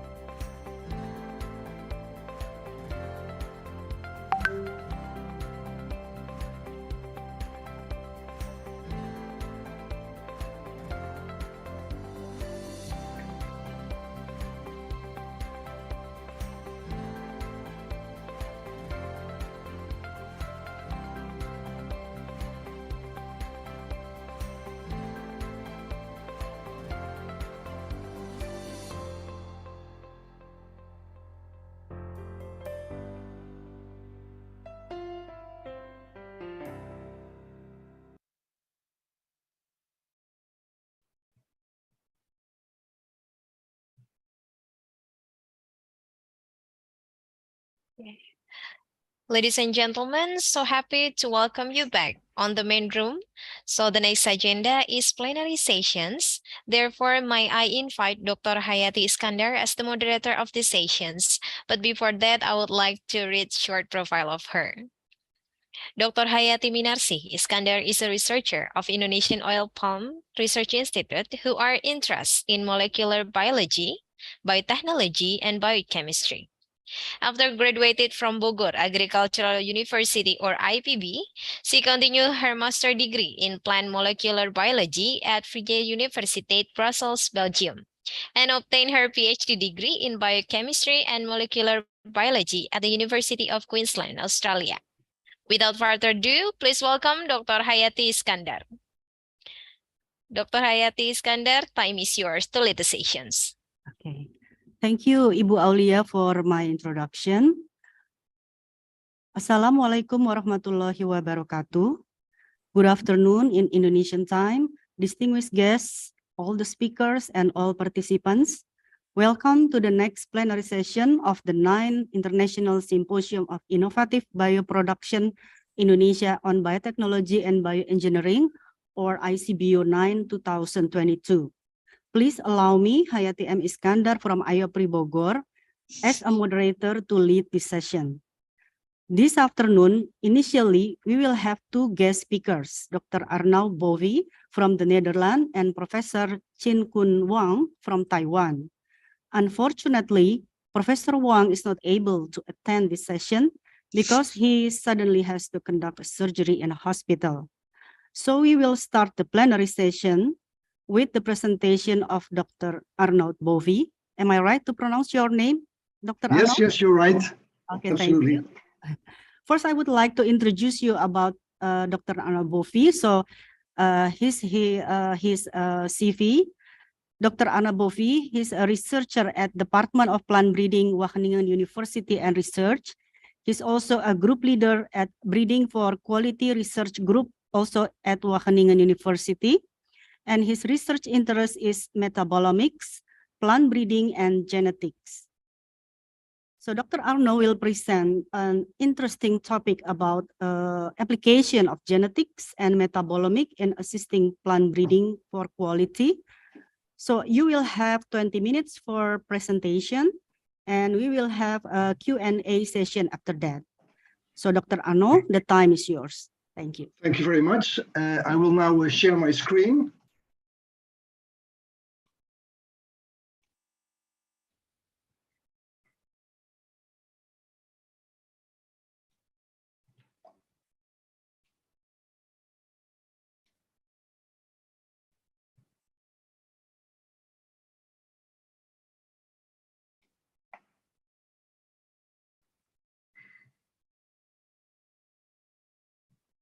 Okay, well, good afternoon, everybody.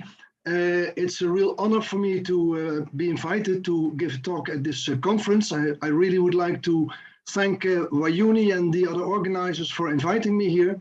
And well, the title of my talk in today's session is Application of Genetics and Metabolomics in Assisting Plant Breeding for Quality. And so, as was already mentioned in the announcement, I lead a research group on breeding for quality within the plant breeding department of Wageningen University and Research.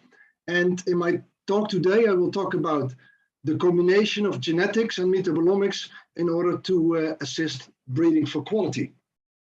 So we are in the plant breeding department. And well, actually, I would like to start with the question, what breeders want? What do they want in their breeding? First of all, they would like always to find novel sources of their traits. And in particular, they are looking for genetic variation, and in particular, crossable genetic variation with which they can, let's say, improve their crop with traits of interest. Breeders also would like to have tools to select for their traits. And on the one hand, these are efficient phenotyping tools, but more and more important in breeding is to have genotyping tools so that breeders can already select for a trait of interest at seedling stage by using molecular markers. And important for this story is that the best possible molecular marker actually is the gene that's underlying the trait of interest. In addition to breeding for yield and disease resistance, there's a growing interest to also breed for quality traits, and that's the topic of my work. And if you look at these quality traits, you can basically look at or see a number of traits that you can visually monitor, such as size, shape, color, and shelf life of your crop. But there are also invisible traits of interest, like nutritional value, taste and aroma, and pungency. And especially in order to monitor these invisible traits, we need a good detection platform. And many of these quality traits are determined by small molecules that are present in our fruits and vegetables, small metabolites, and detecting these metabolites is one of the main aims of our research. Well, we do that using metabolomics, and metabolomics is a technology aimed to provide a broad overview of the metabolic composition of a given extract. And metabolomics, as we use it, is based on mass spectrometry, which basically stems from the idea that every molecule has its own specific mass and can be detected as such. Well, what are the advantages of metabolomics for breeding? First of all, metabolomics can give you the insight in the metabolic basis of often complex traits. It also allows you to define subtraits. And defining subtraits is a way to simplify genetics, as I will show you in a minute. And also metabolomics and knowledge of pathways helps you in identifying genes that may be involved in this process. And to illustrate that, I would like to give you an example of a complex trait, taste, a trait that we worked on a lot in particular in tomato. And when you want to study the genetics of taste, the first level you can do that is by measuring taste appreciation using consumer panels. But you can imagine that just giving an evaluation of liking is not giving you a lot of differentiation in the traits. So a second level at which you can look at taste is at the level of trained tasting panels. And these trained tasting panels, they are able to discriminate many more aspects of taste. For example, they can dissect taste into, for example, taste, aftertaste, mouthfeel, and aroma attributes. And under these attributes, there are different sub-traits like sweetness, sourness, umami, and so forth. This is already a new level of detail. But if we would look at the metabolites underlying these traits, we can see that under each of these attributes, there are multiple players that contribute, multiple metabolites that contribute to this particular trait. So in fact, this very complex trait, taste, can be divided in many different subtraits by looking at the metabolites. And looking at these metabolites, studying these metabolites, also gives you hints on the biochemical pathways that are important and the genes that may be involved in different steps of these pathways. So that's a big advantage of studying metabolomics. Well, in addition to metabolomics, today's breeder's toolbox has really expanded. And it has expanded, for example, by the availability of genome sequences. And if you look at a crop like pepper, more than 400 accessions have already been sequenced today.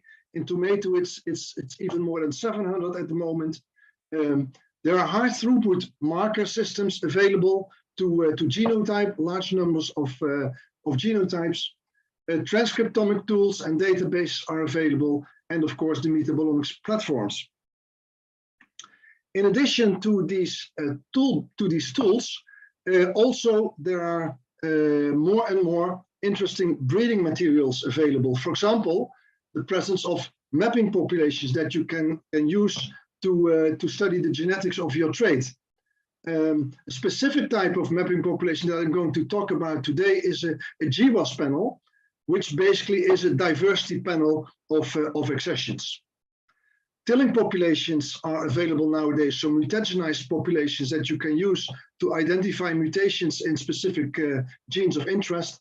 And of course, transformation technology, which is available, very important to, for example, study genes by virus-induced gene silencing or make stable knockouts using CRISPR-Cas gene editing.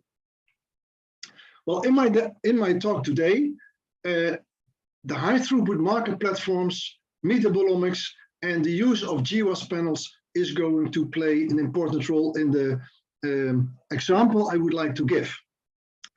It may be good to mention, in my research, tomato and pepper are the major crops that we work on, and the talk today, as you can see from the pictures, will be about pepper. The topic of my talk today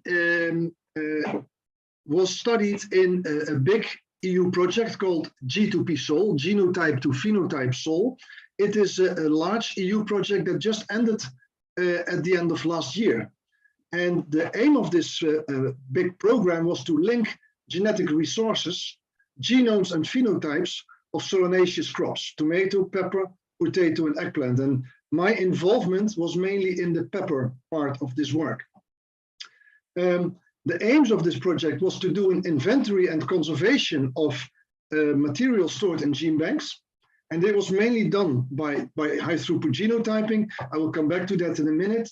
A description, assessment, and phenotyping of the collection, genetic analysis of this phenotypic variation, and there was a pre-breeding part in this program. Now, I already mentioned that our main involvement was in pepper, and as I already mentioned, also genetic diversity that was studied is the diversity stored in gene banks. And for each of the crops, more than 10,000 different accessions were genotyped using genotyping by sequencing or other next NGS-based platforms. So for capsicum, 10,000 different capsicum accessions were sequenced.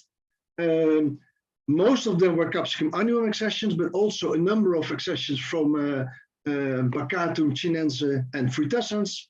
And let's say the genotyping and the insights we gained about the evolutionary history of pepper has been published in this nice paper of Pascale Tripodi in PNAS last year. Well, based on the genotypic analysis and the genotypic diversity that was found, a core collection was made consisting of 450 capsicum annuum accessions. And this core collection was studied further as part of the project. And because this core collection was derived from the genotypic data, it was expected to represent the genetic diversity within capsicum annuum. And this core collection was further analyzed by high density genotyping and by phenotyping of 3 trials conducted in different countries in Europe. Well, here you just get a small overview of the phenotypic variation that was present in this collection. So there's a huge amount of variation. Now, what we tried to do in the past year was to get a better understanding of the metabolic diversity in this pepper core collection. And if we think about the metabolic composition of pepper fruit, actually pepper makes a lot of very interesting compounds. Compounds involved in color formation, like carotenoids, chlorophyll, and anthocyanins. Compounds involved in providing pepper with taste and aroma, like volatiles, sugars, acids, and capsaicinoids. And other nutrients, dietary nutrients, like vitamins, capsaicinoids, and capsiates. So we were aiming to measure these compounds in this pepper core collection. Now, the trial that we conducted looked as follows. The collection consists about 400 capsicum annuum accessions, 20 Chinensis, Frutescens, and Bacatum collections. They were grown at different locations, and I will talk today about material grown in France and grown in Italy. And ripe fruits of these trials were harvested and subjected to different metabolomics analysis. So basically, LCMS to detect semipolar secondary metabolites, and GCMS to detect volatile metabolites. Now, how many compounds can we detect using these platforms? Now, if we look at the GCMS platform that detects volatiles, we detected 128 different volatiles in the INRA trial in France, and 133 metabolites in the trial in Italy. And most of the compounds that we detect, we can actually identify. And for the GCMS, we only had, let's say, 10 unknowns in total. With LCMS, it's a completely different story. In LCMS, we were able to detect, let's say, hundreds of compounds, but the majority of these compounds actually are unknown, and identification of compounds using LCMS is still a big challenge in metabolomics research. And the groups that we could detect consisted of capsaicinoids, flavonoids and other phenolics, and capsicanoids, which are diterpenoid compounds. Now, if we look at the distribution of these metabolites over the different accessions, you can visualize that using a principal components analysis. And in this principal components analysis you see here, actually all the dots represent the different accessions in our trial, and with the arrows, the main drivers of the variation are shown. And you can see a clear division in the first axis of the pungent genotypes on the right side, and the non-pungent capsicum onion peppers on the left side. And if we look at different, let's say, volatile compounds and taste-related compounds, we can see that on the right corner here is the place where most of the wild accessions end up, and they are, let's say, the richest in volatile esters, which usually give a fruity aroma to your fruit. So this gives you some insight in the metabolic variation, in this case for volatiles in this material. Now, there are hundreds of compounds that we can detect, but which are the ones to focus on? Which are the ones that are important, for example, for taste? Well, one way to do that is to see if you can find correlations between the presence of certain compounds and a certain taste attribute. And using a few colleagues, we basically determined the aroma and the taste of all these peppers. And we could discriminate, for example, 3 different types of aroma. The beany green pepper aroma that you find mostly in blocky peppers, a more grassy green fleshy cut grass aroma, and a sweet fruity aroma. And when we look at the correlations of these taste attributes with different metabolites, we can clearly see that methoxypyrazine is the compound that really is responsible for this beany green typical blocky pepper aroma. If we look at the grassy green type of aroma, it's mostly the lipid-derived volatiles that are highly correlated with this type aroma, and that is very well in accordance with also taste in tomato, where these compounds also play a very important role. And if you look at the sweet fruity aroma, it's especially a number of volatile esters that are highly correlated with sweet fruity aroma. So in this way, we can basically select a number of potential target compounds that we could use in breeding for taste.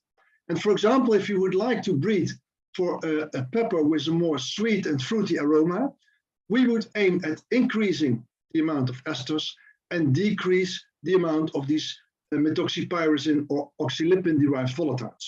So these could be potential breeding targets for taste in pepper. Well, we also tried to see if we could link the metabolic variation that we see to genetic variation. And to do that, we used a GWAS study, and GWAS stands for Genome-Wide Association Study. So basically what we try to do using molecular markers is to find associations between specific molecular markers and specific compounds. So the data we used for this genome-wide association study were these volatile aroma compounds and the secondary non-volatile metabolites, around 200 metabolites in total. We used the data from the 2 trials, from the 2 different locations, and we used SNP data from genotyping by sequencing, and we used in total 10,000 SNPs in this analysis.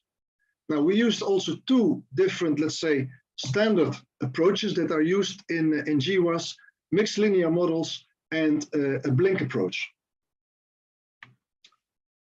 Now, in the GWAS, we could find a number of common QTLs that were found in both location trials. In total, we found QTLs for 105 metabolites at 524 different loci.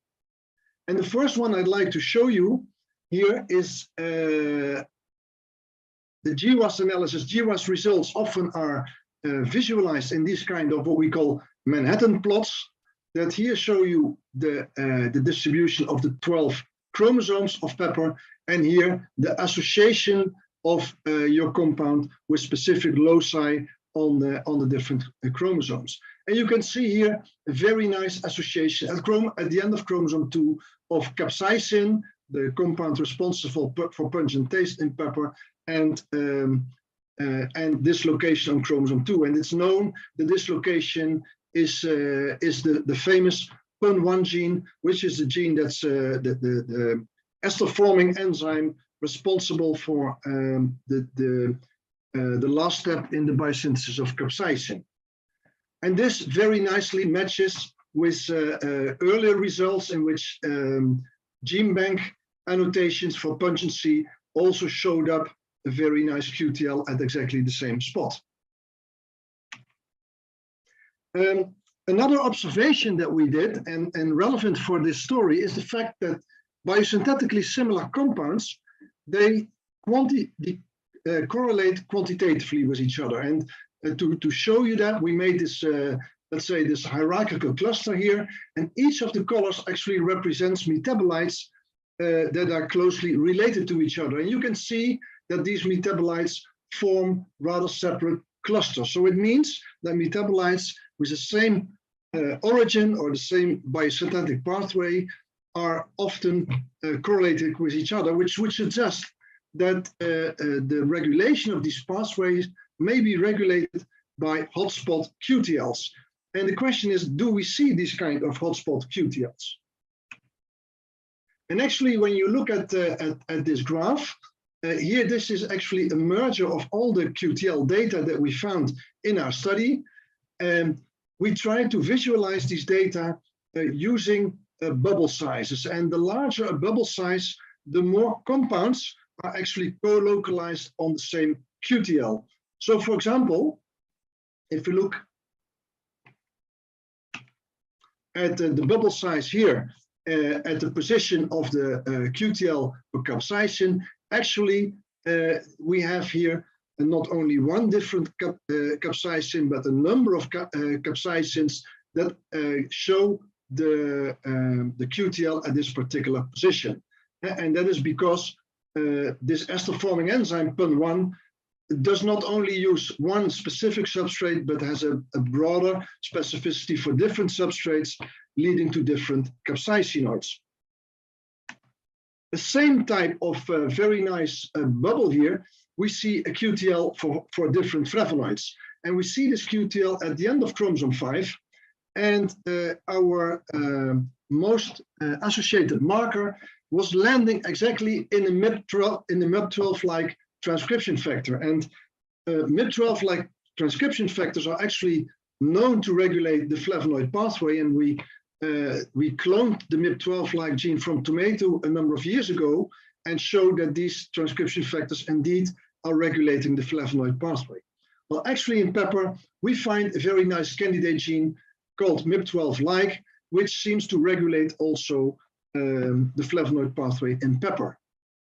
The MIP12 gene in tomato is actually located on chromosome 1, and this ortholog is located on chromosome 5 of pepper. So we found quite a number of nice and interesting QTLs.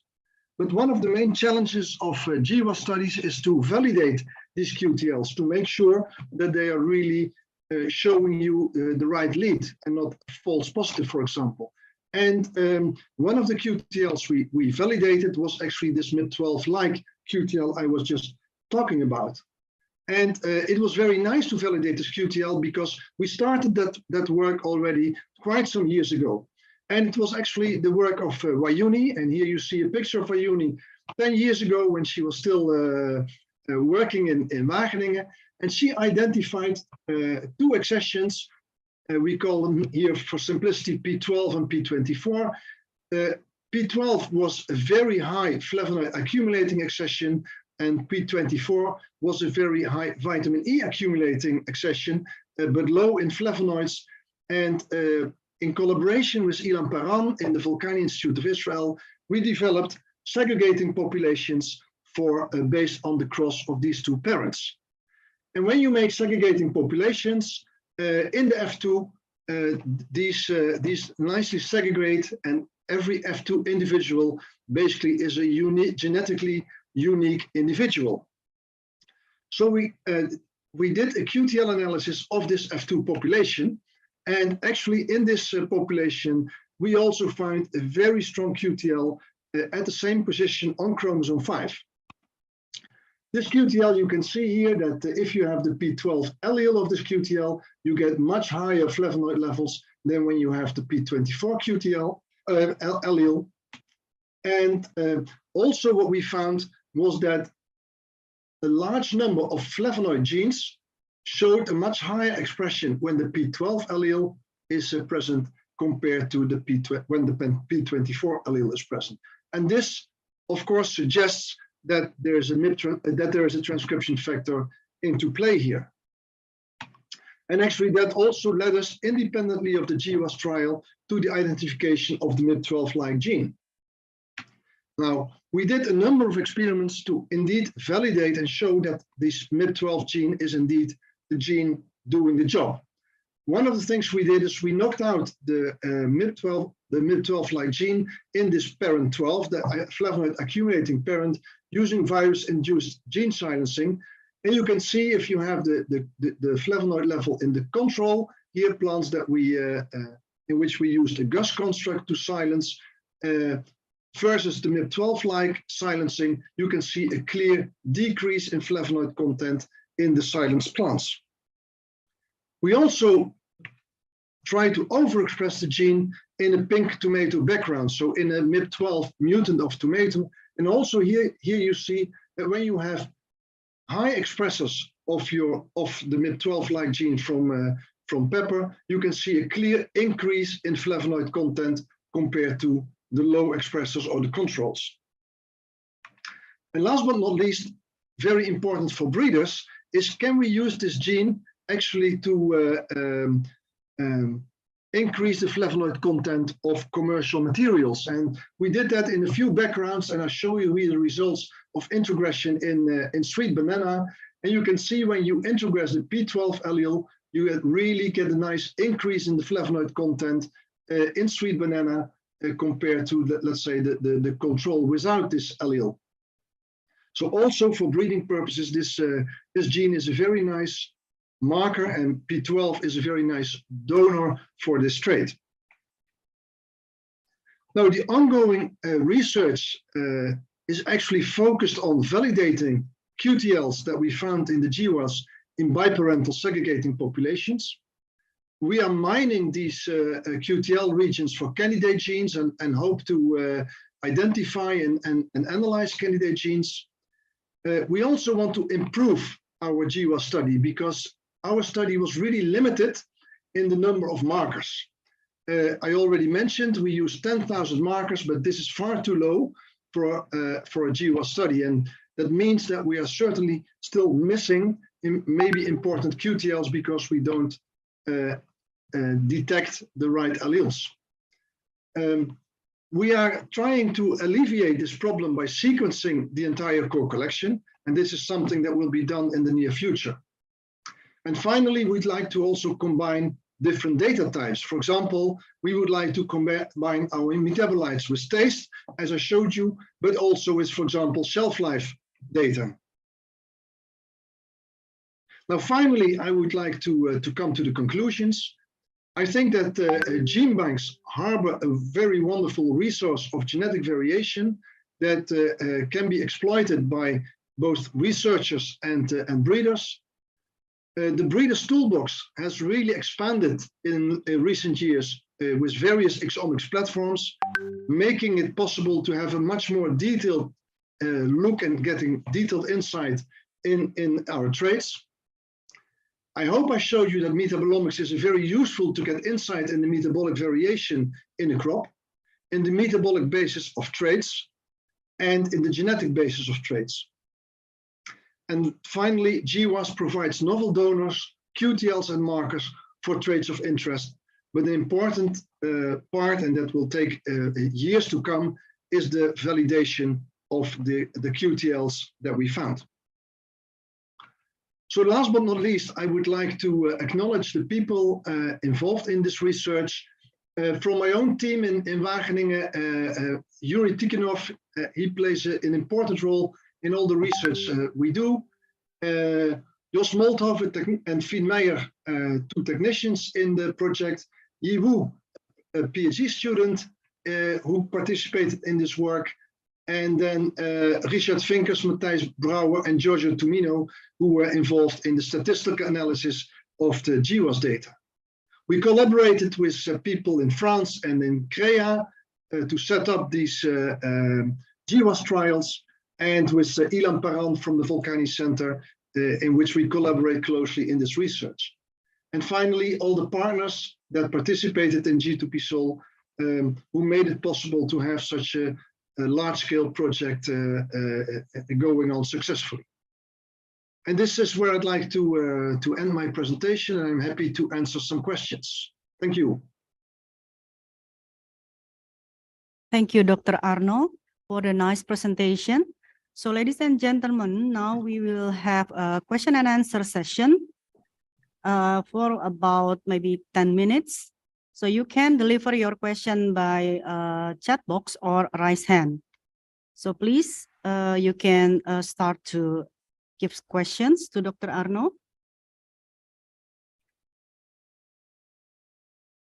Okay, now I have one from the chat box. Yeah, very nice question indeed. Okay. For a human tasting panel, won't capsaicin ruin your taste bud to differentiate other tastes and aromas? Yeah, it's a very good question, and especially for Western people, it's of course very difficult to taste anything once you taste capsaicins. So if you talk about aromas, it's not so problematic because you don't taste it, but you just smell. But for really the combination of tasting and smelling, we cannot do that ourselves. And we did that in the past using actually Indonesian people to do the tasting, because they can much better differentiate tastes in the background of high pungency. Okay, thank you, Pak Dani Satyawan from BRIN. Is there answer your question? Yes, and it's quite amusing actually to find out some Indonesians actually have some use in this kind of studies. Thank you, it's very amusing. Okay, thank you. Next, please, for the next questions.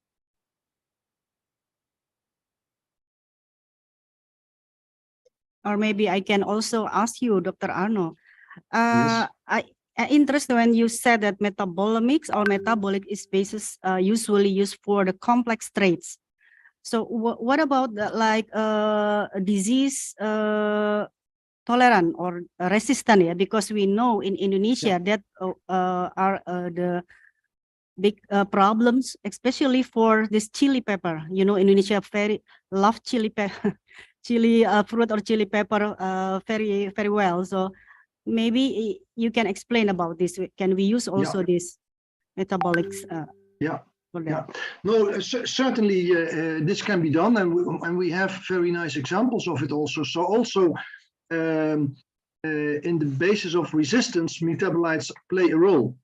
And indeed, metabolomics can be used to get a better insight in the mechanisms that the plant uses for resistance against pathogens. And especially also when you want to, for example, get insight in the type of genes involved, a very detailed insight in the structures and the metabolites that are playing a role there, it can really help in identifying the underlying genes.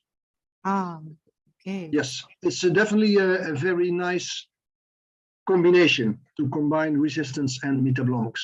Okay, thank you, Dr. Arno. I see that Dr. Wahyuni is raising hand. Please, Dr. Wahyuni. Yeah, thank you, Bu Hayati. Yeah. Hi, Arnold. Thank you for including my pictures in your slide. Well, you made the basis for our paperwork, as you know. So yeah, I always with your G2P Sol project. It's a very big project, including at least 400 capsicum annuum accessions, in addition to Pakatum, Chinense, and other species. yes. And I saw the PCA of the volatile compounds. It's ended similar. I mean, the volatile compounds with this big hundreds of accession, they differ the accession based on the pungency level. Like we have in the last time that we used 32 accessions. Yeah. And then with this project, have you already identified whether these volatiles came from or derived from the capsaicinoid pathway? Yeah. And yeah, the second Yeah, question, Arnold, or later. Shall I first answer your question? Your first question? Yes, please, Arnold. Because you know, this is a very interesting question, because what we indeed see is that pungent accessions make a lot of volatiles, specific volatiles that you only find in the pungent accessions, and we don't know if this is, let's say, due to really a genetic, for example, the PUN1 locus, whether that is also involved in producing specific volatiles, because it's an ester. PUN1 is an ester-forming enzyme, so basically you could expect that it can also, for example, produce volatiles, or whether this is due to the fact that it's just an association, because these are two different sets of germplasm, the hot germplasm versus the non-pungent germplasm. Actually, we still don't have the real answer to that question, Juni. We had the question already in the time that you were working in Wageningen, but it's still an open question. And but we know what type of experiments to do to show it. Okay. So we really need a PUN1 to make a PUN1 mutant, an isogenic PUN1 mutant that in a pungent background, and that I think will enable us to answer that question. Okay, so this one of the complex traits, right? These volatiles. Yeah, sure. Yeah. Yes. And no, so we are very interested in answering that question, but didn't do the right experiments yet to answer it. Yeah. That's one question that I want to ask you. If we have this complex traits, and can you suggest, or well, at least if you have something in mind, what kind of experiment that we should design to answer some kind of, for example, the markers underlying these complex traits? Yeah, I think the problem with complex traits is that genetic studies are difficult because the complexity is too large, and you don't have the statistical power to detect all the players that contribute to your complex trait. So that's why we think it's important to really define subtraits, which we do based on, for example, metabolites, and then study each of these subtraits, because it will make genetics simpler.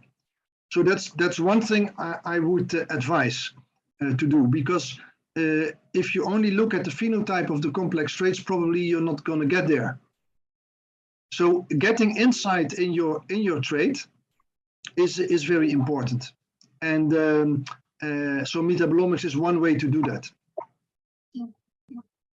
Is that answering your question? Yeah, well, yeah, metabolomics. And then of course the next step is when you are able to identify, for example, markers for different of these subtraits, of course, you have to prioritize them based on the contribution that they make to the final outcome of your complex trait. And that is something you have to evaluate, for example, from your QTL analysis to see what is the percentage explained variation for each of these different subtraits. And then you can focus on the ones that are giving you the best possible outcome. Yeah. Okay, Arnold, thank you. Okay, thank you, Bu Wahyuni. So we still have now from the chat box from Bapak Dylan Lowry. Let's see. How would you plan to approach the unknown compound that detected in your LC and GCMS analysis? Yeah. So as I already mentioned, in GCMS, it's not such a big problem. We have only a few unknown compounds, but in LCMS, that's really a problem. Now, we don't aim to identify all these compounds. That sometimes it can take a PhD study to identify a few compounds. It can be very difficult.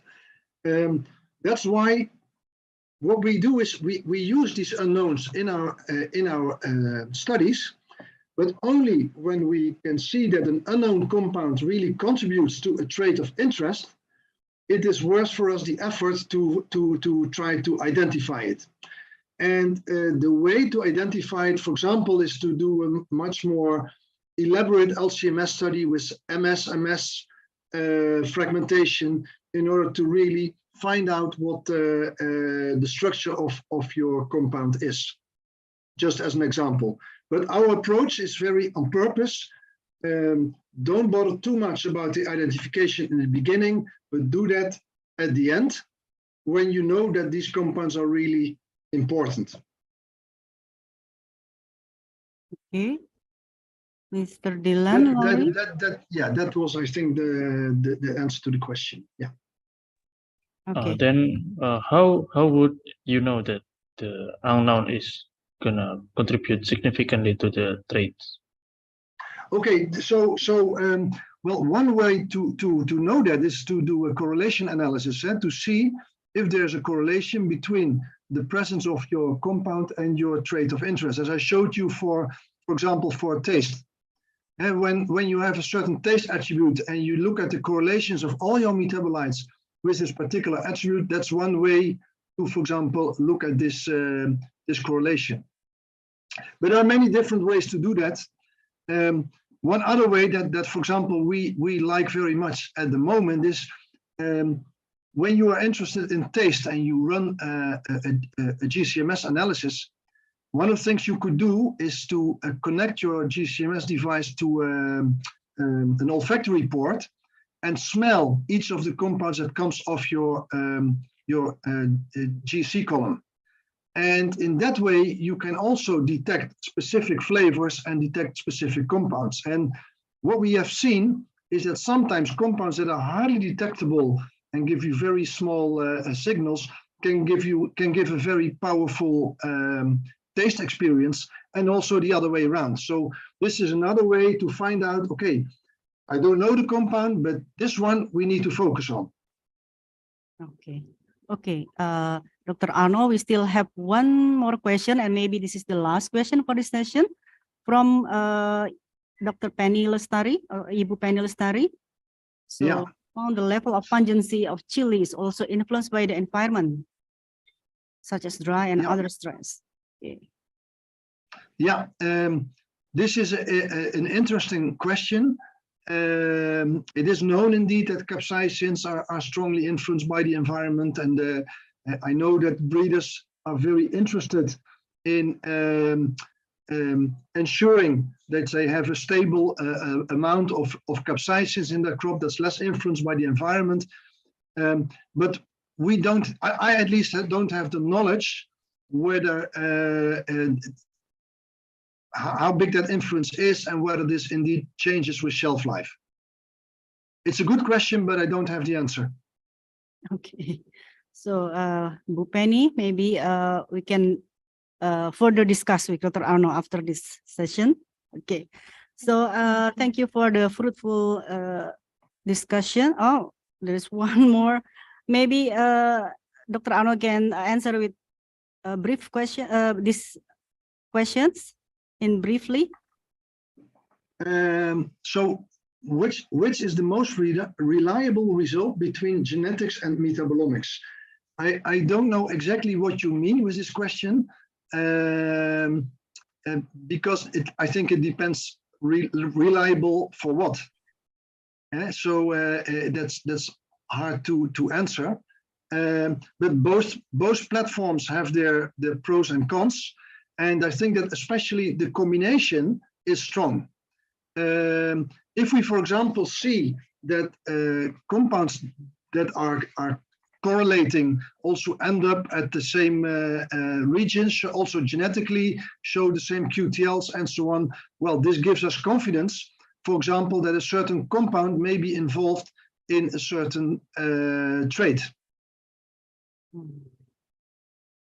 Okay, thank you, Ibu Yeah, Rita. so it's basically using the correlation on the one hand, genetics on the other hand. If everything points in the same direction, that gives you a certain level of reliability. Yeah, but metabolomics also needs the genetics information, right? Yeah, you know, when you want to do metabolomics and you would like to look at variation, or you need variation in order to see differences, and our approach is always based on detecting differences. And there, you know, having, for example, genetically diverse material is a must. Another way to create diversity, of course, is different treatments. We have focused much on using genetics, but you can also use treatments. But especially also in relation to the question of the identification of compounds, when you don't have variation, it's also impossible to, for example, prioritize compounds to focus on. So that, I think, discriminates also metabolomics from, let's say, the more classical biochemical studies that are really aimed at identifying every compound. But we are really focusing on the ones that do the job, that are important for our traits. Okay. Thank you for the questions. So, and also this fruitful discussion for Dr. Arno. So maybe in the future, if we can see from your presentation, this metabolomics and GWAS or genome-wide association study will be more improved, and many people maybe use it for in breeding session, right? Okay. So again, we appreciate Dr. Arno Bovi for the excellent presentation. Maybe by giving him a big applause. Thank you for your attention also, everyone, and I will close this session. For the next program, I'll return to the committee or the Master of Ceremony. Thank you again, Dr. Arno. Thank you too. It was a pleasure. Thank you. Thank you, Dr. Arnold, for the interesting materials. And also thank you to Dr. Hayati for leading the sessions this afternoon. Very fresh, ladies and gentlemen. So for the next agenda, we are going to announce best oral presentations. Who is the best oral presentations during 2 days of ISIBio? Any guess, ladies and gentlemen? And the best oral presentations goes to, drum rolls, any guess? Yes, congratulations to Dr. Sugiono Saputra from Research Center for Applied Zoology with the title of Sago Starch Hydrosate as a Carbon Source for Expolysaccharide Productions by Lactobacillus plantarum. Congratulations for Dr. Sugiono as the best presenter at the NIN International Symposium of Innovative Bioproductions for Biotechnology and Bioengineering, ISIBio. Please give a round of applause, everyone.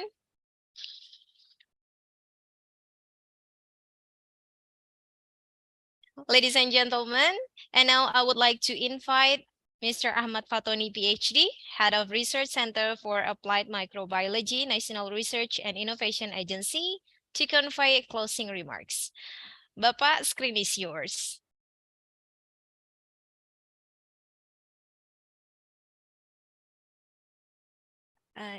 Still unmute. Yeah, sorry. Yeah, sorry. Yeah, thank you, Miss Aulia. So first of all, I would like to thanks here still we have our speaker, Dr. Arnold Bovi. It was very interesting talk, and then many questions. I hope that it can be follow up by the collaboration with him in the near future. Okay, everyone. Assalamualaikum warahmatullahi wabarakatuh. Good evening, grace and peace, everyone. I'm Ahmad Fatani, representative of Dr. Iman Hidayat, Chair of the Research Organization for Life Sciences and Environment BRIN. It has been a pleasure to be with you since yesterday in the 9th International Symposium of Innovative Bioproduction Indonesia on Biotechnology and Bioengineering 2022 with the theme of strengthening bioeconomy through applied biotechnology, bioengineering, and biodiversity. Thank you everyone again for attending this symposium. On behalf of the Research Organization for Life Sciences and Environment BRIN, I would like to express gratitude to all keynote speakers, invited speakers, presenters who have shared their idea, knowledge, and finding with us during the symposium. Since yesterday, I observed the excellent presentation from the great work of everyone and active discussion among our speakers and participants. So this symposium covering 6 topics, including bioresources and biodiversity, nutraceutical and natural products, biotechnology and bioinformatics, medical sciences, agricultural and forestry, and the last, environmental sustainability. So therefore, I can conclude that the purpose of our symposium this year has been accomplished. But however, I hope that this symposium is not just a tool for us to share our finding or idea and stop with the application, but bear in mind that we still have a big responsibility to implement our findings to our any potential collaborators or stakeholders such as society, industries, and other users. Hence, our research hopefully can make a significant impact to the economy, society, and the nation or Indonesia. And one of the key success to achieve enough impact is collaboration. And I would like to take this word of collaboration as a key home message to all of us. Implementing our results and making an impact are not easy tasks, but I believe we are going to make it by working together with others. As our chairman of Research Organization for Life Sciences and Environment BRIN, Dr. Iman Hidayat mentioned yesterday in the opening session, that there are 3 factors that we should have done. Actually, first, working together with colleagues from other disciplines. The second, working closely with industry, and the last, mastering key technologies in order for us enable to utilize our biodiversity sustainably. So I do really hope that after this symposium, everyone, we would extend our collaboration with other colleagues that we just met during this 2-day symposium, or even with our keynote speakers from Indonesia or overseas. And here we still have Dr. Bovi. I hope that in the near future, or Dr. Wahyuni already have collaboration with Wageningen and others. Hopefully we can strengthen the collaboration with the Wageningen University. And I believe also that researchers and participants here already have their own collaboration, but I think there should always be a room to enhance our collaboration.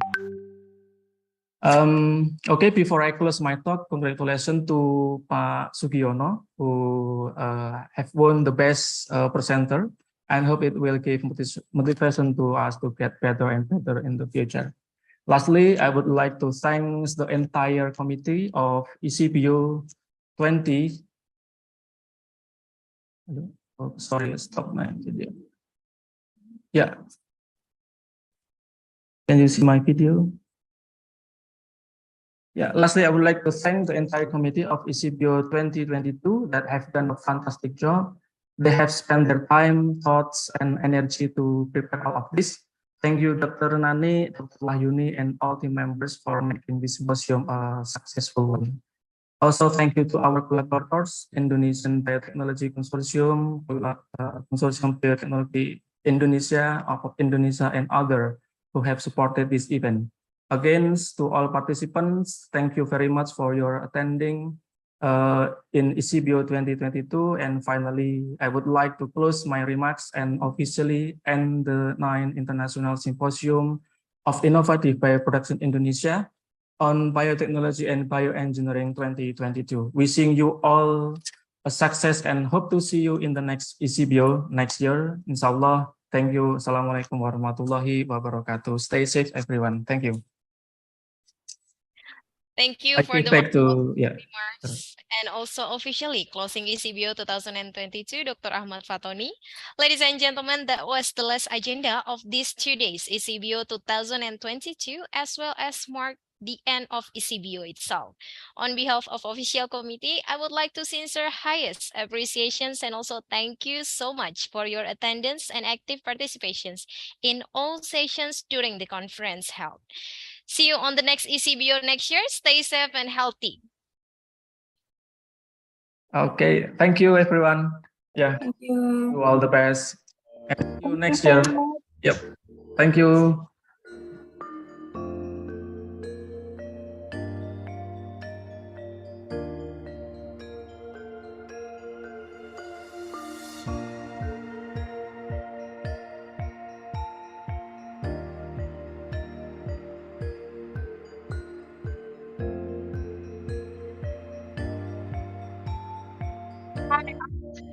Can you still hear me?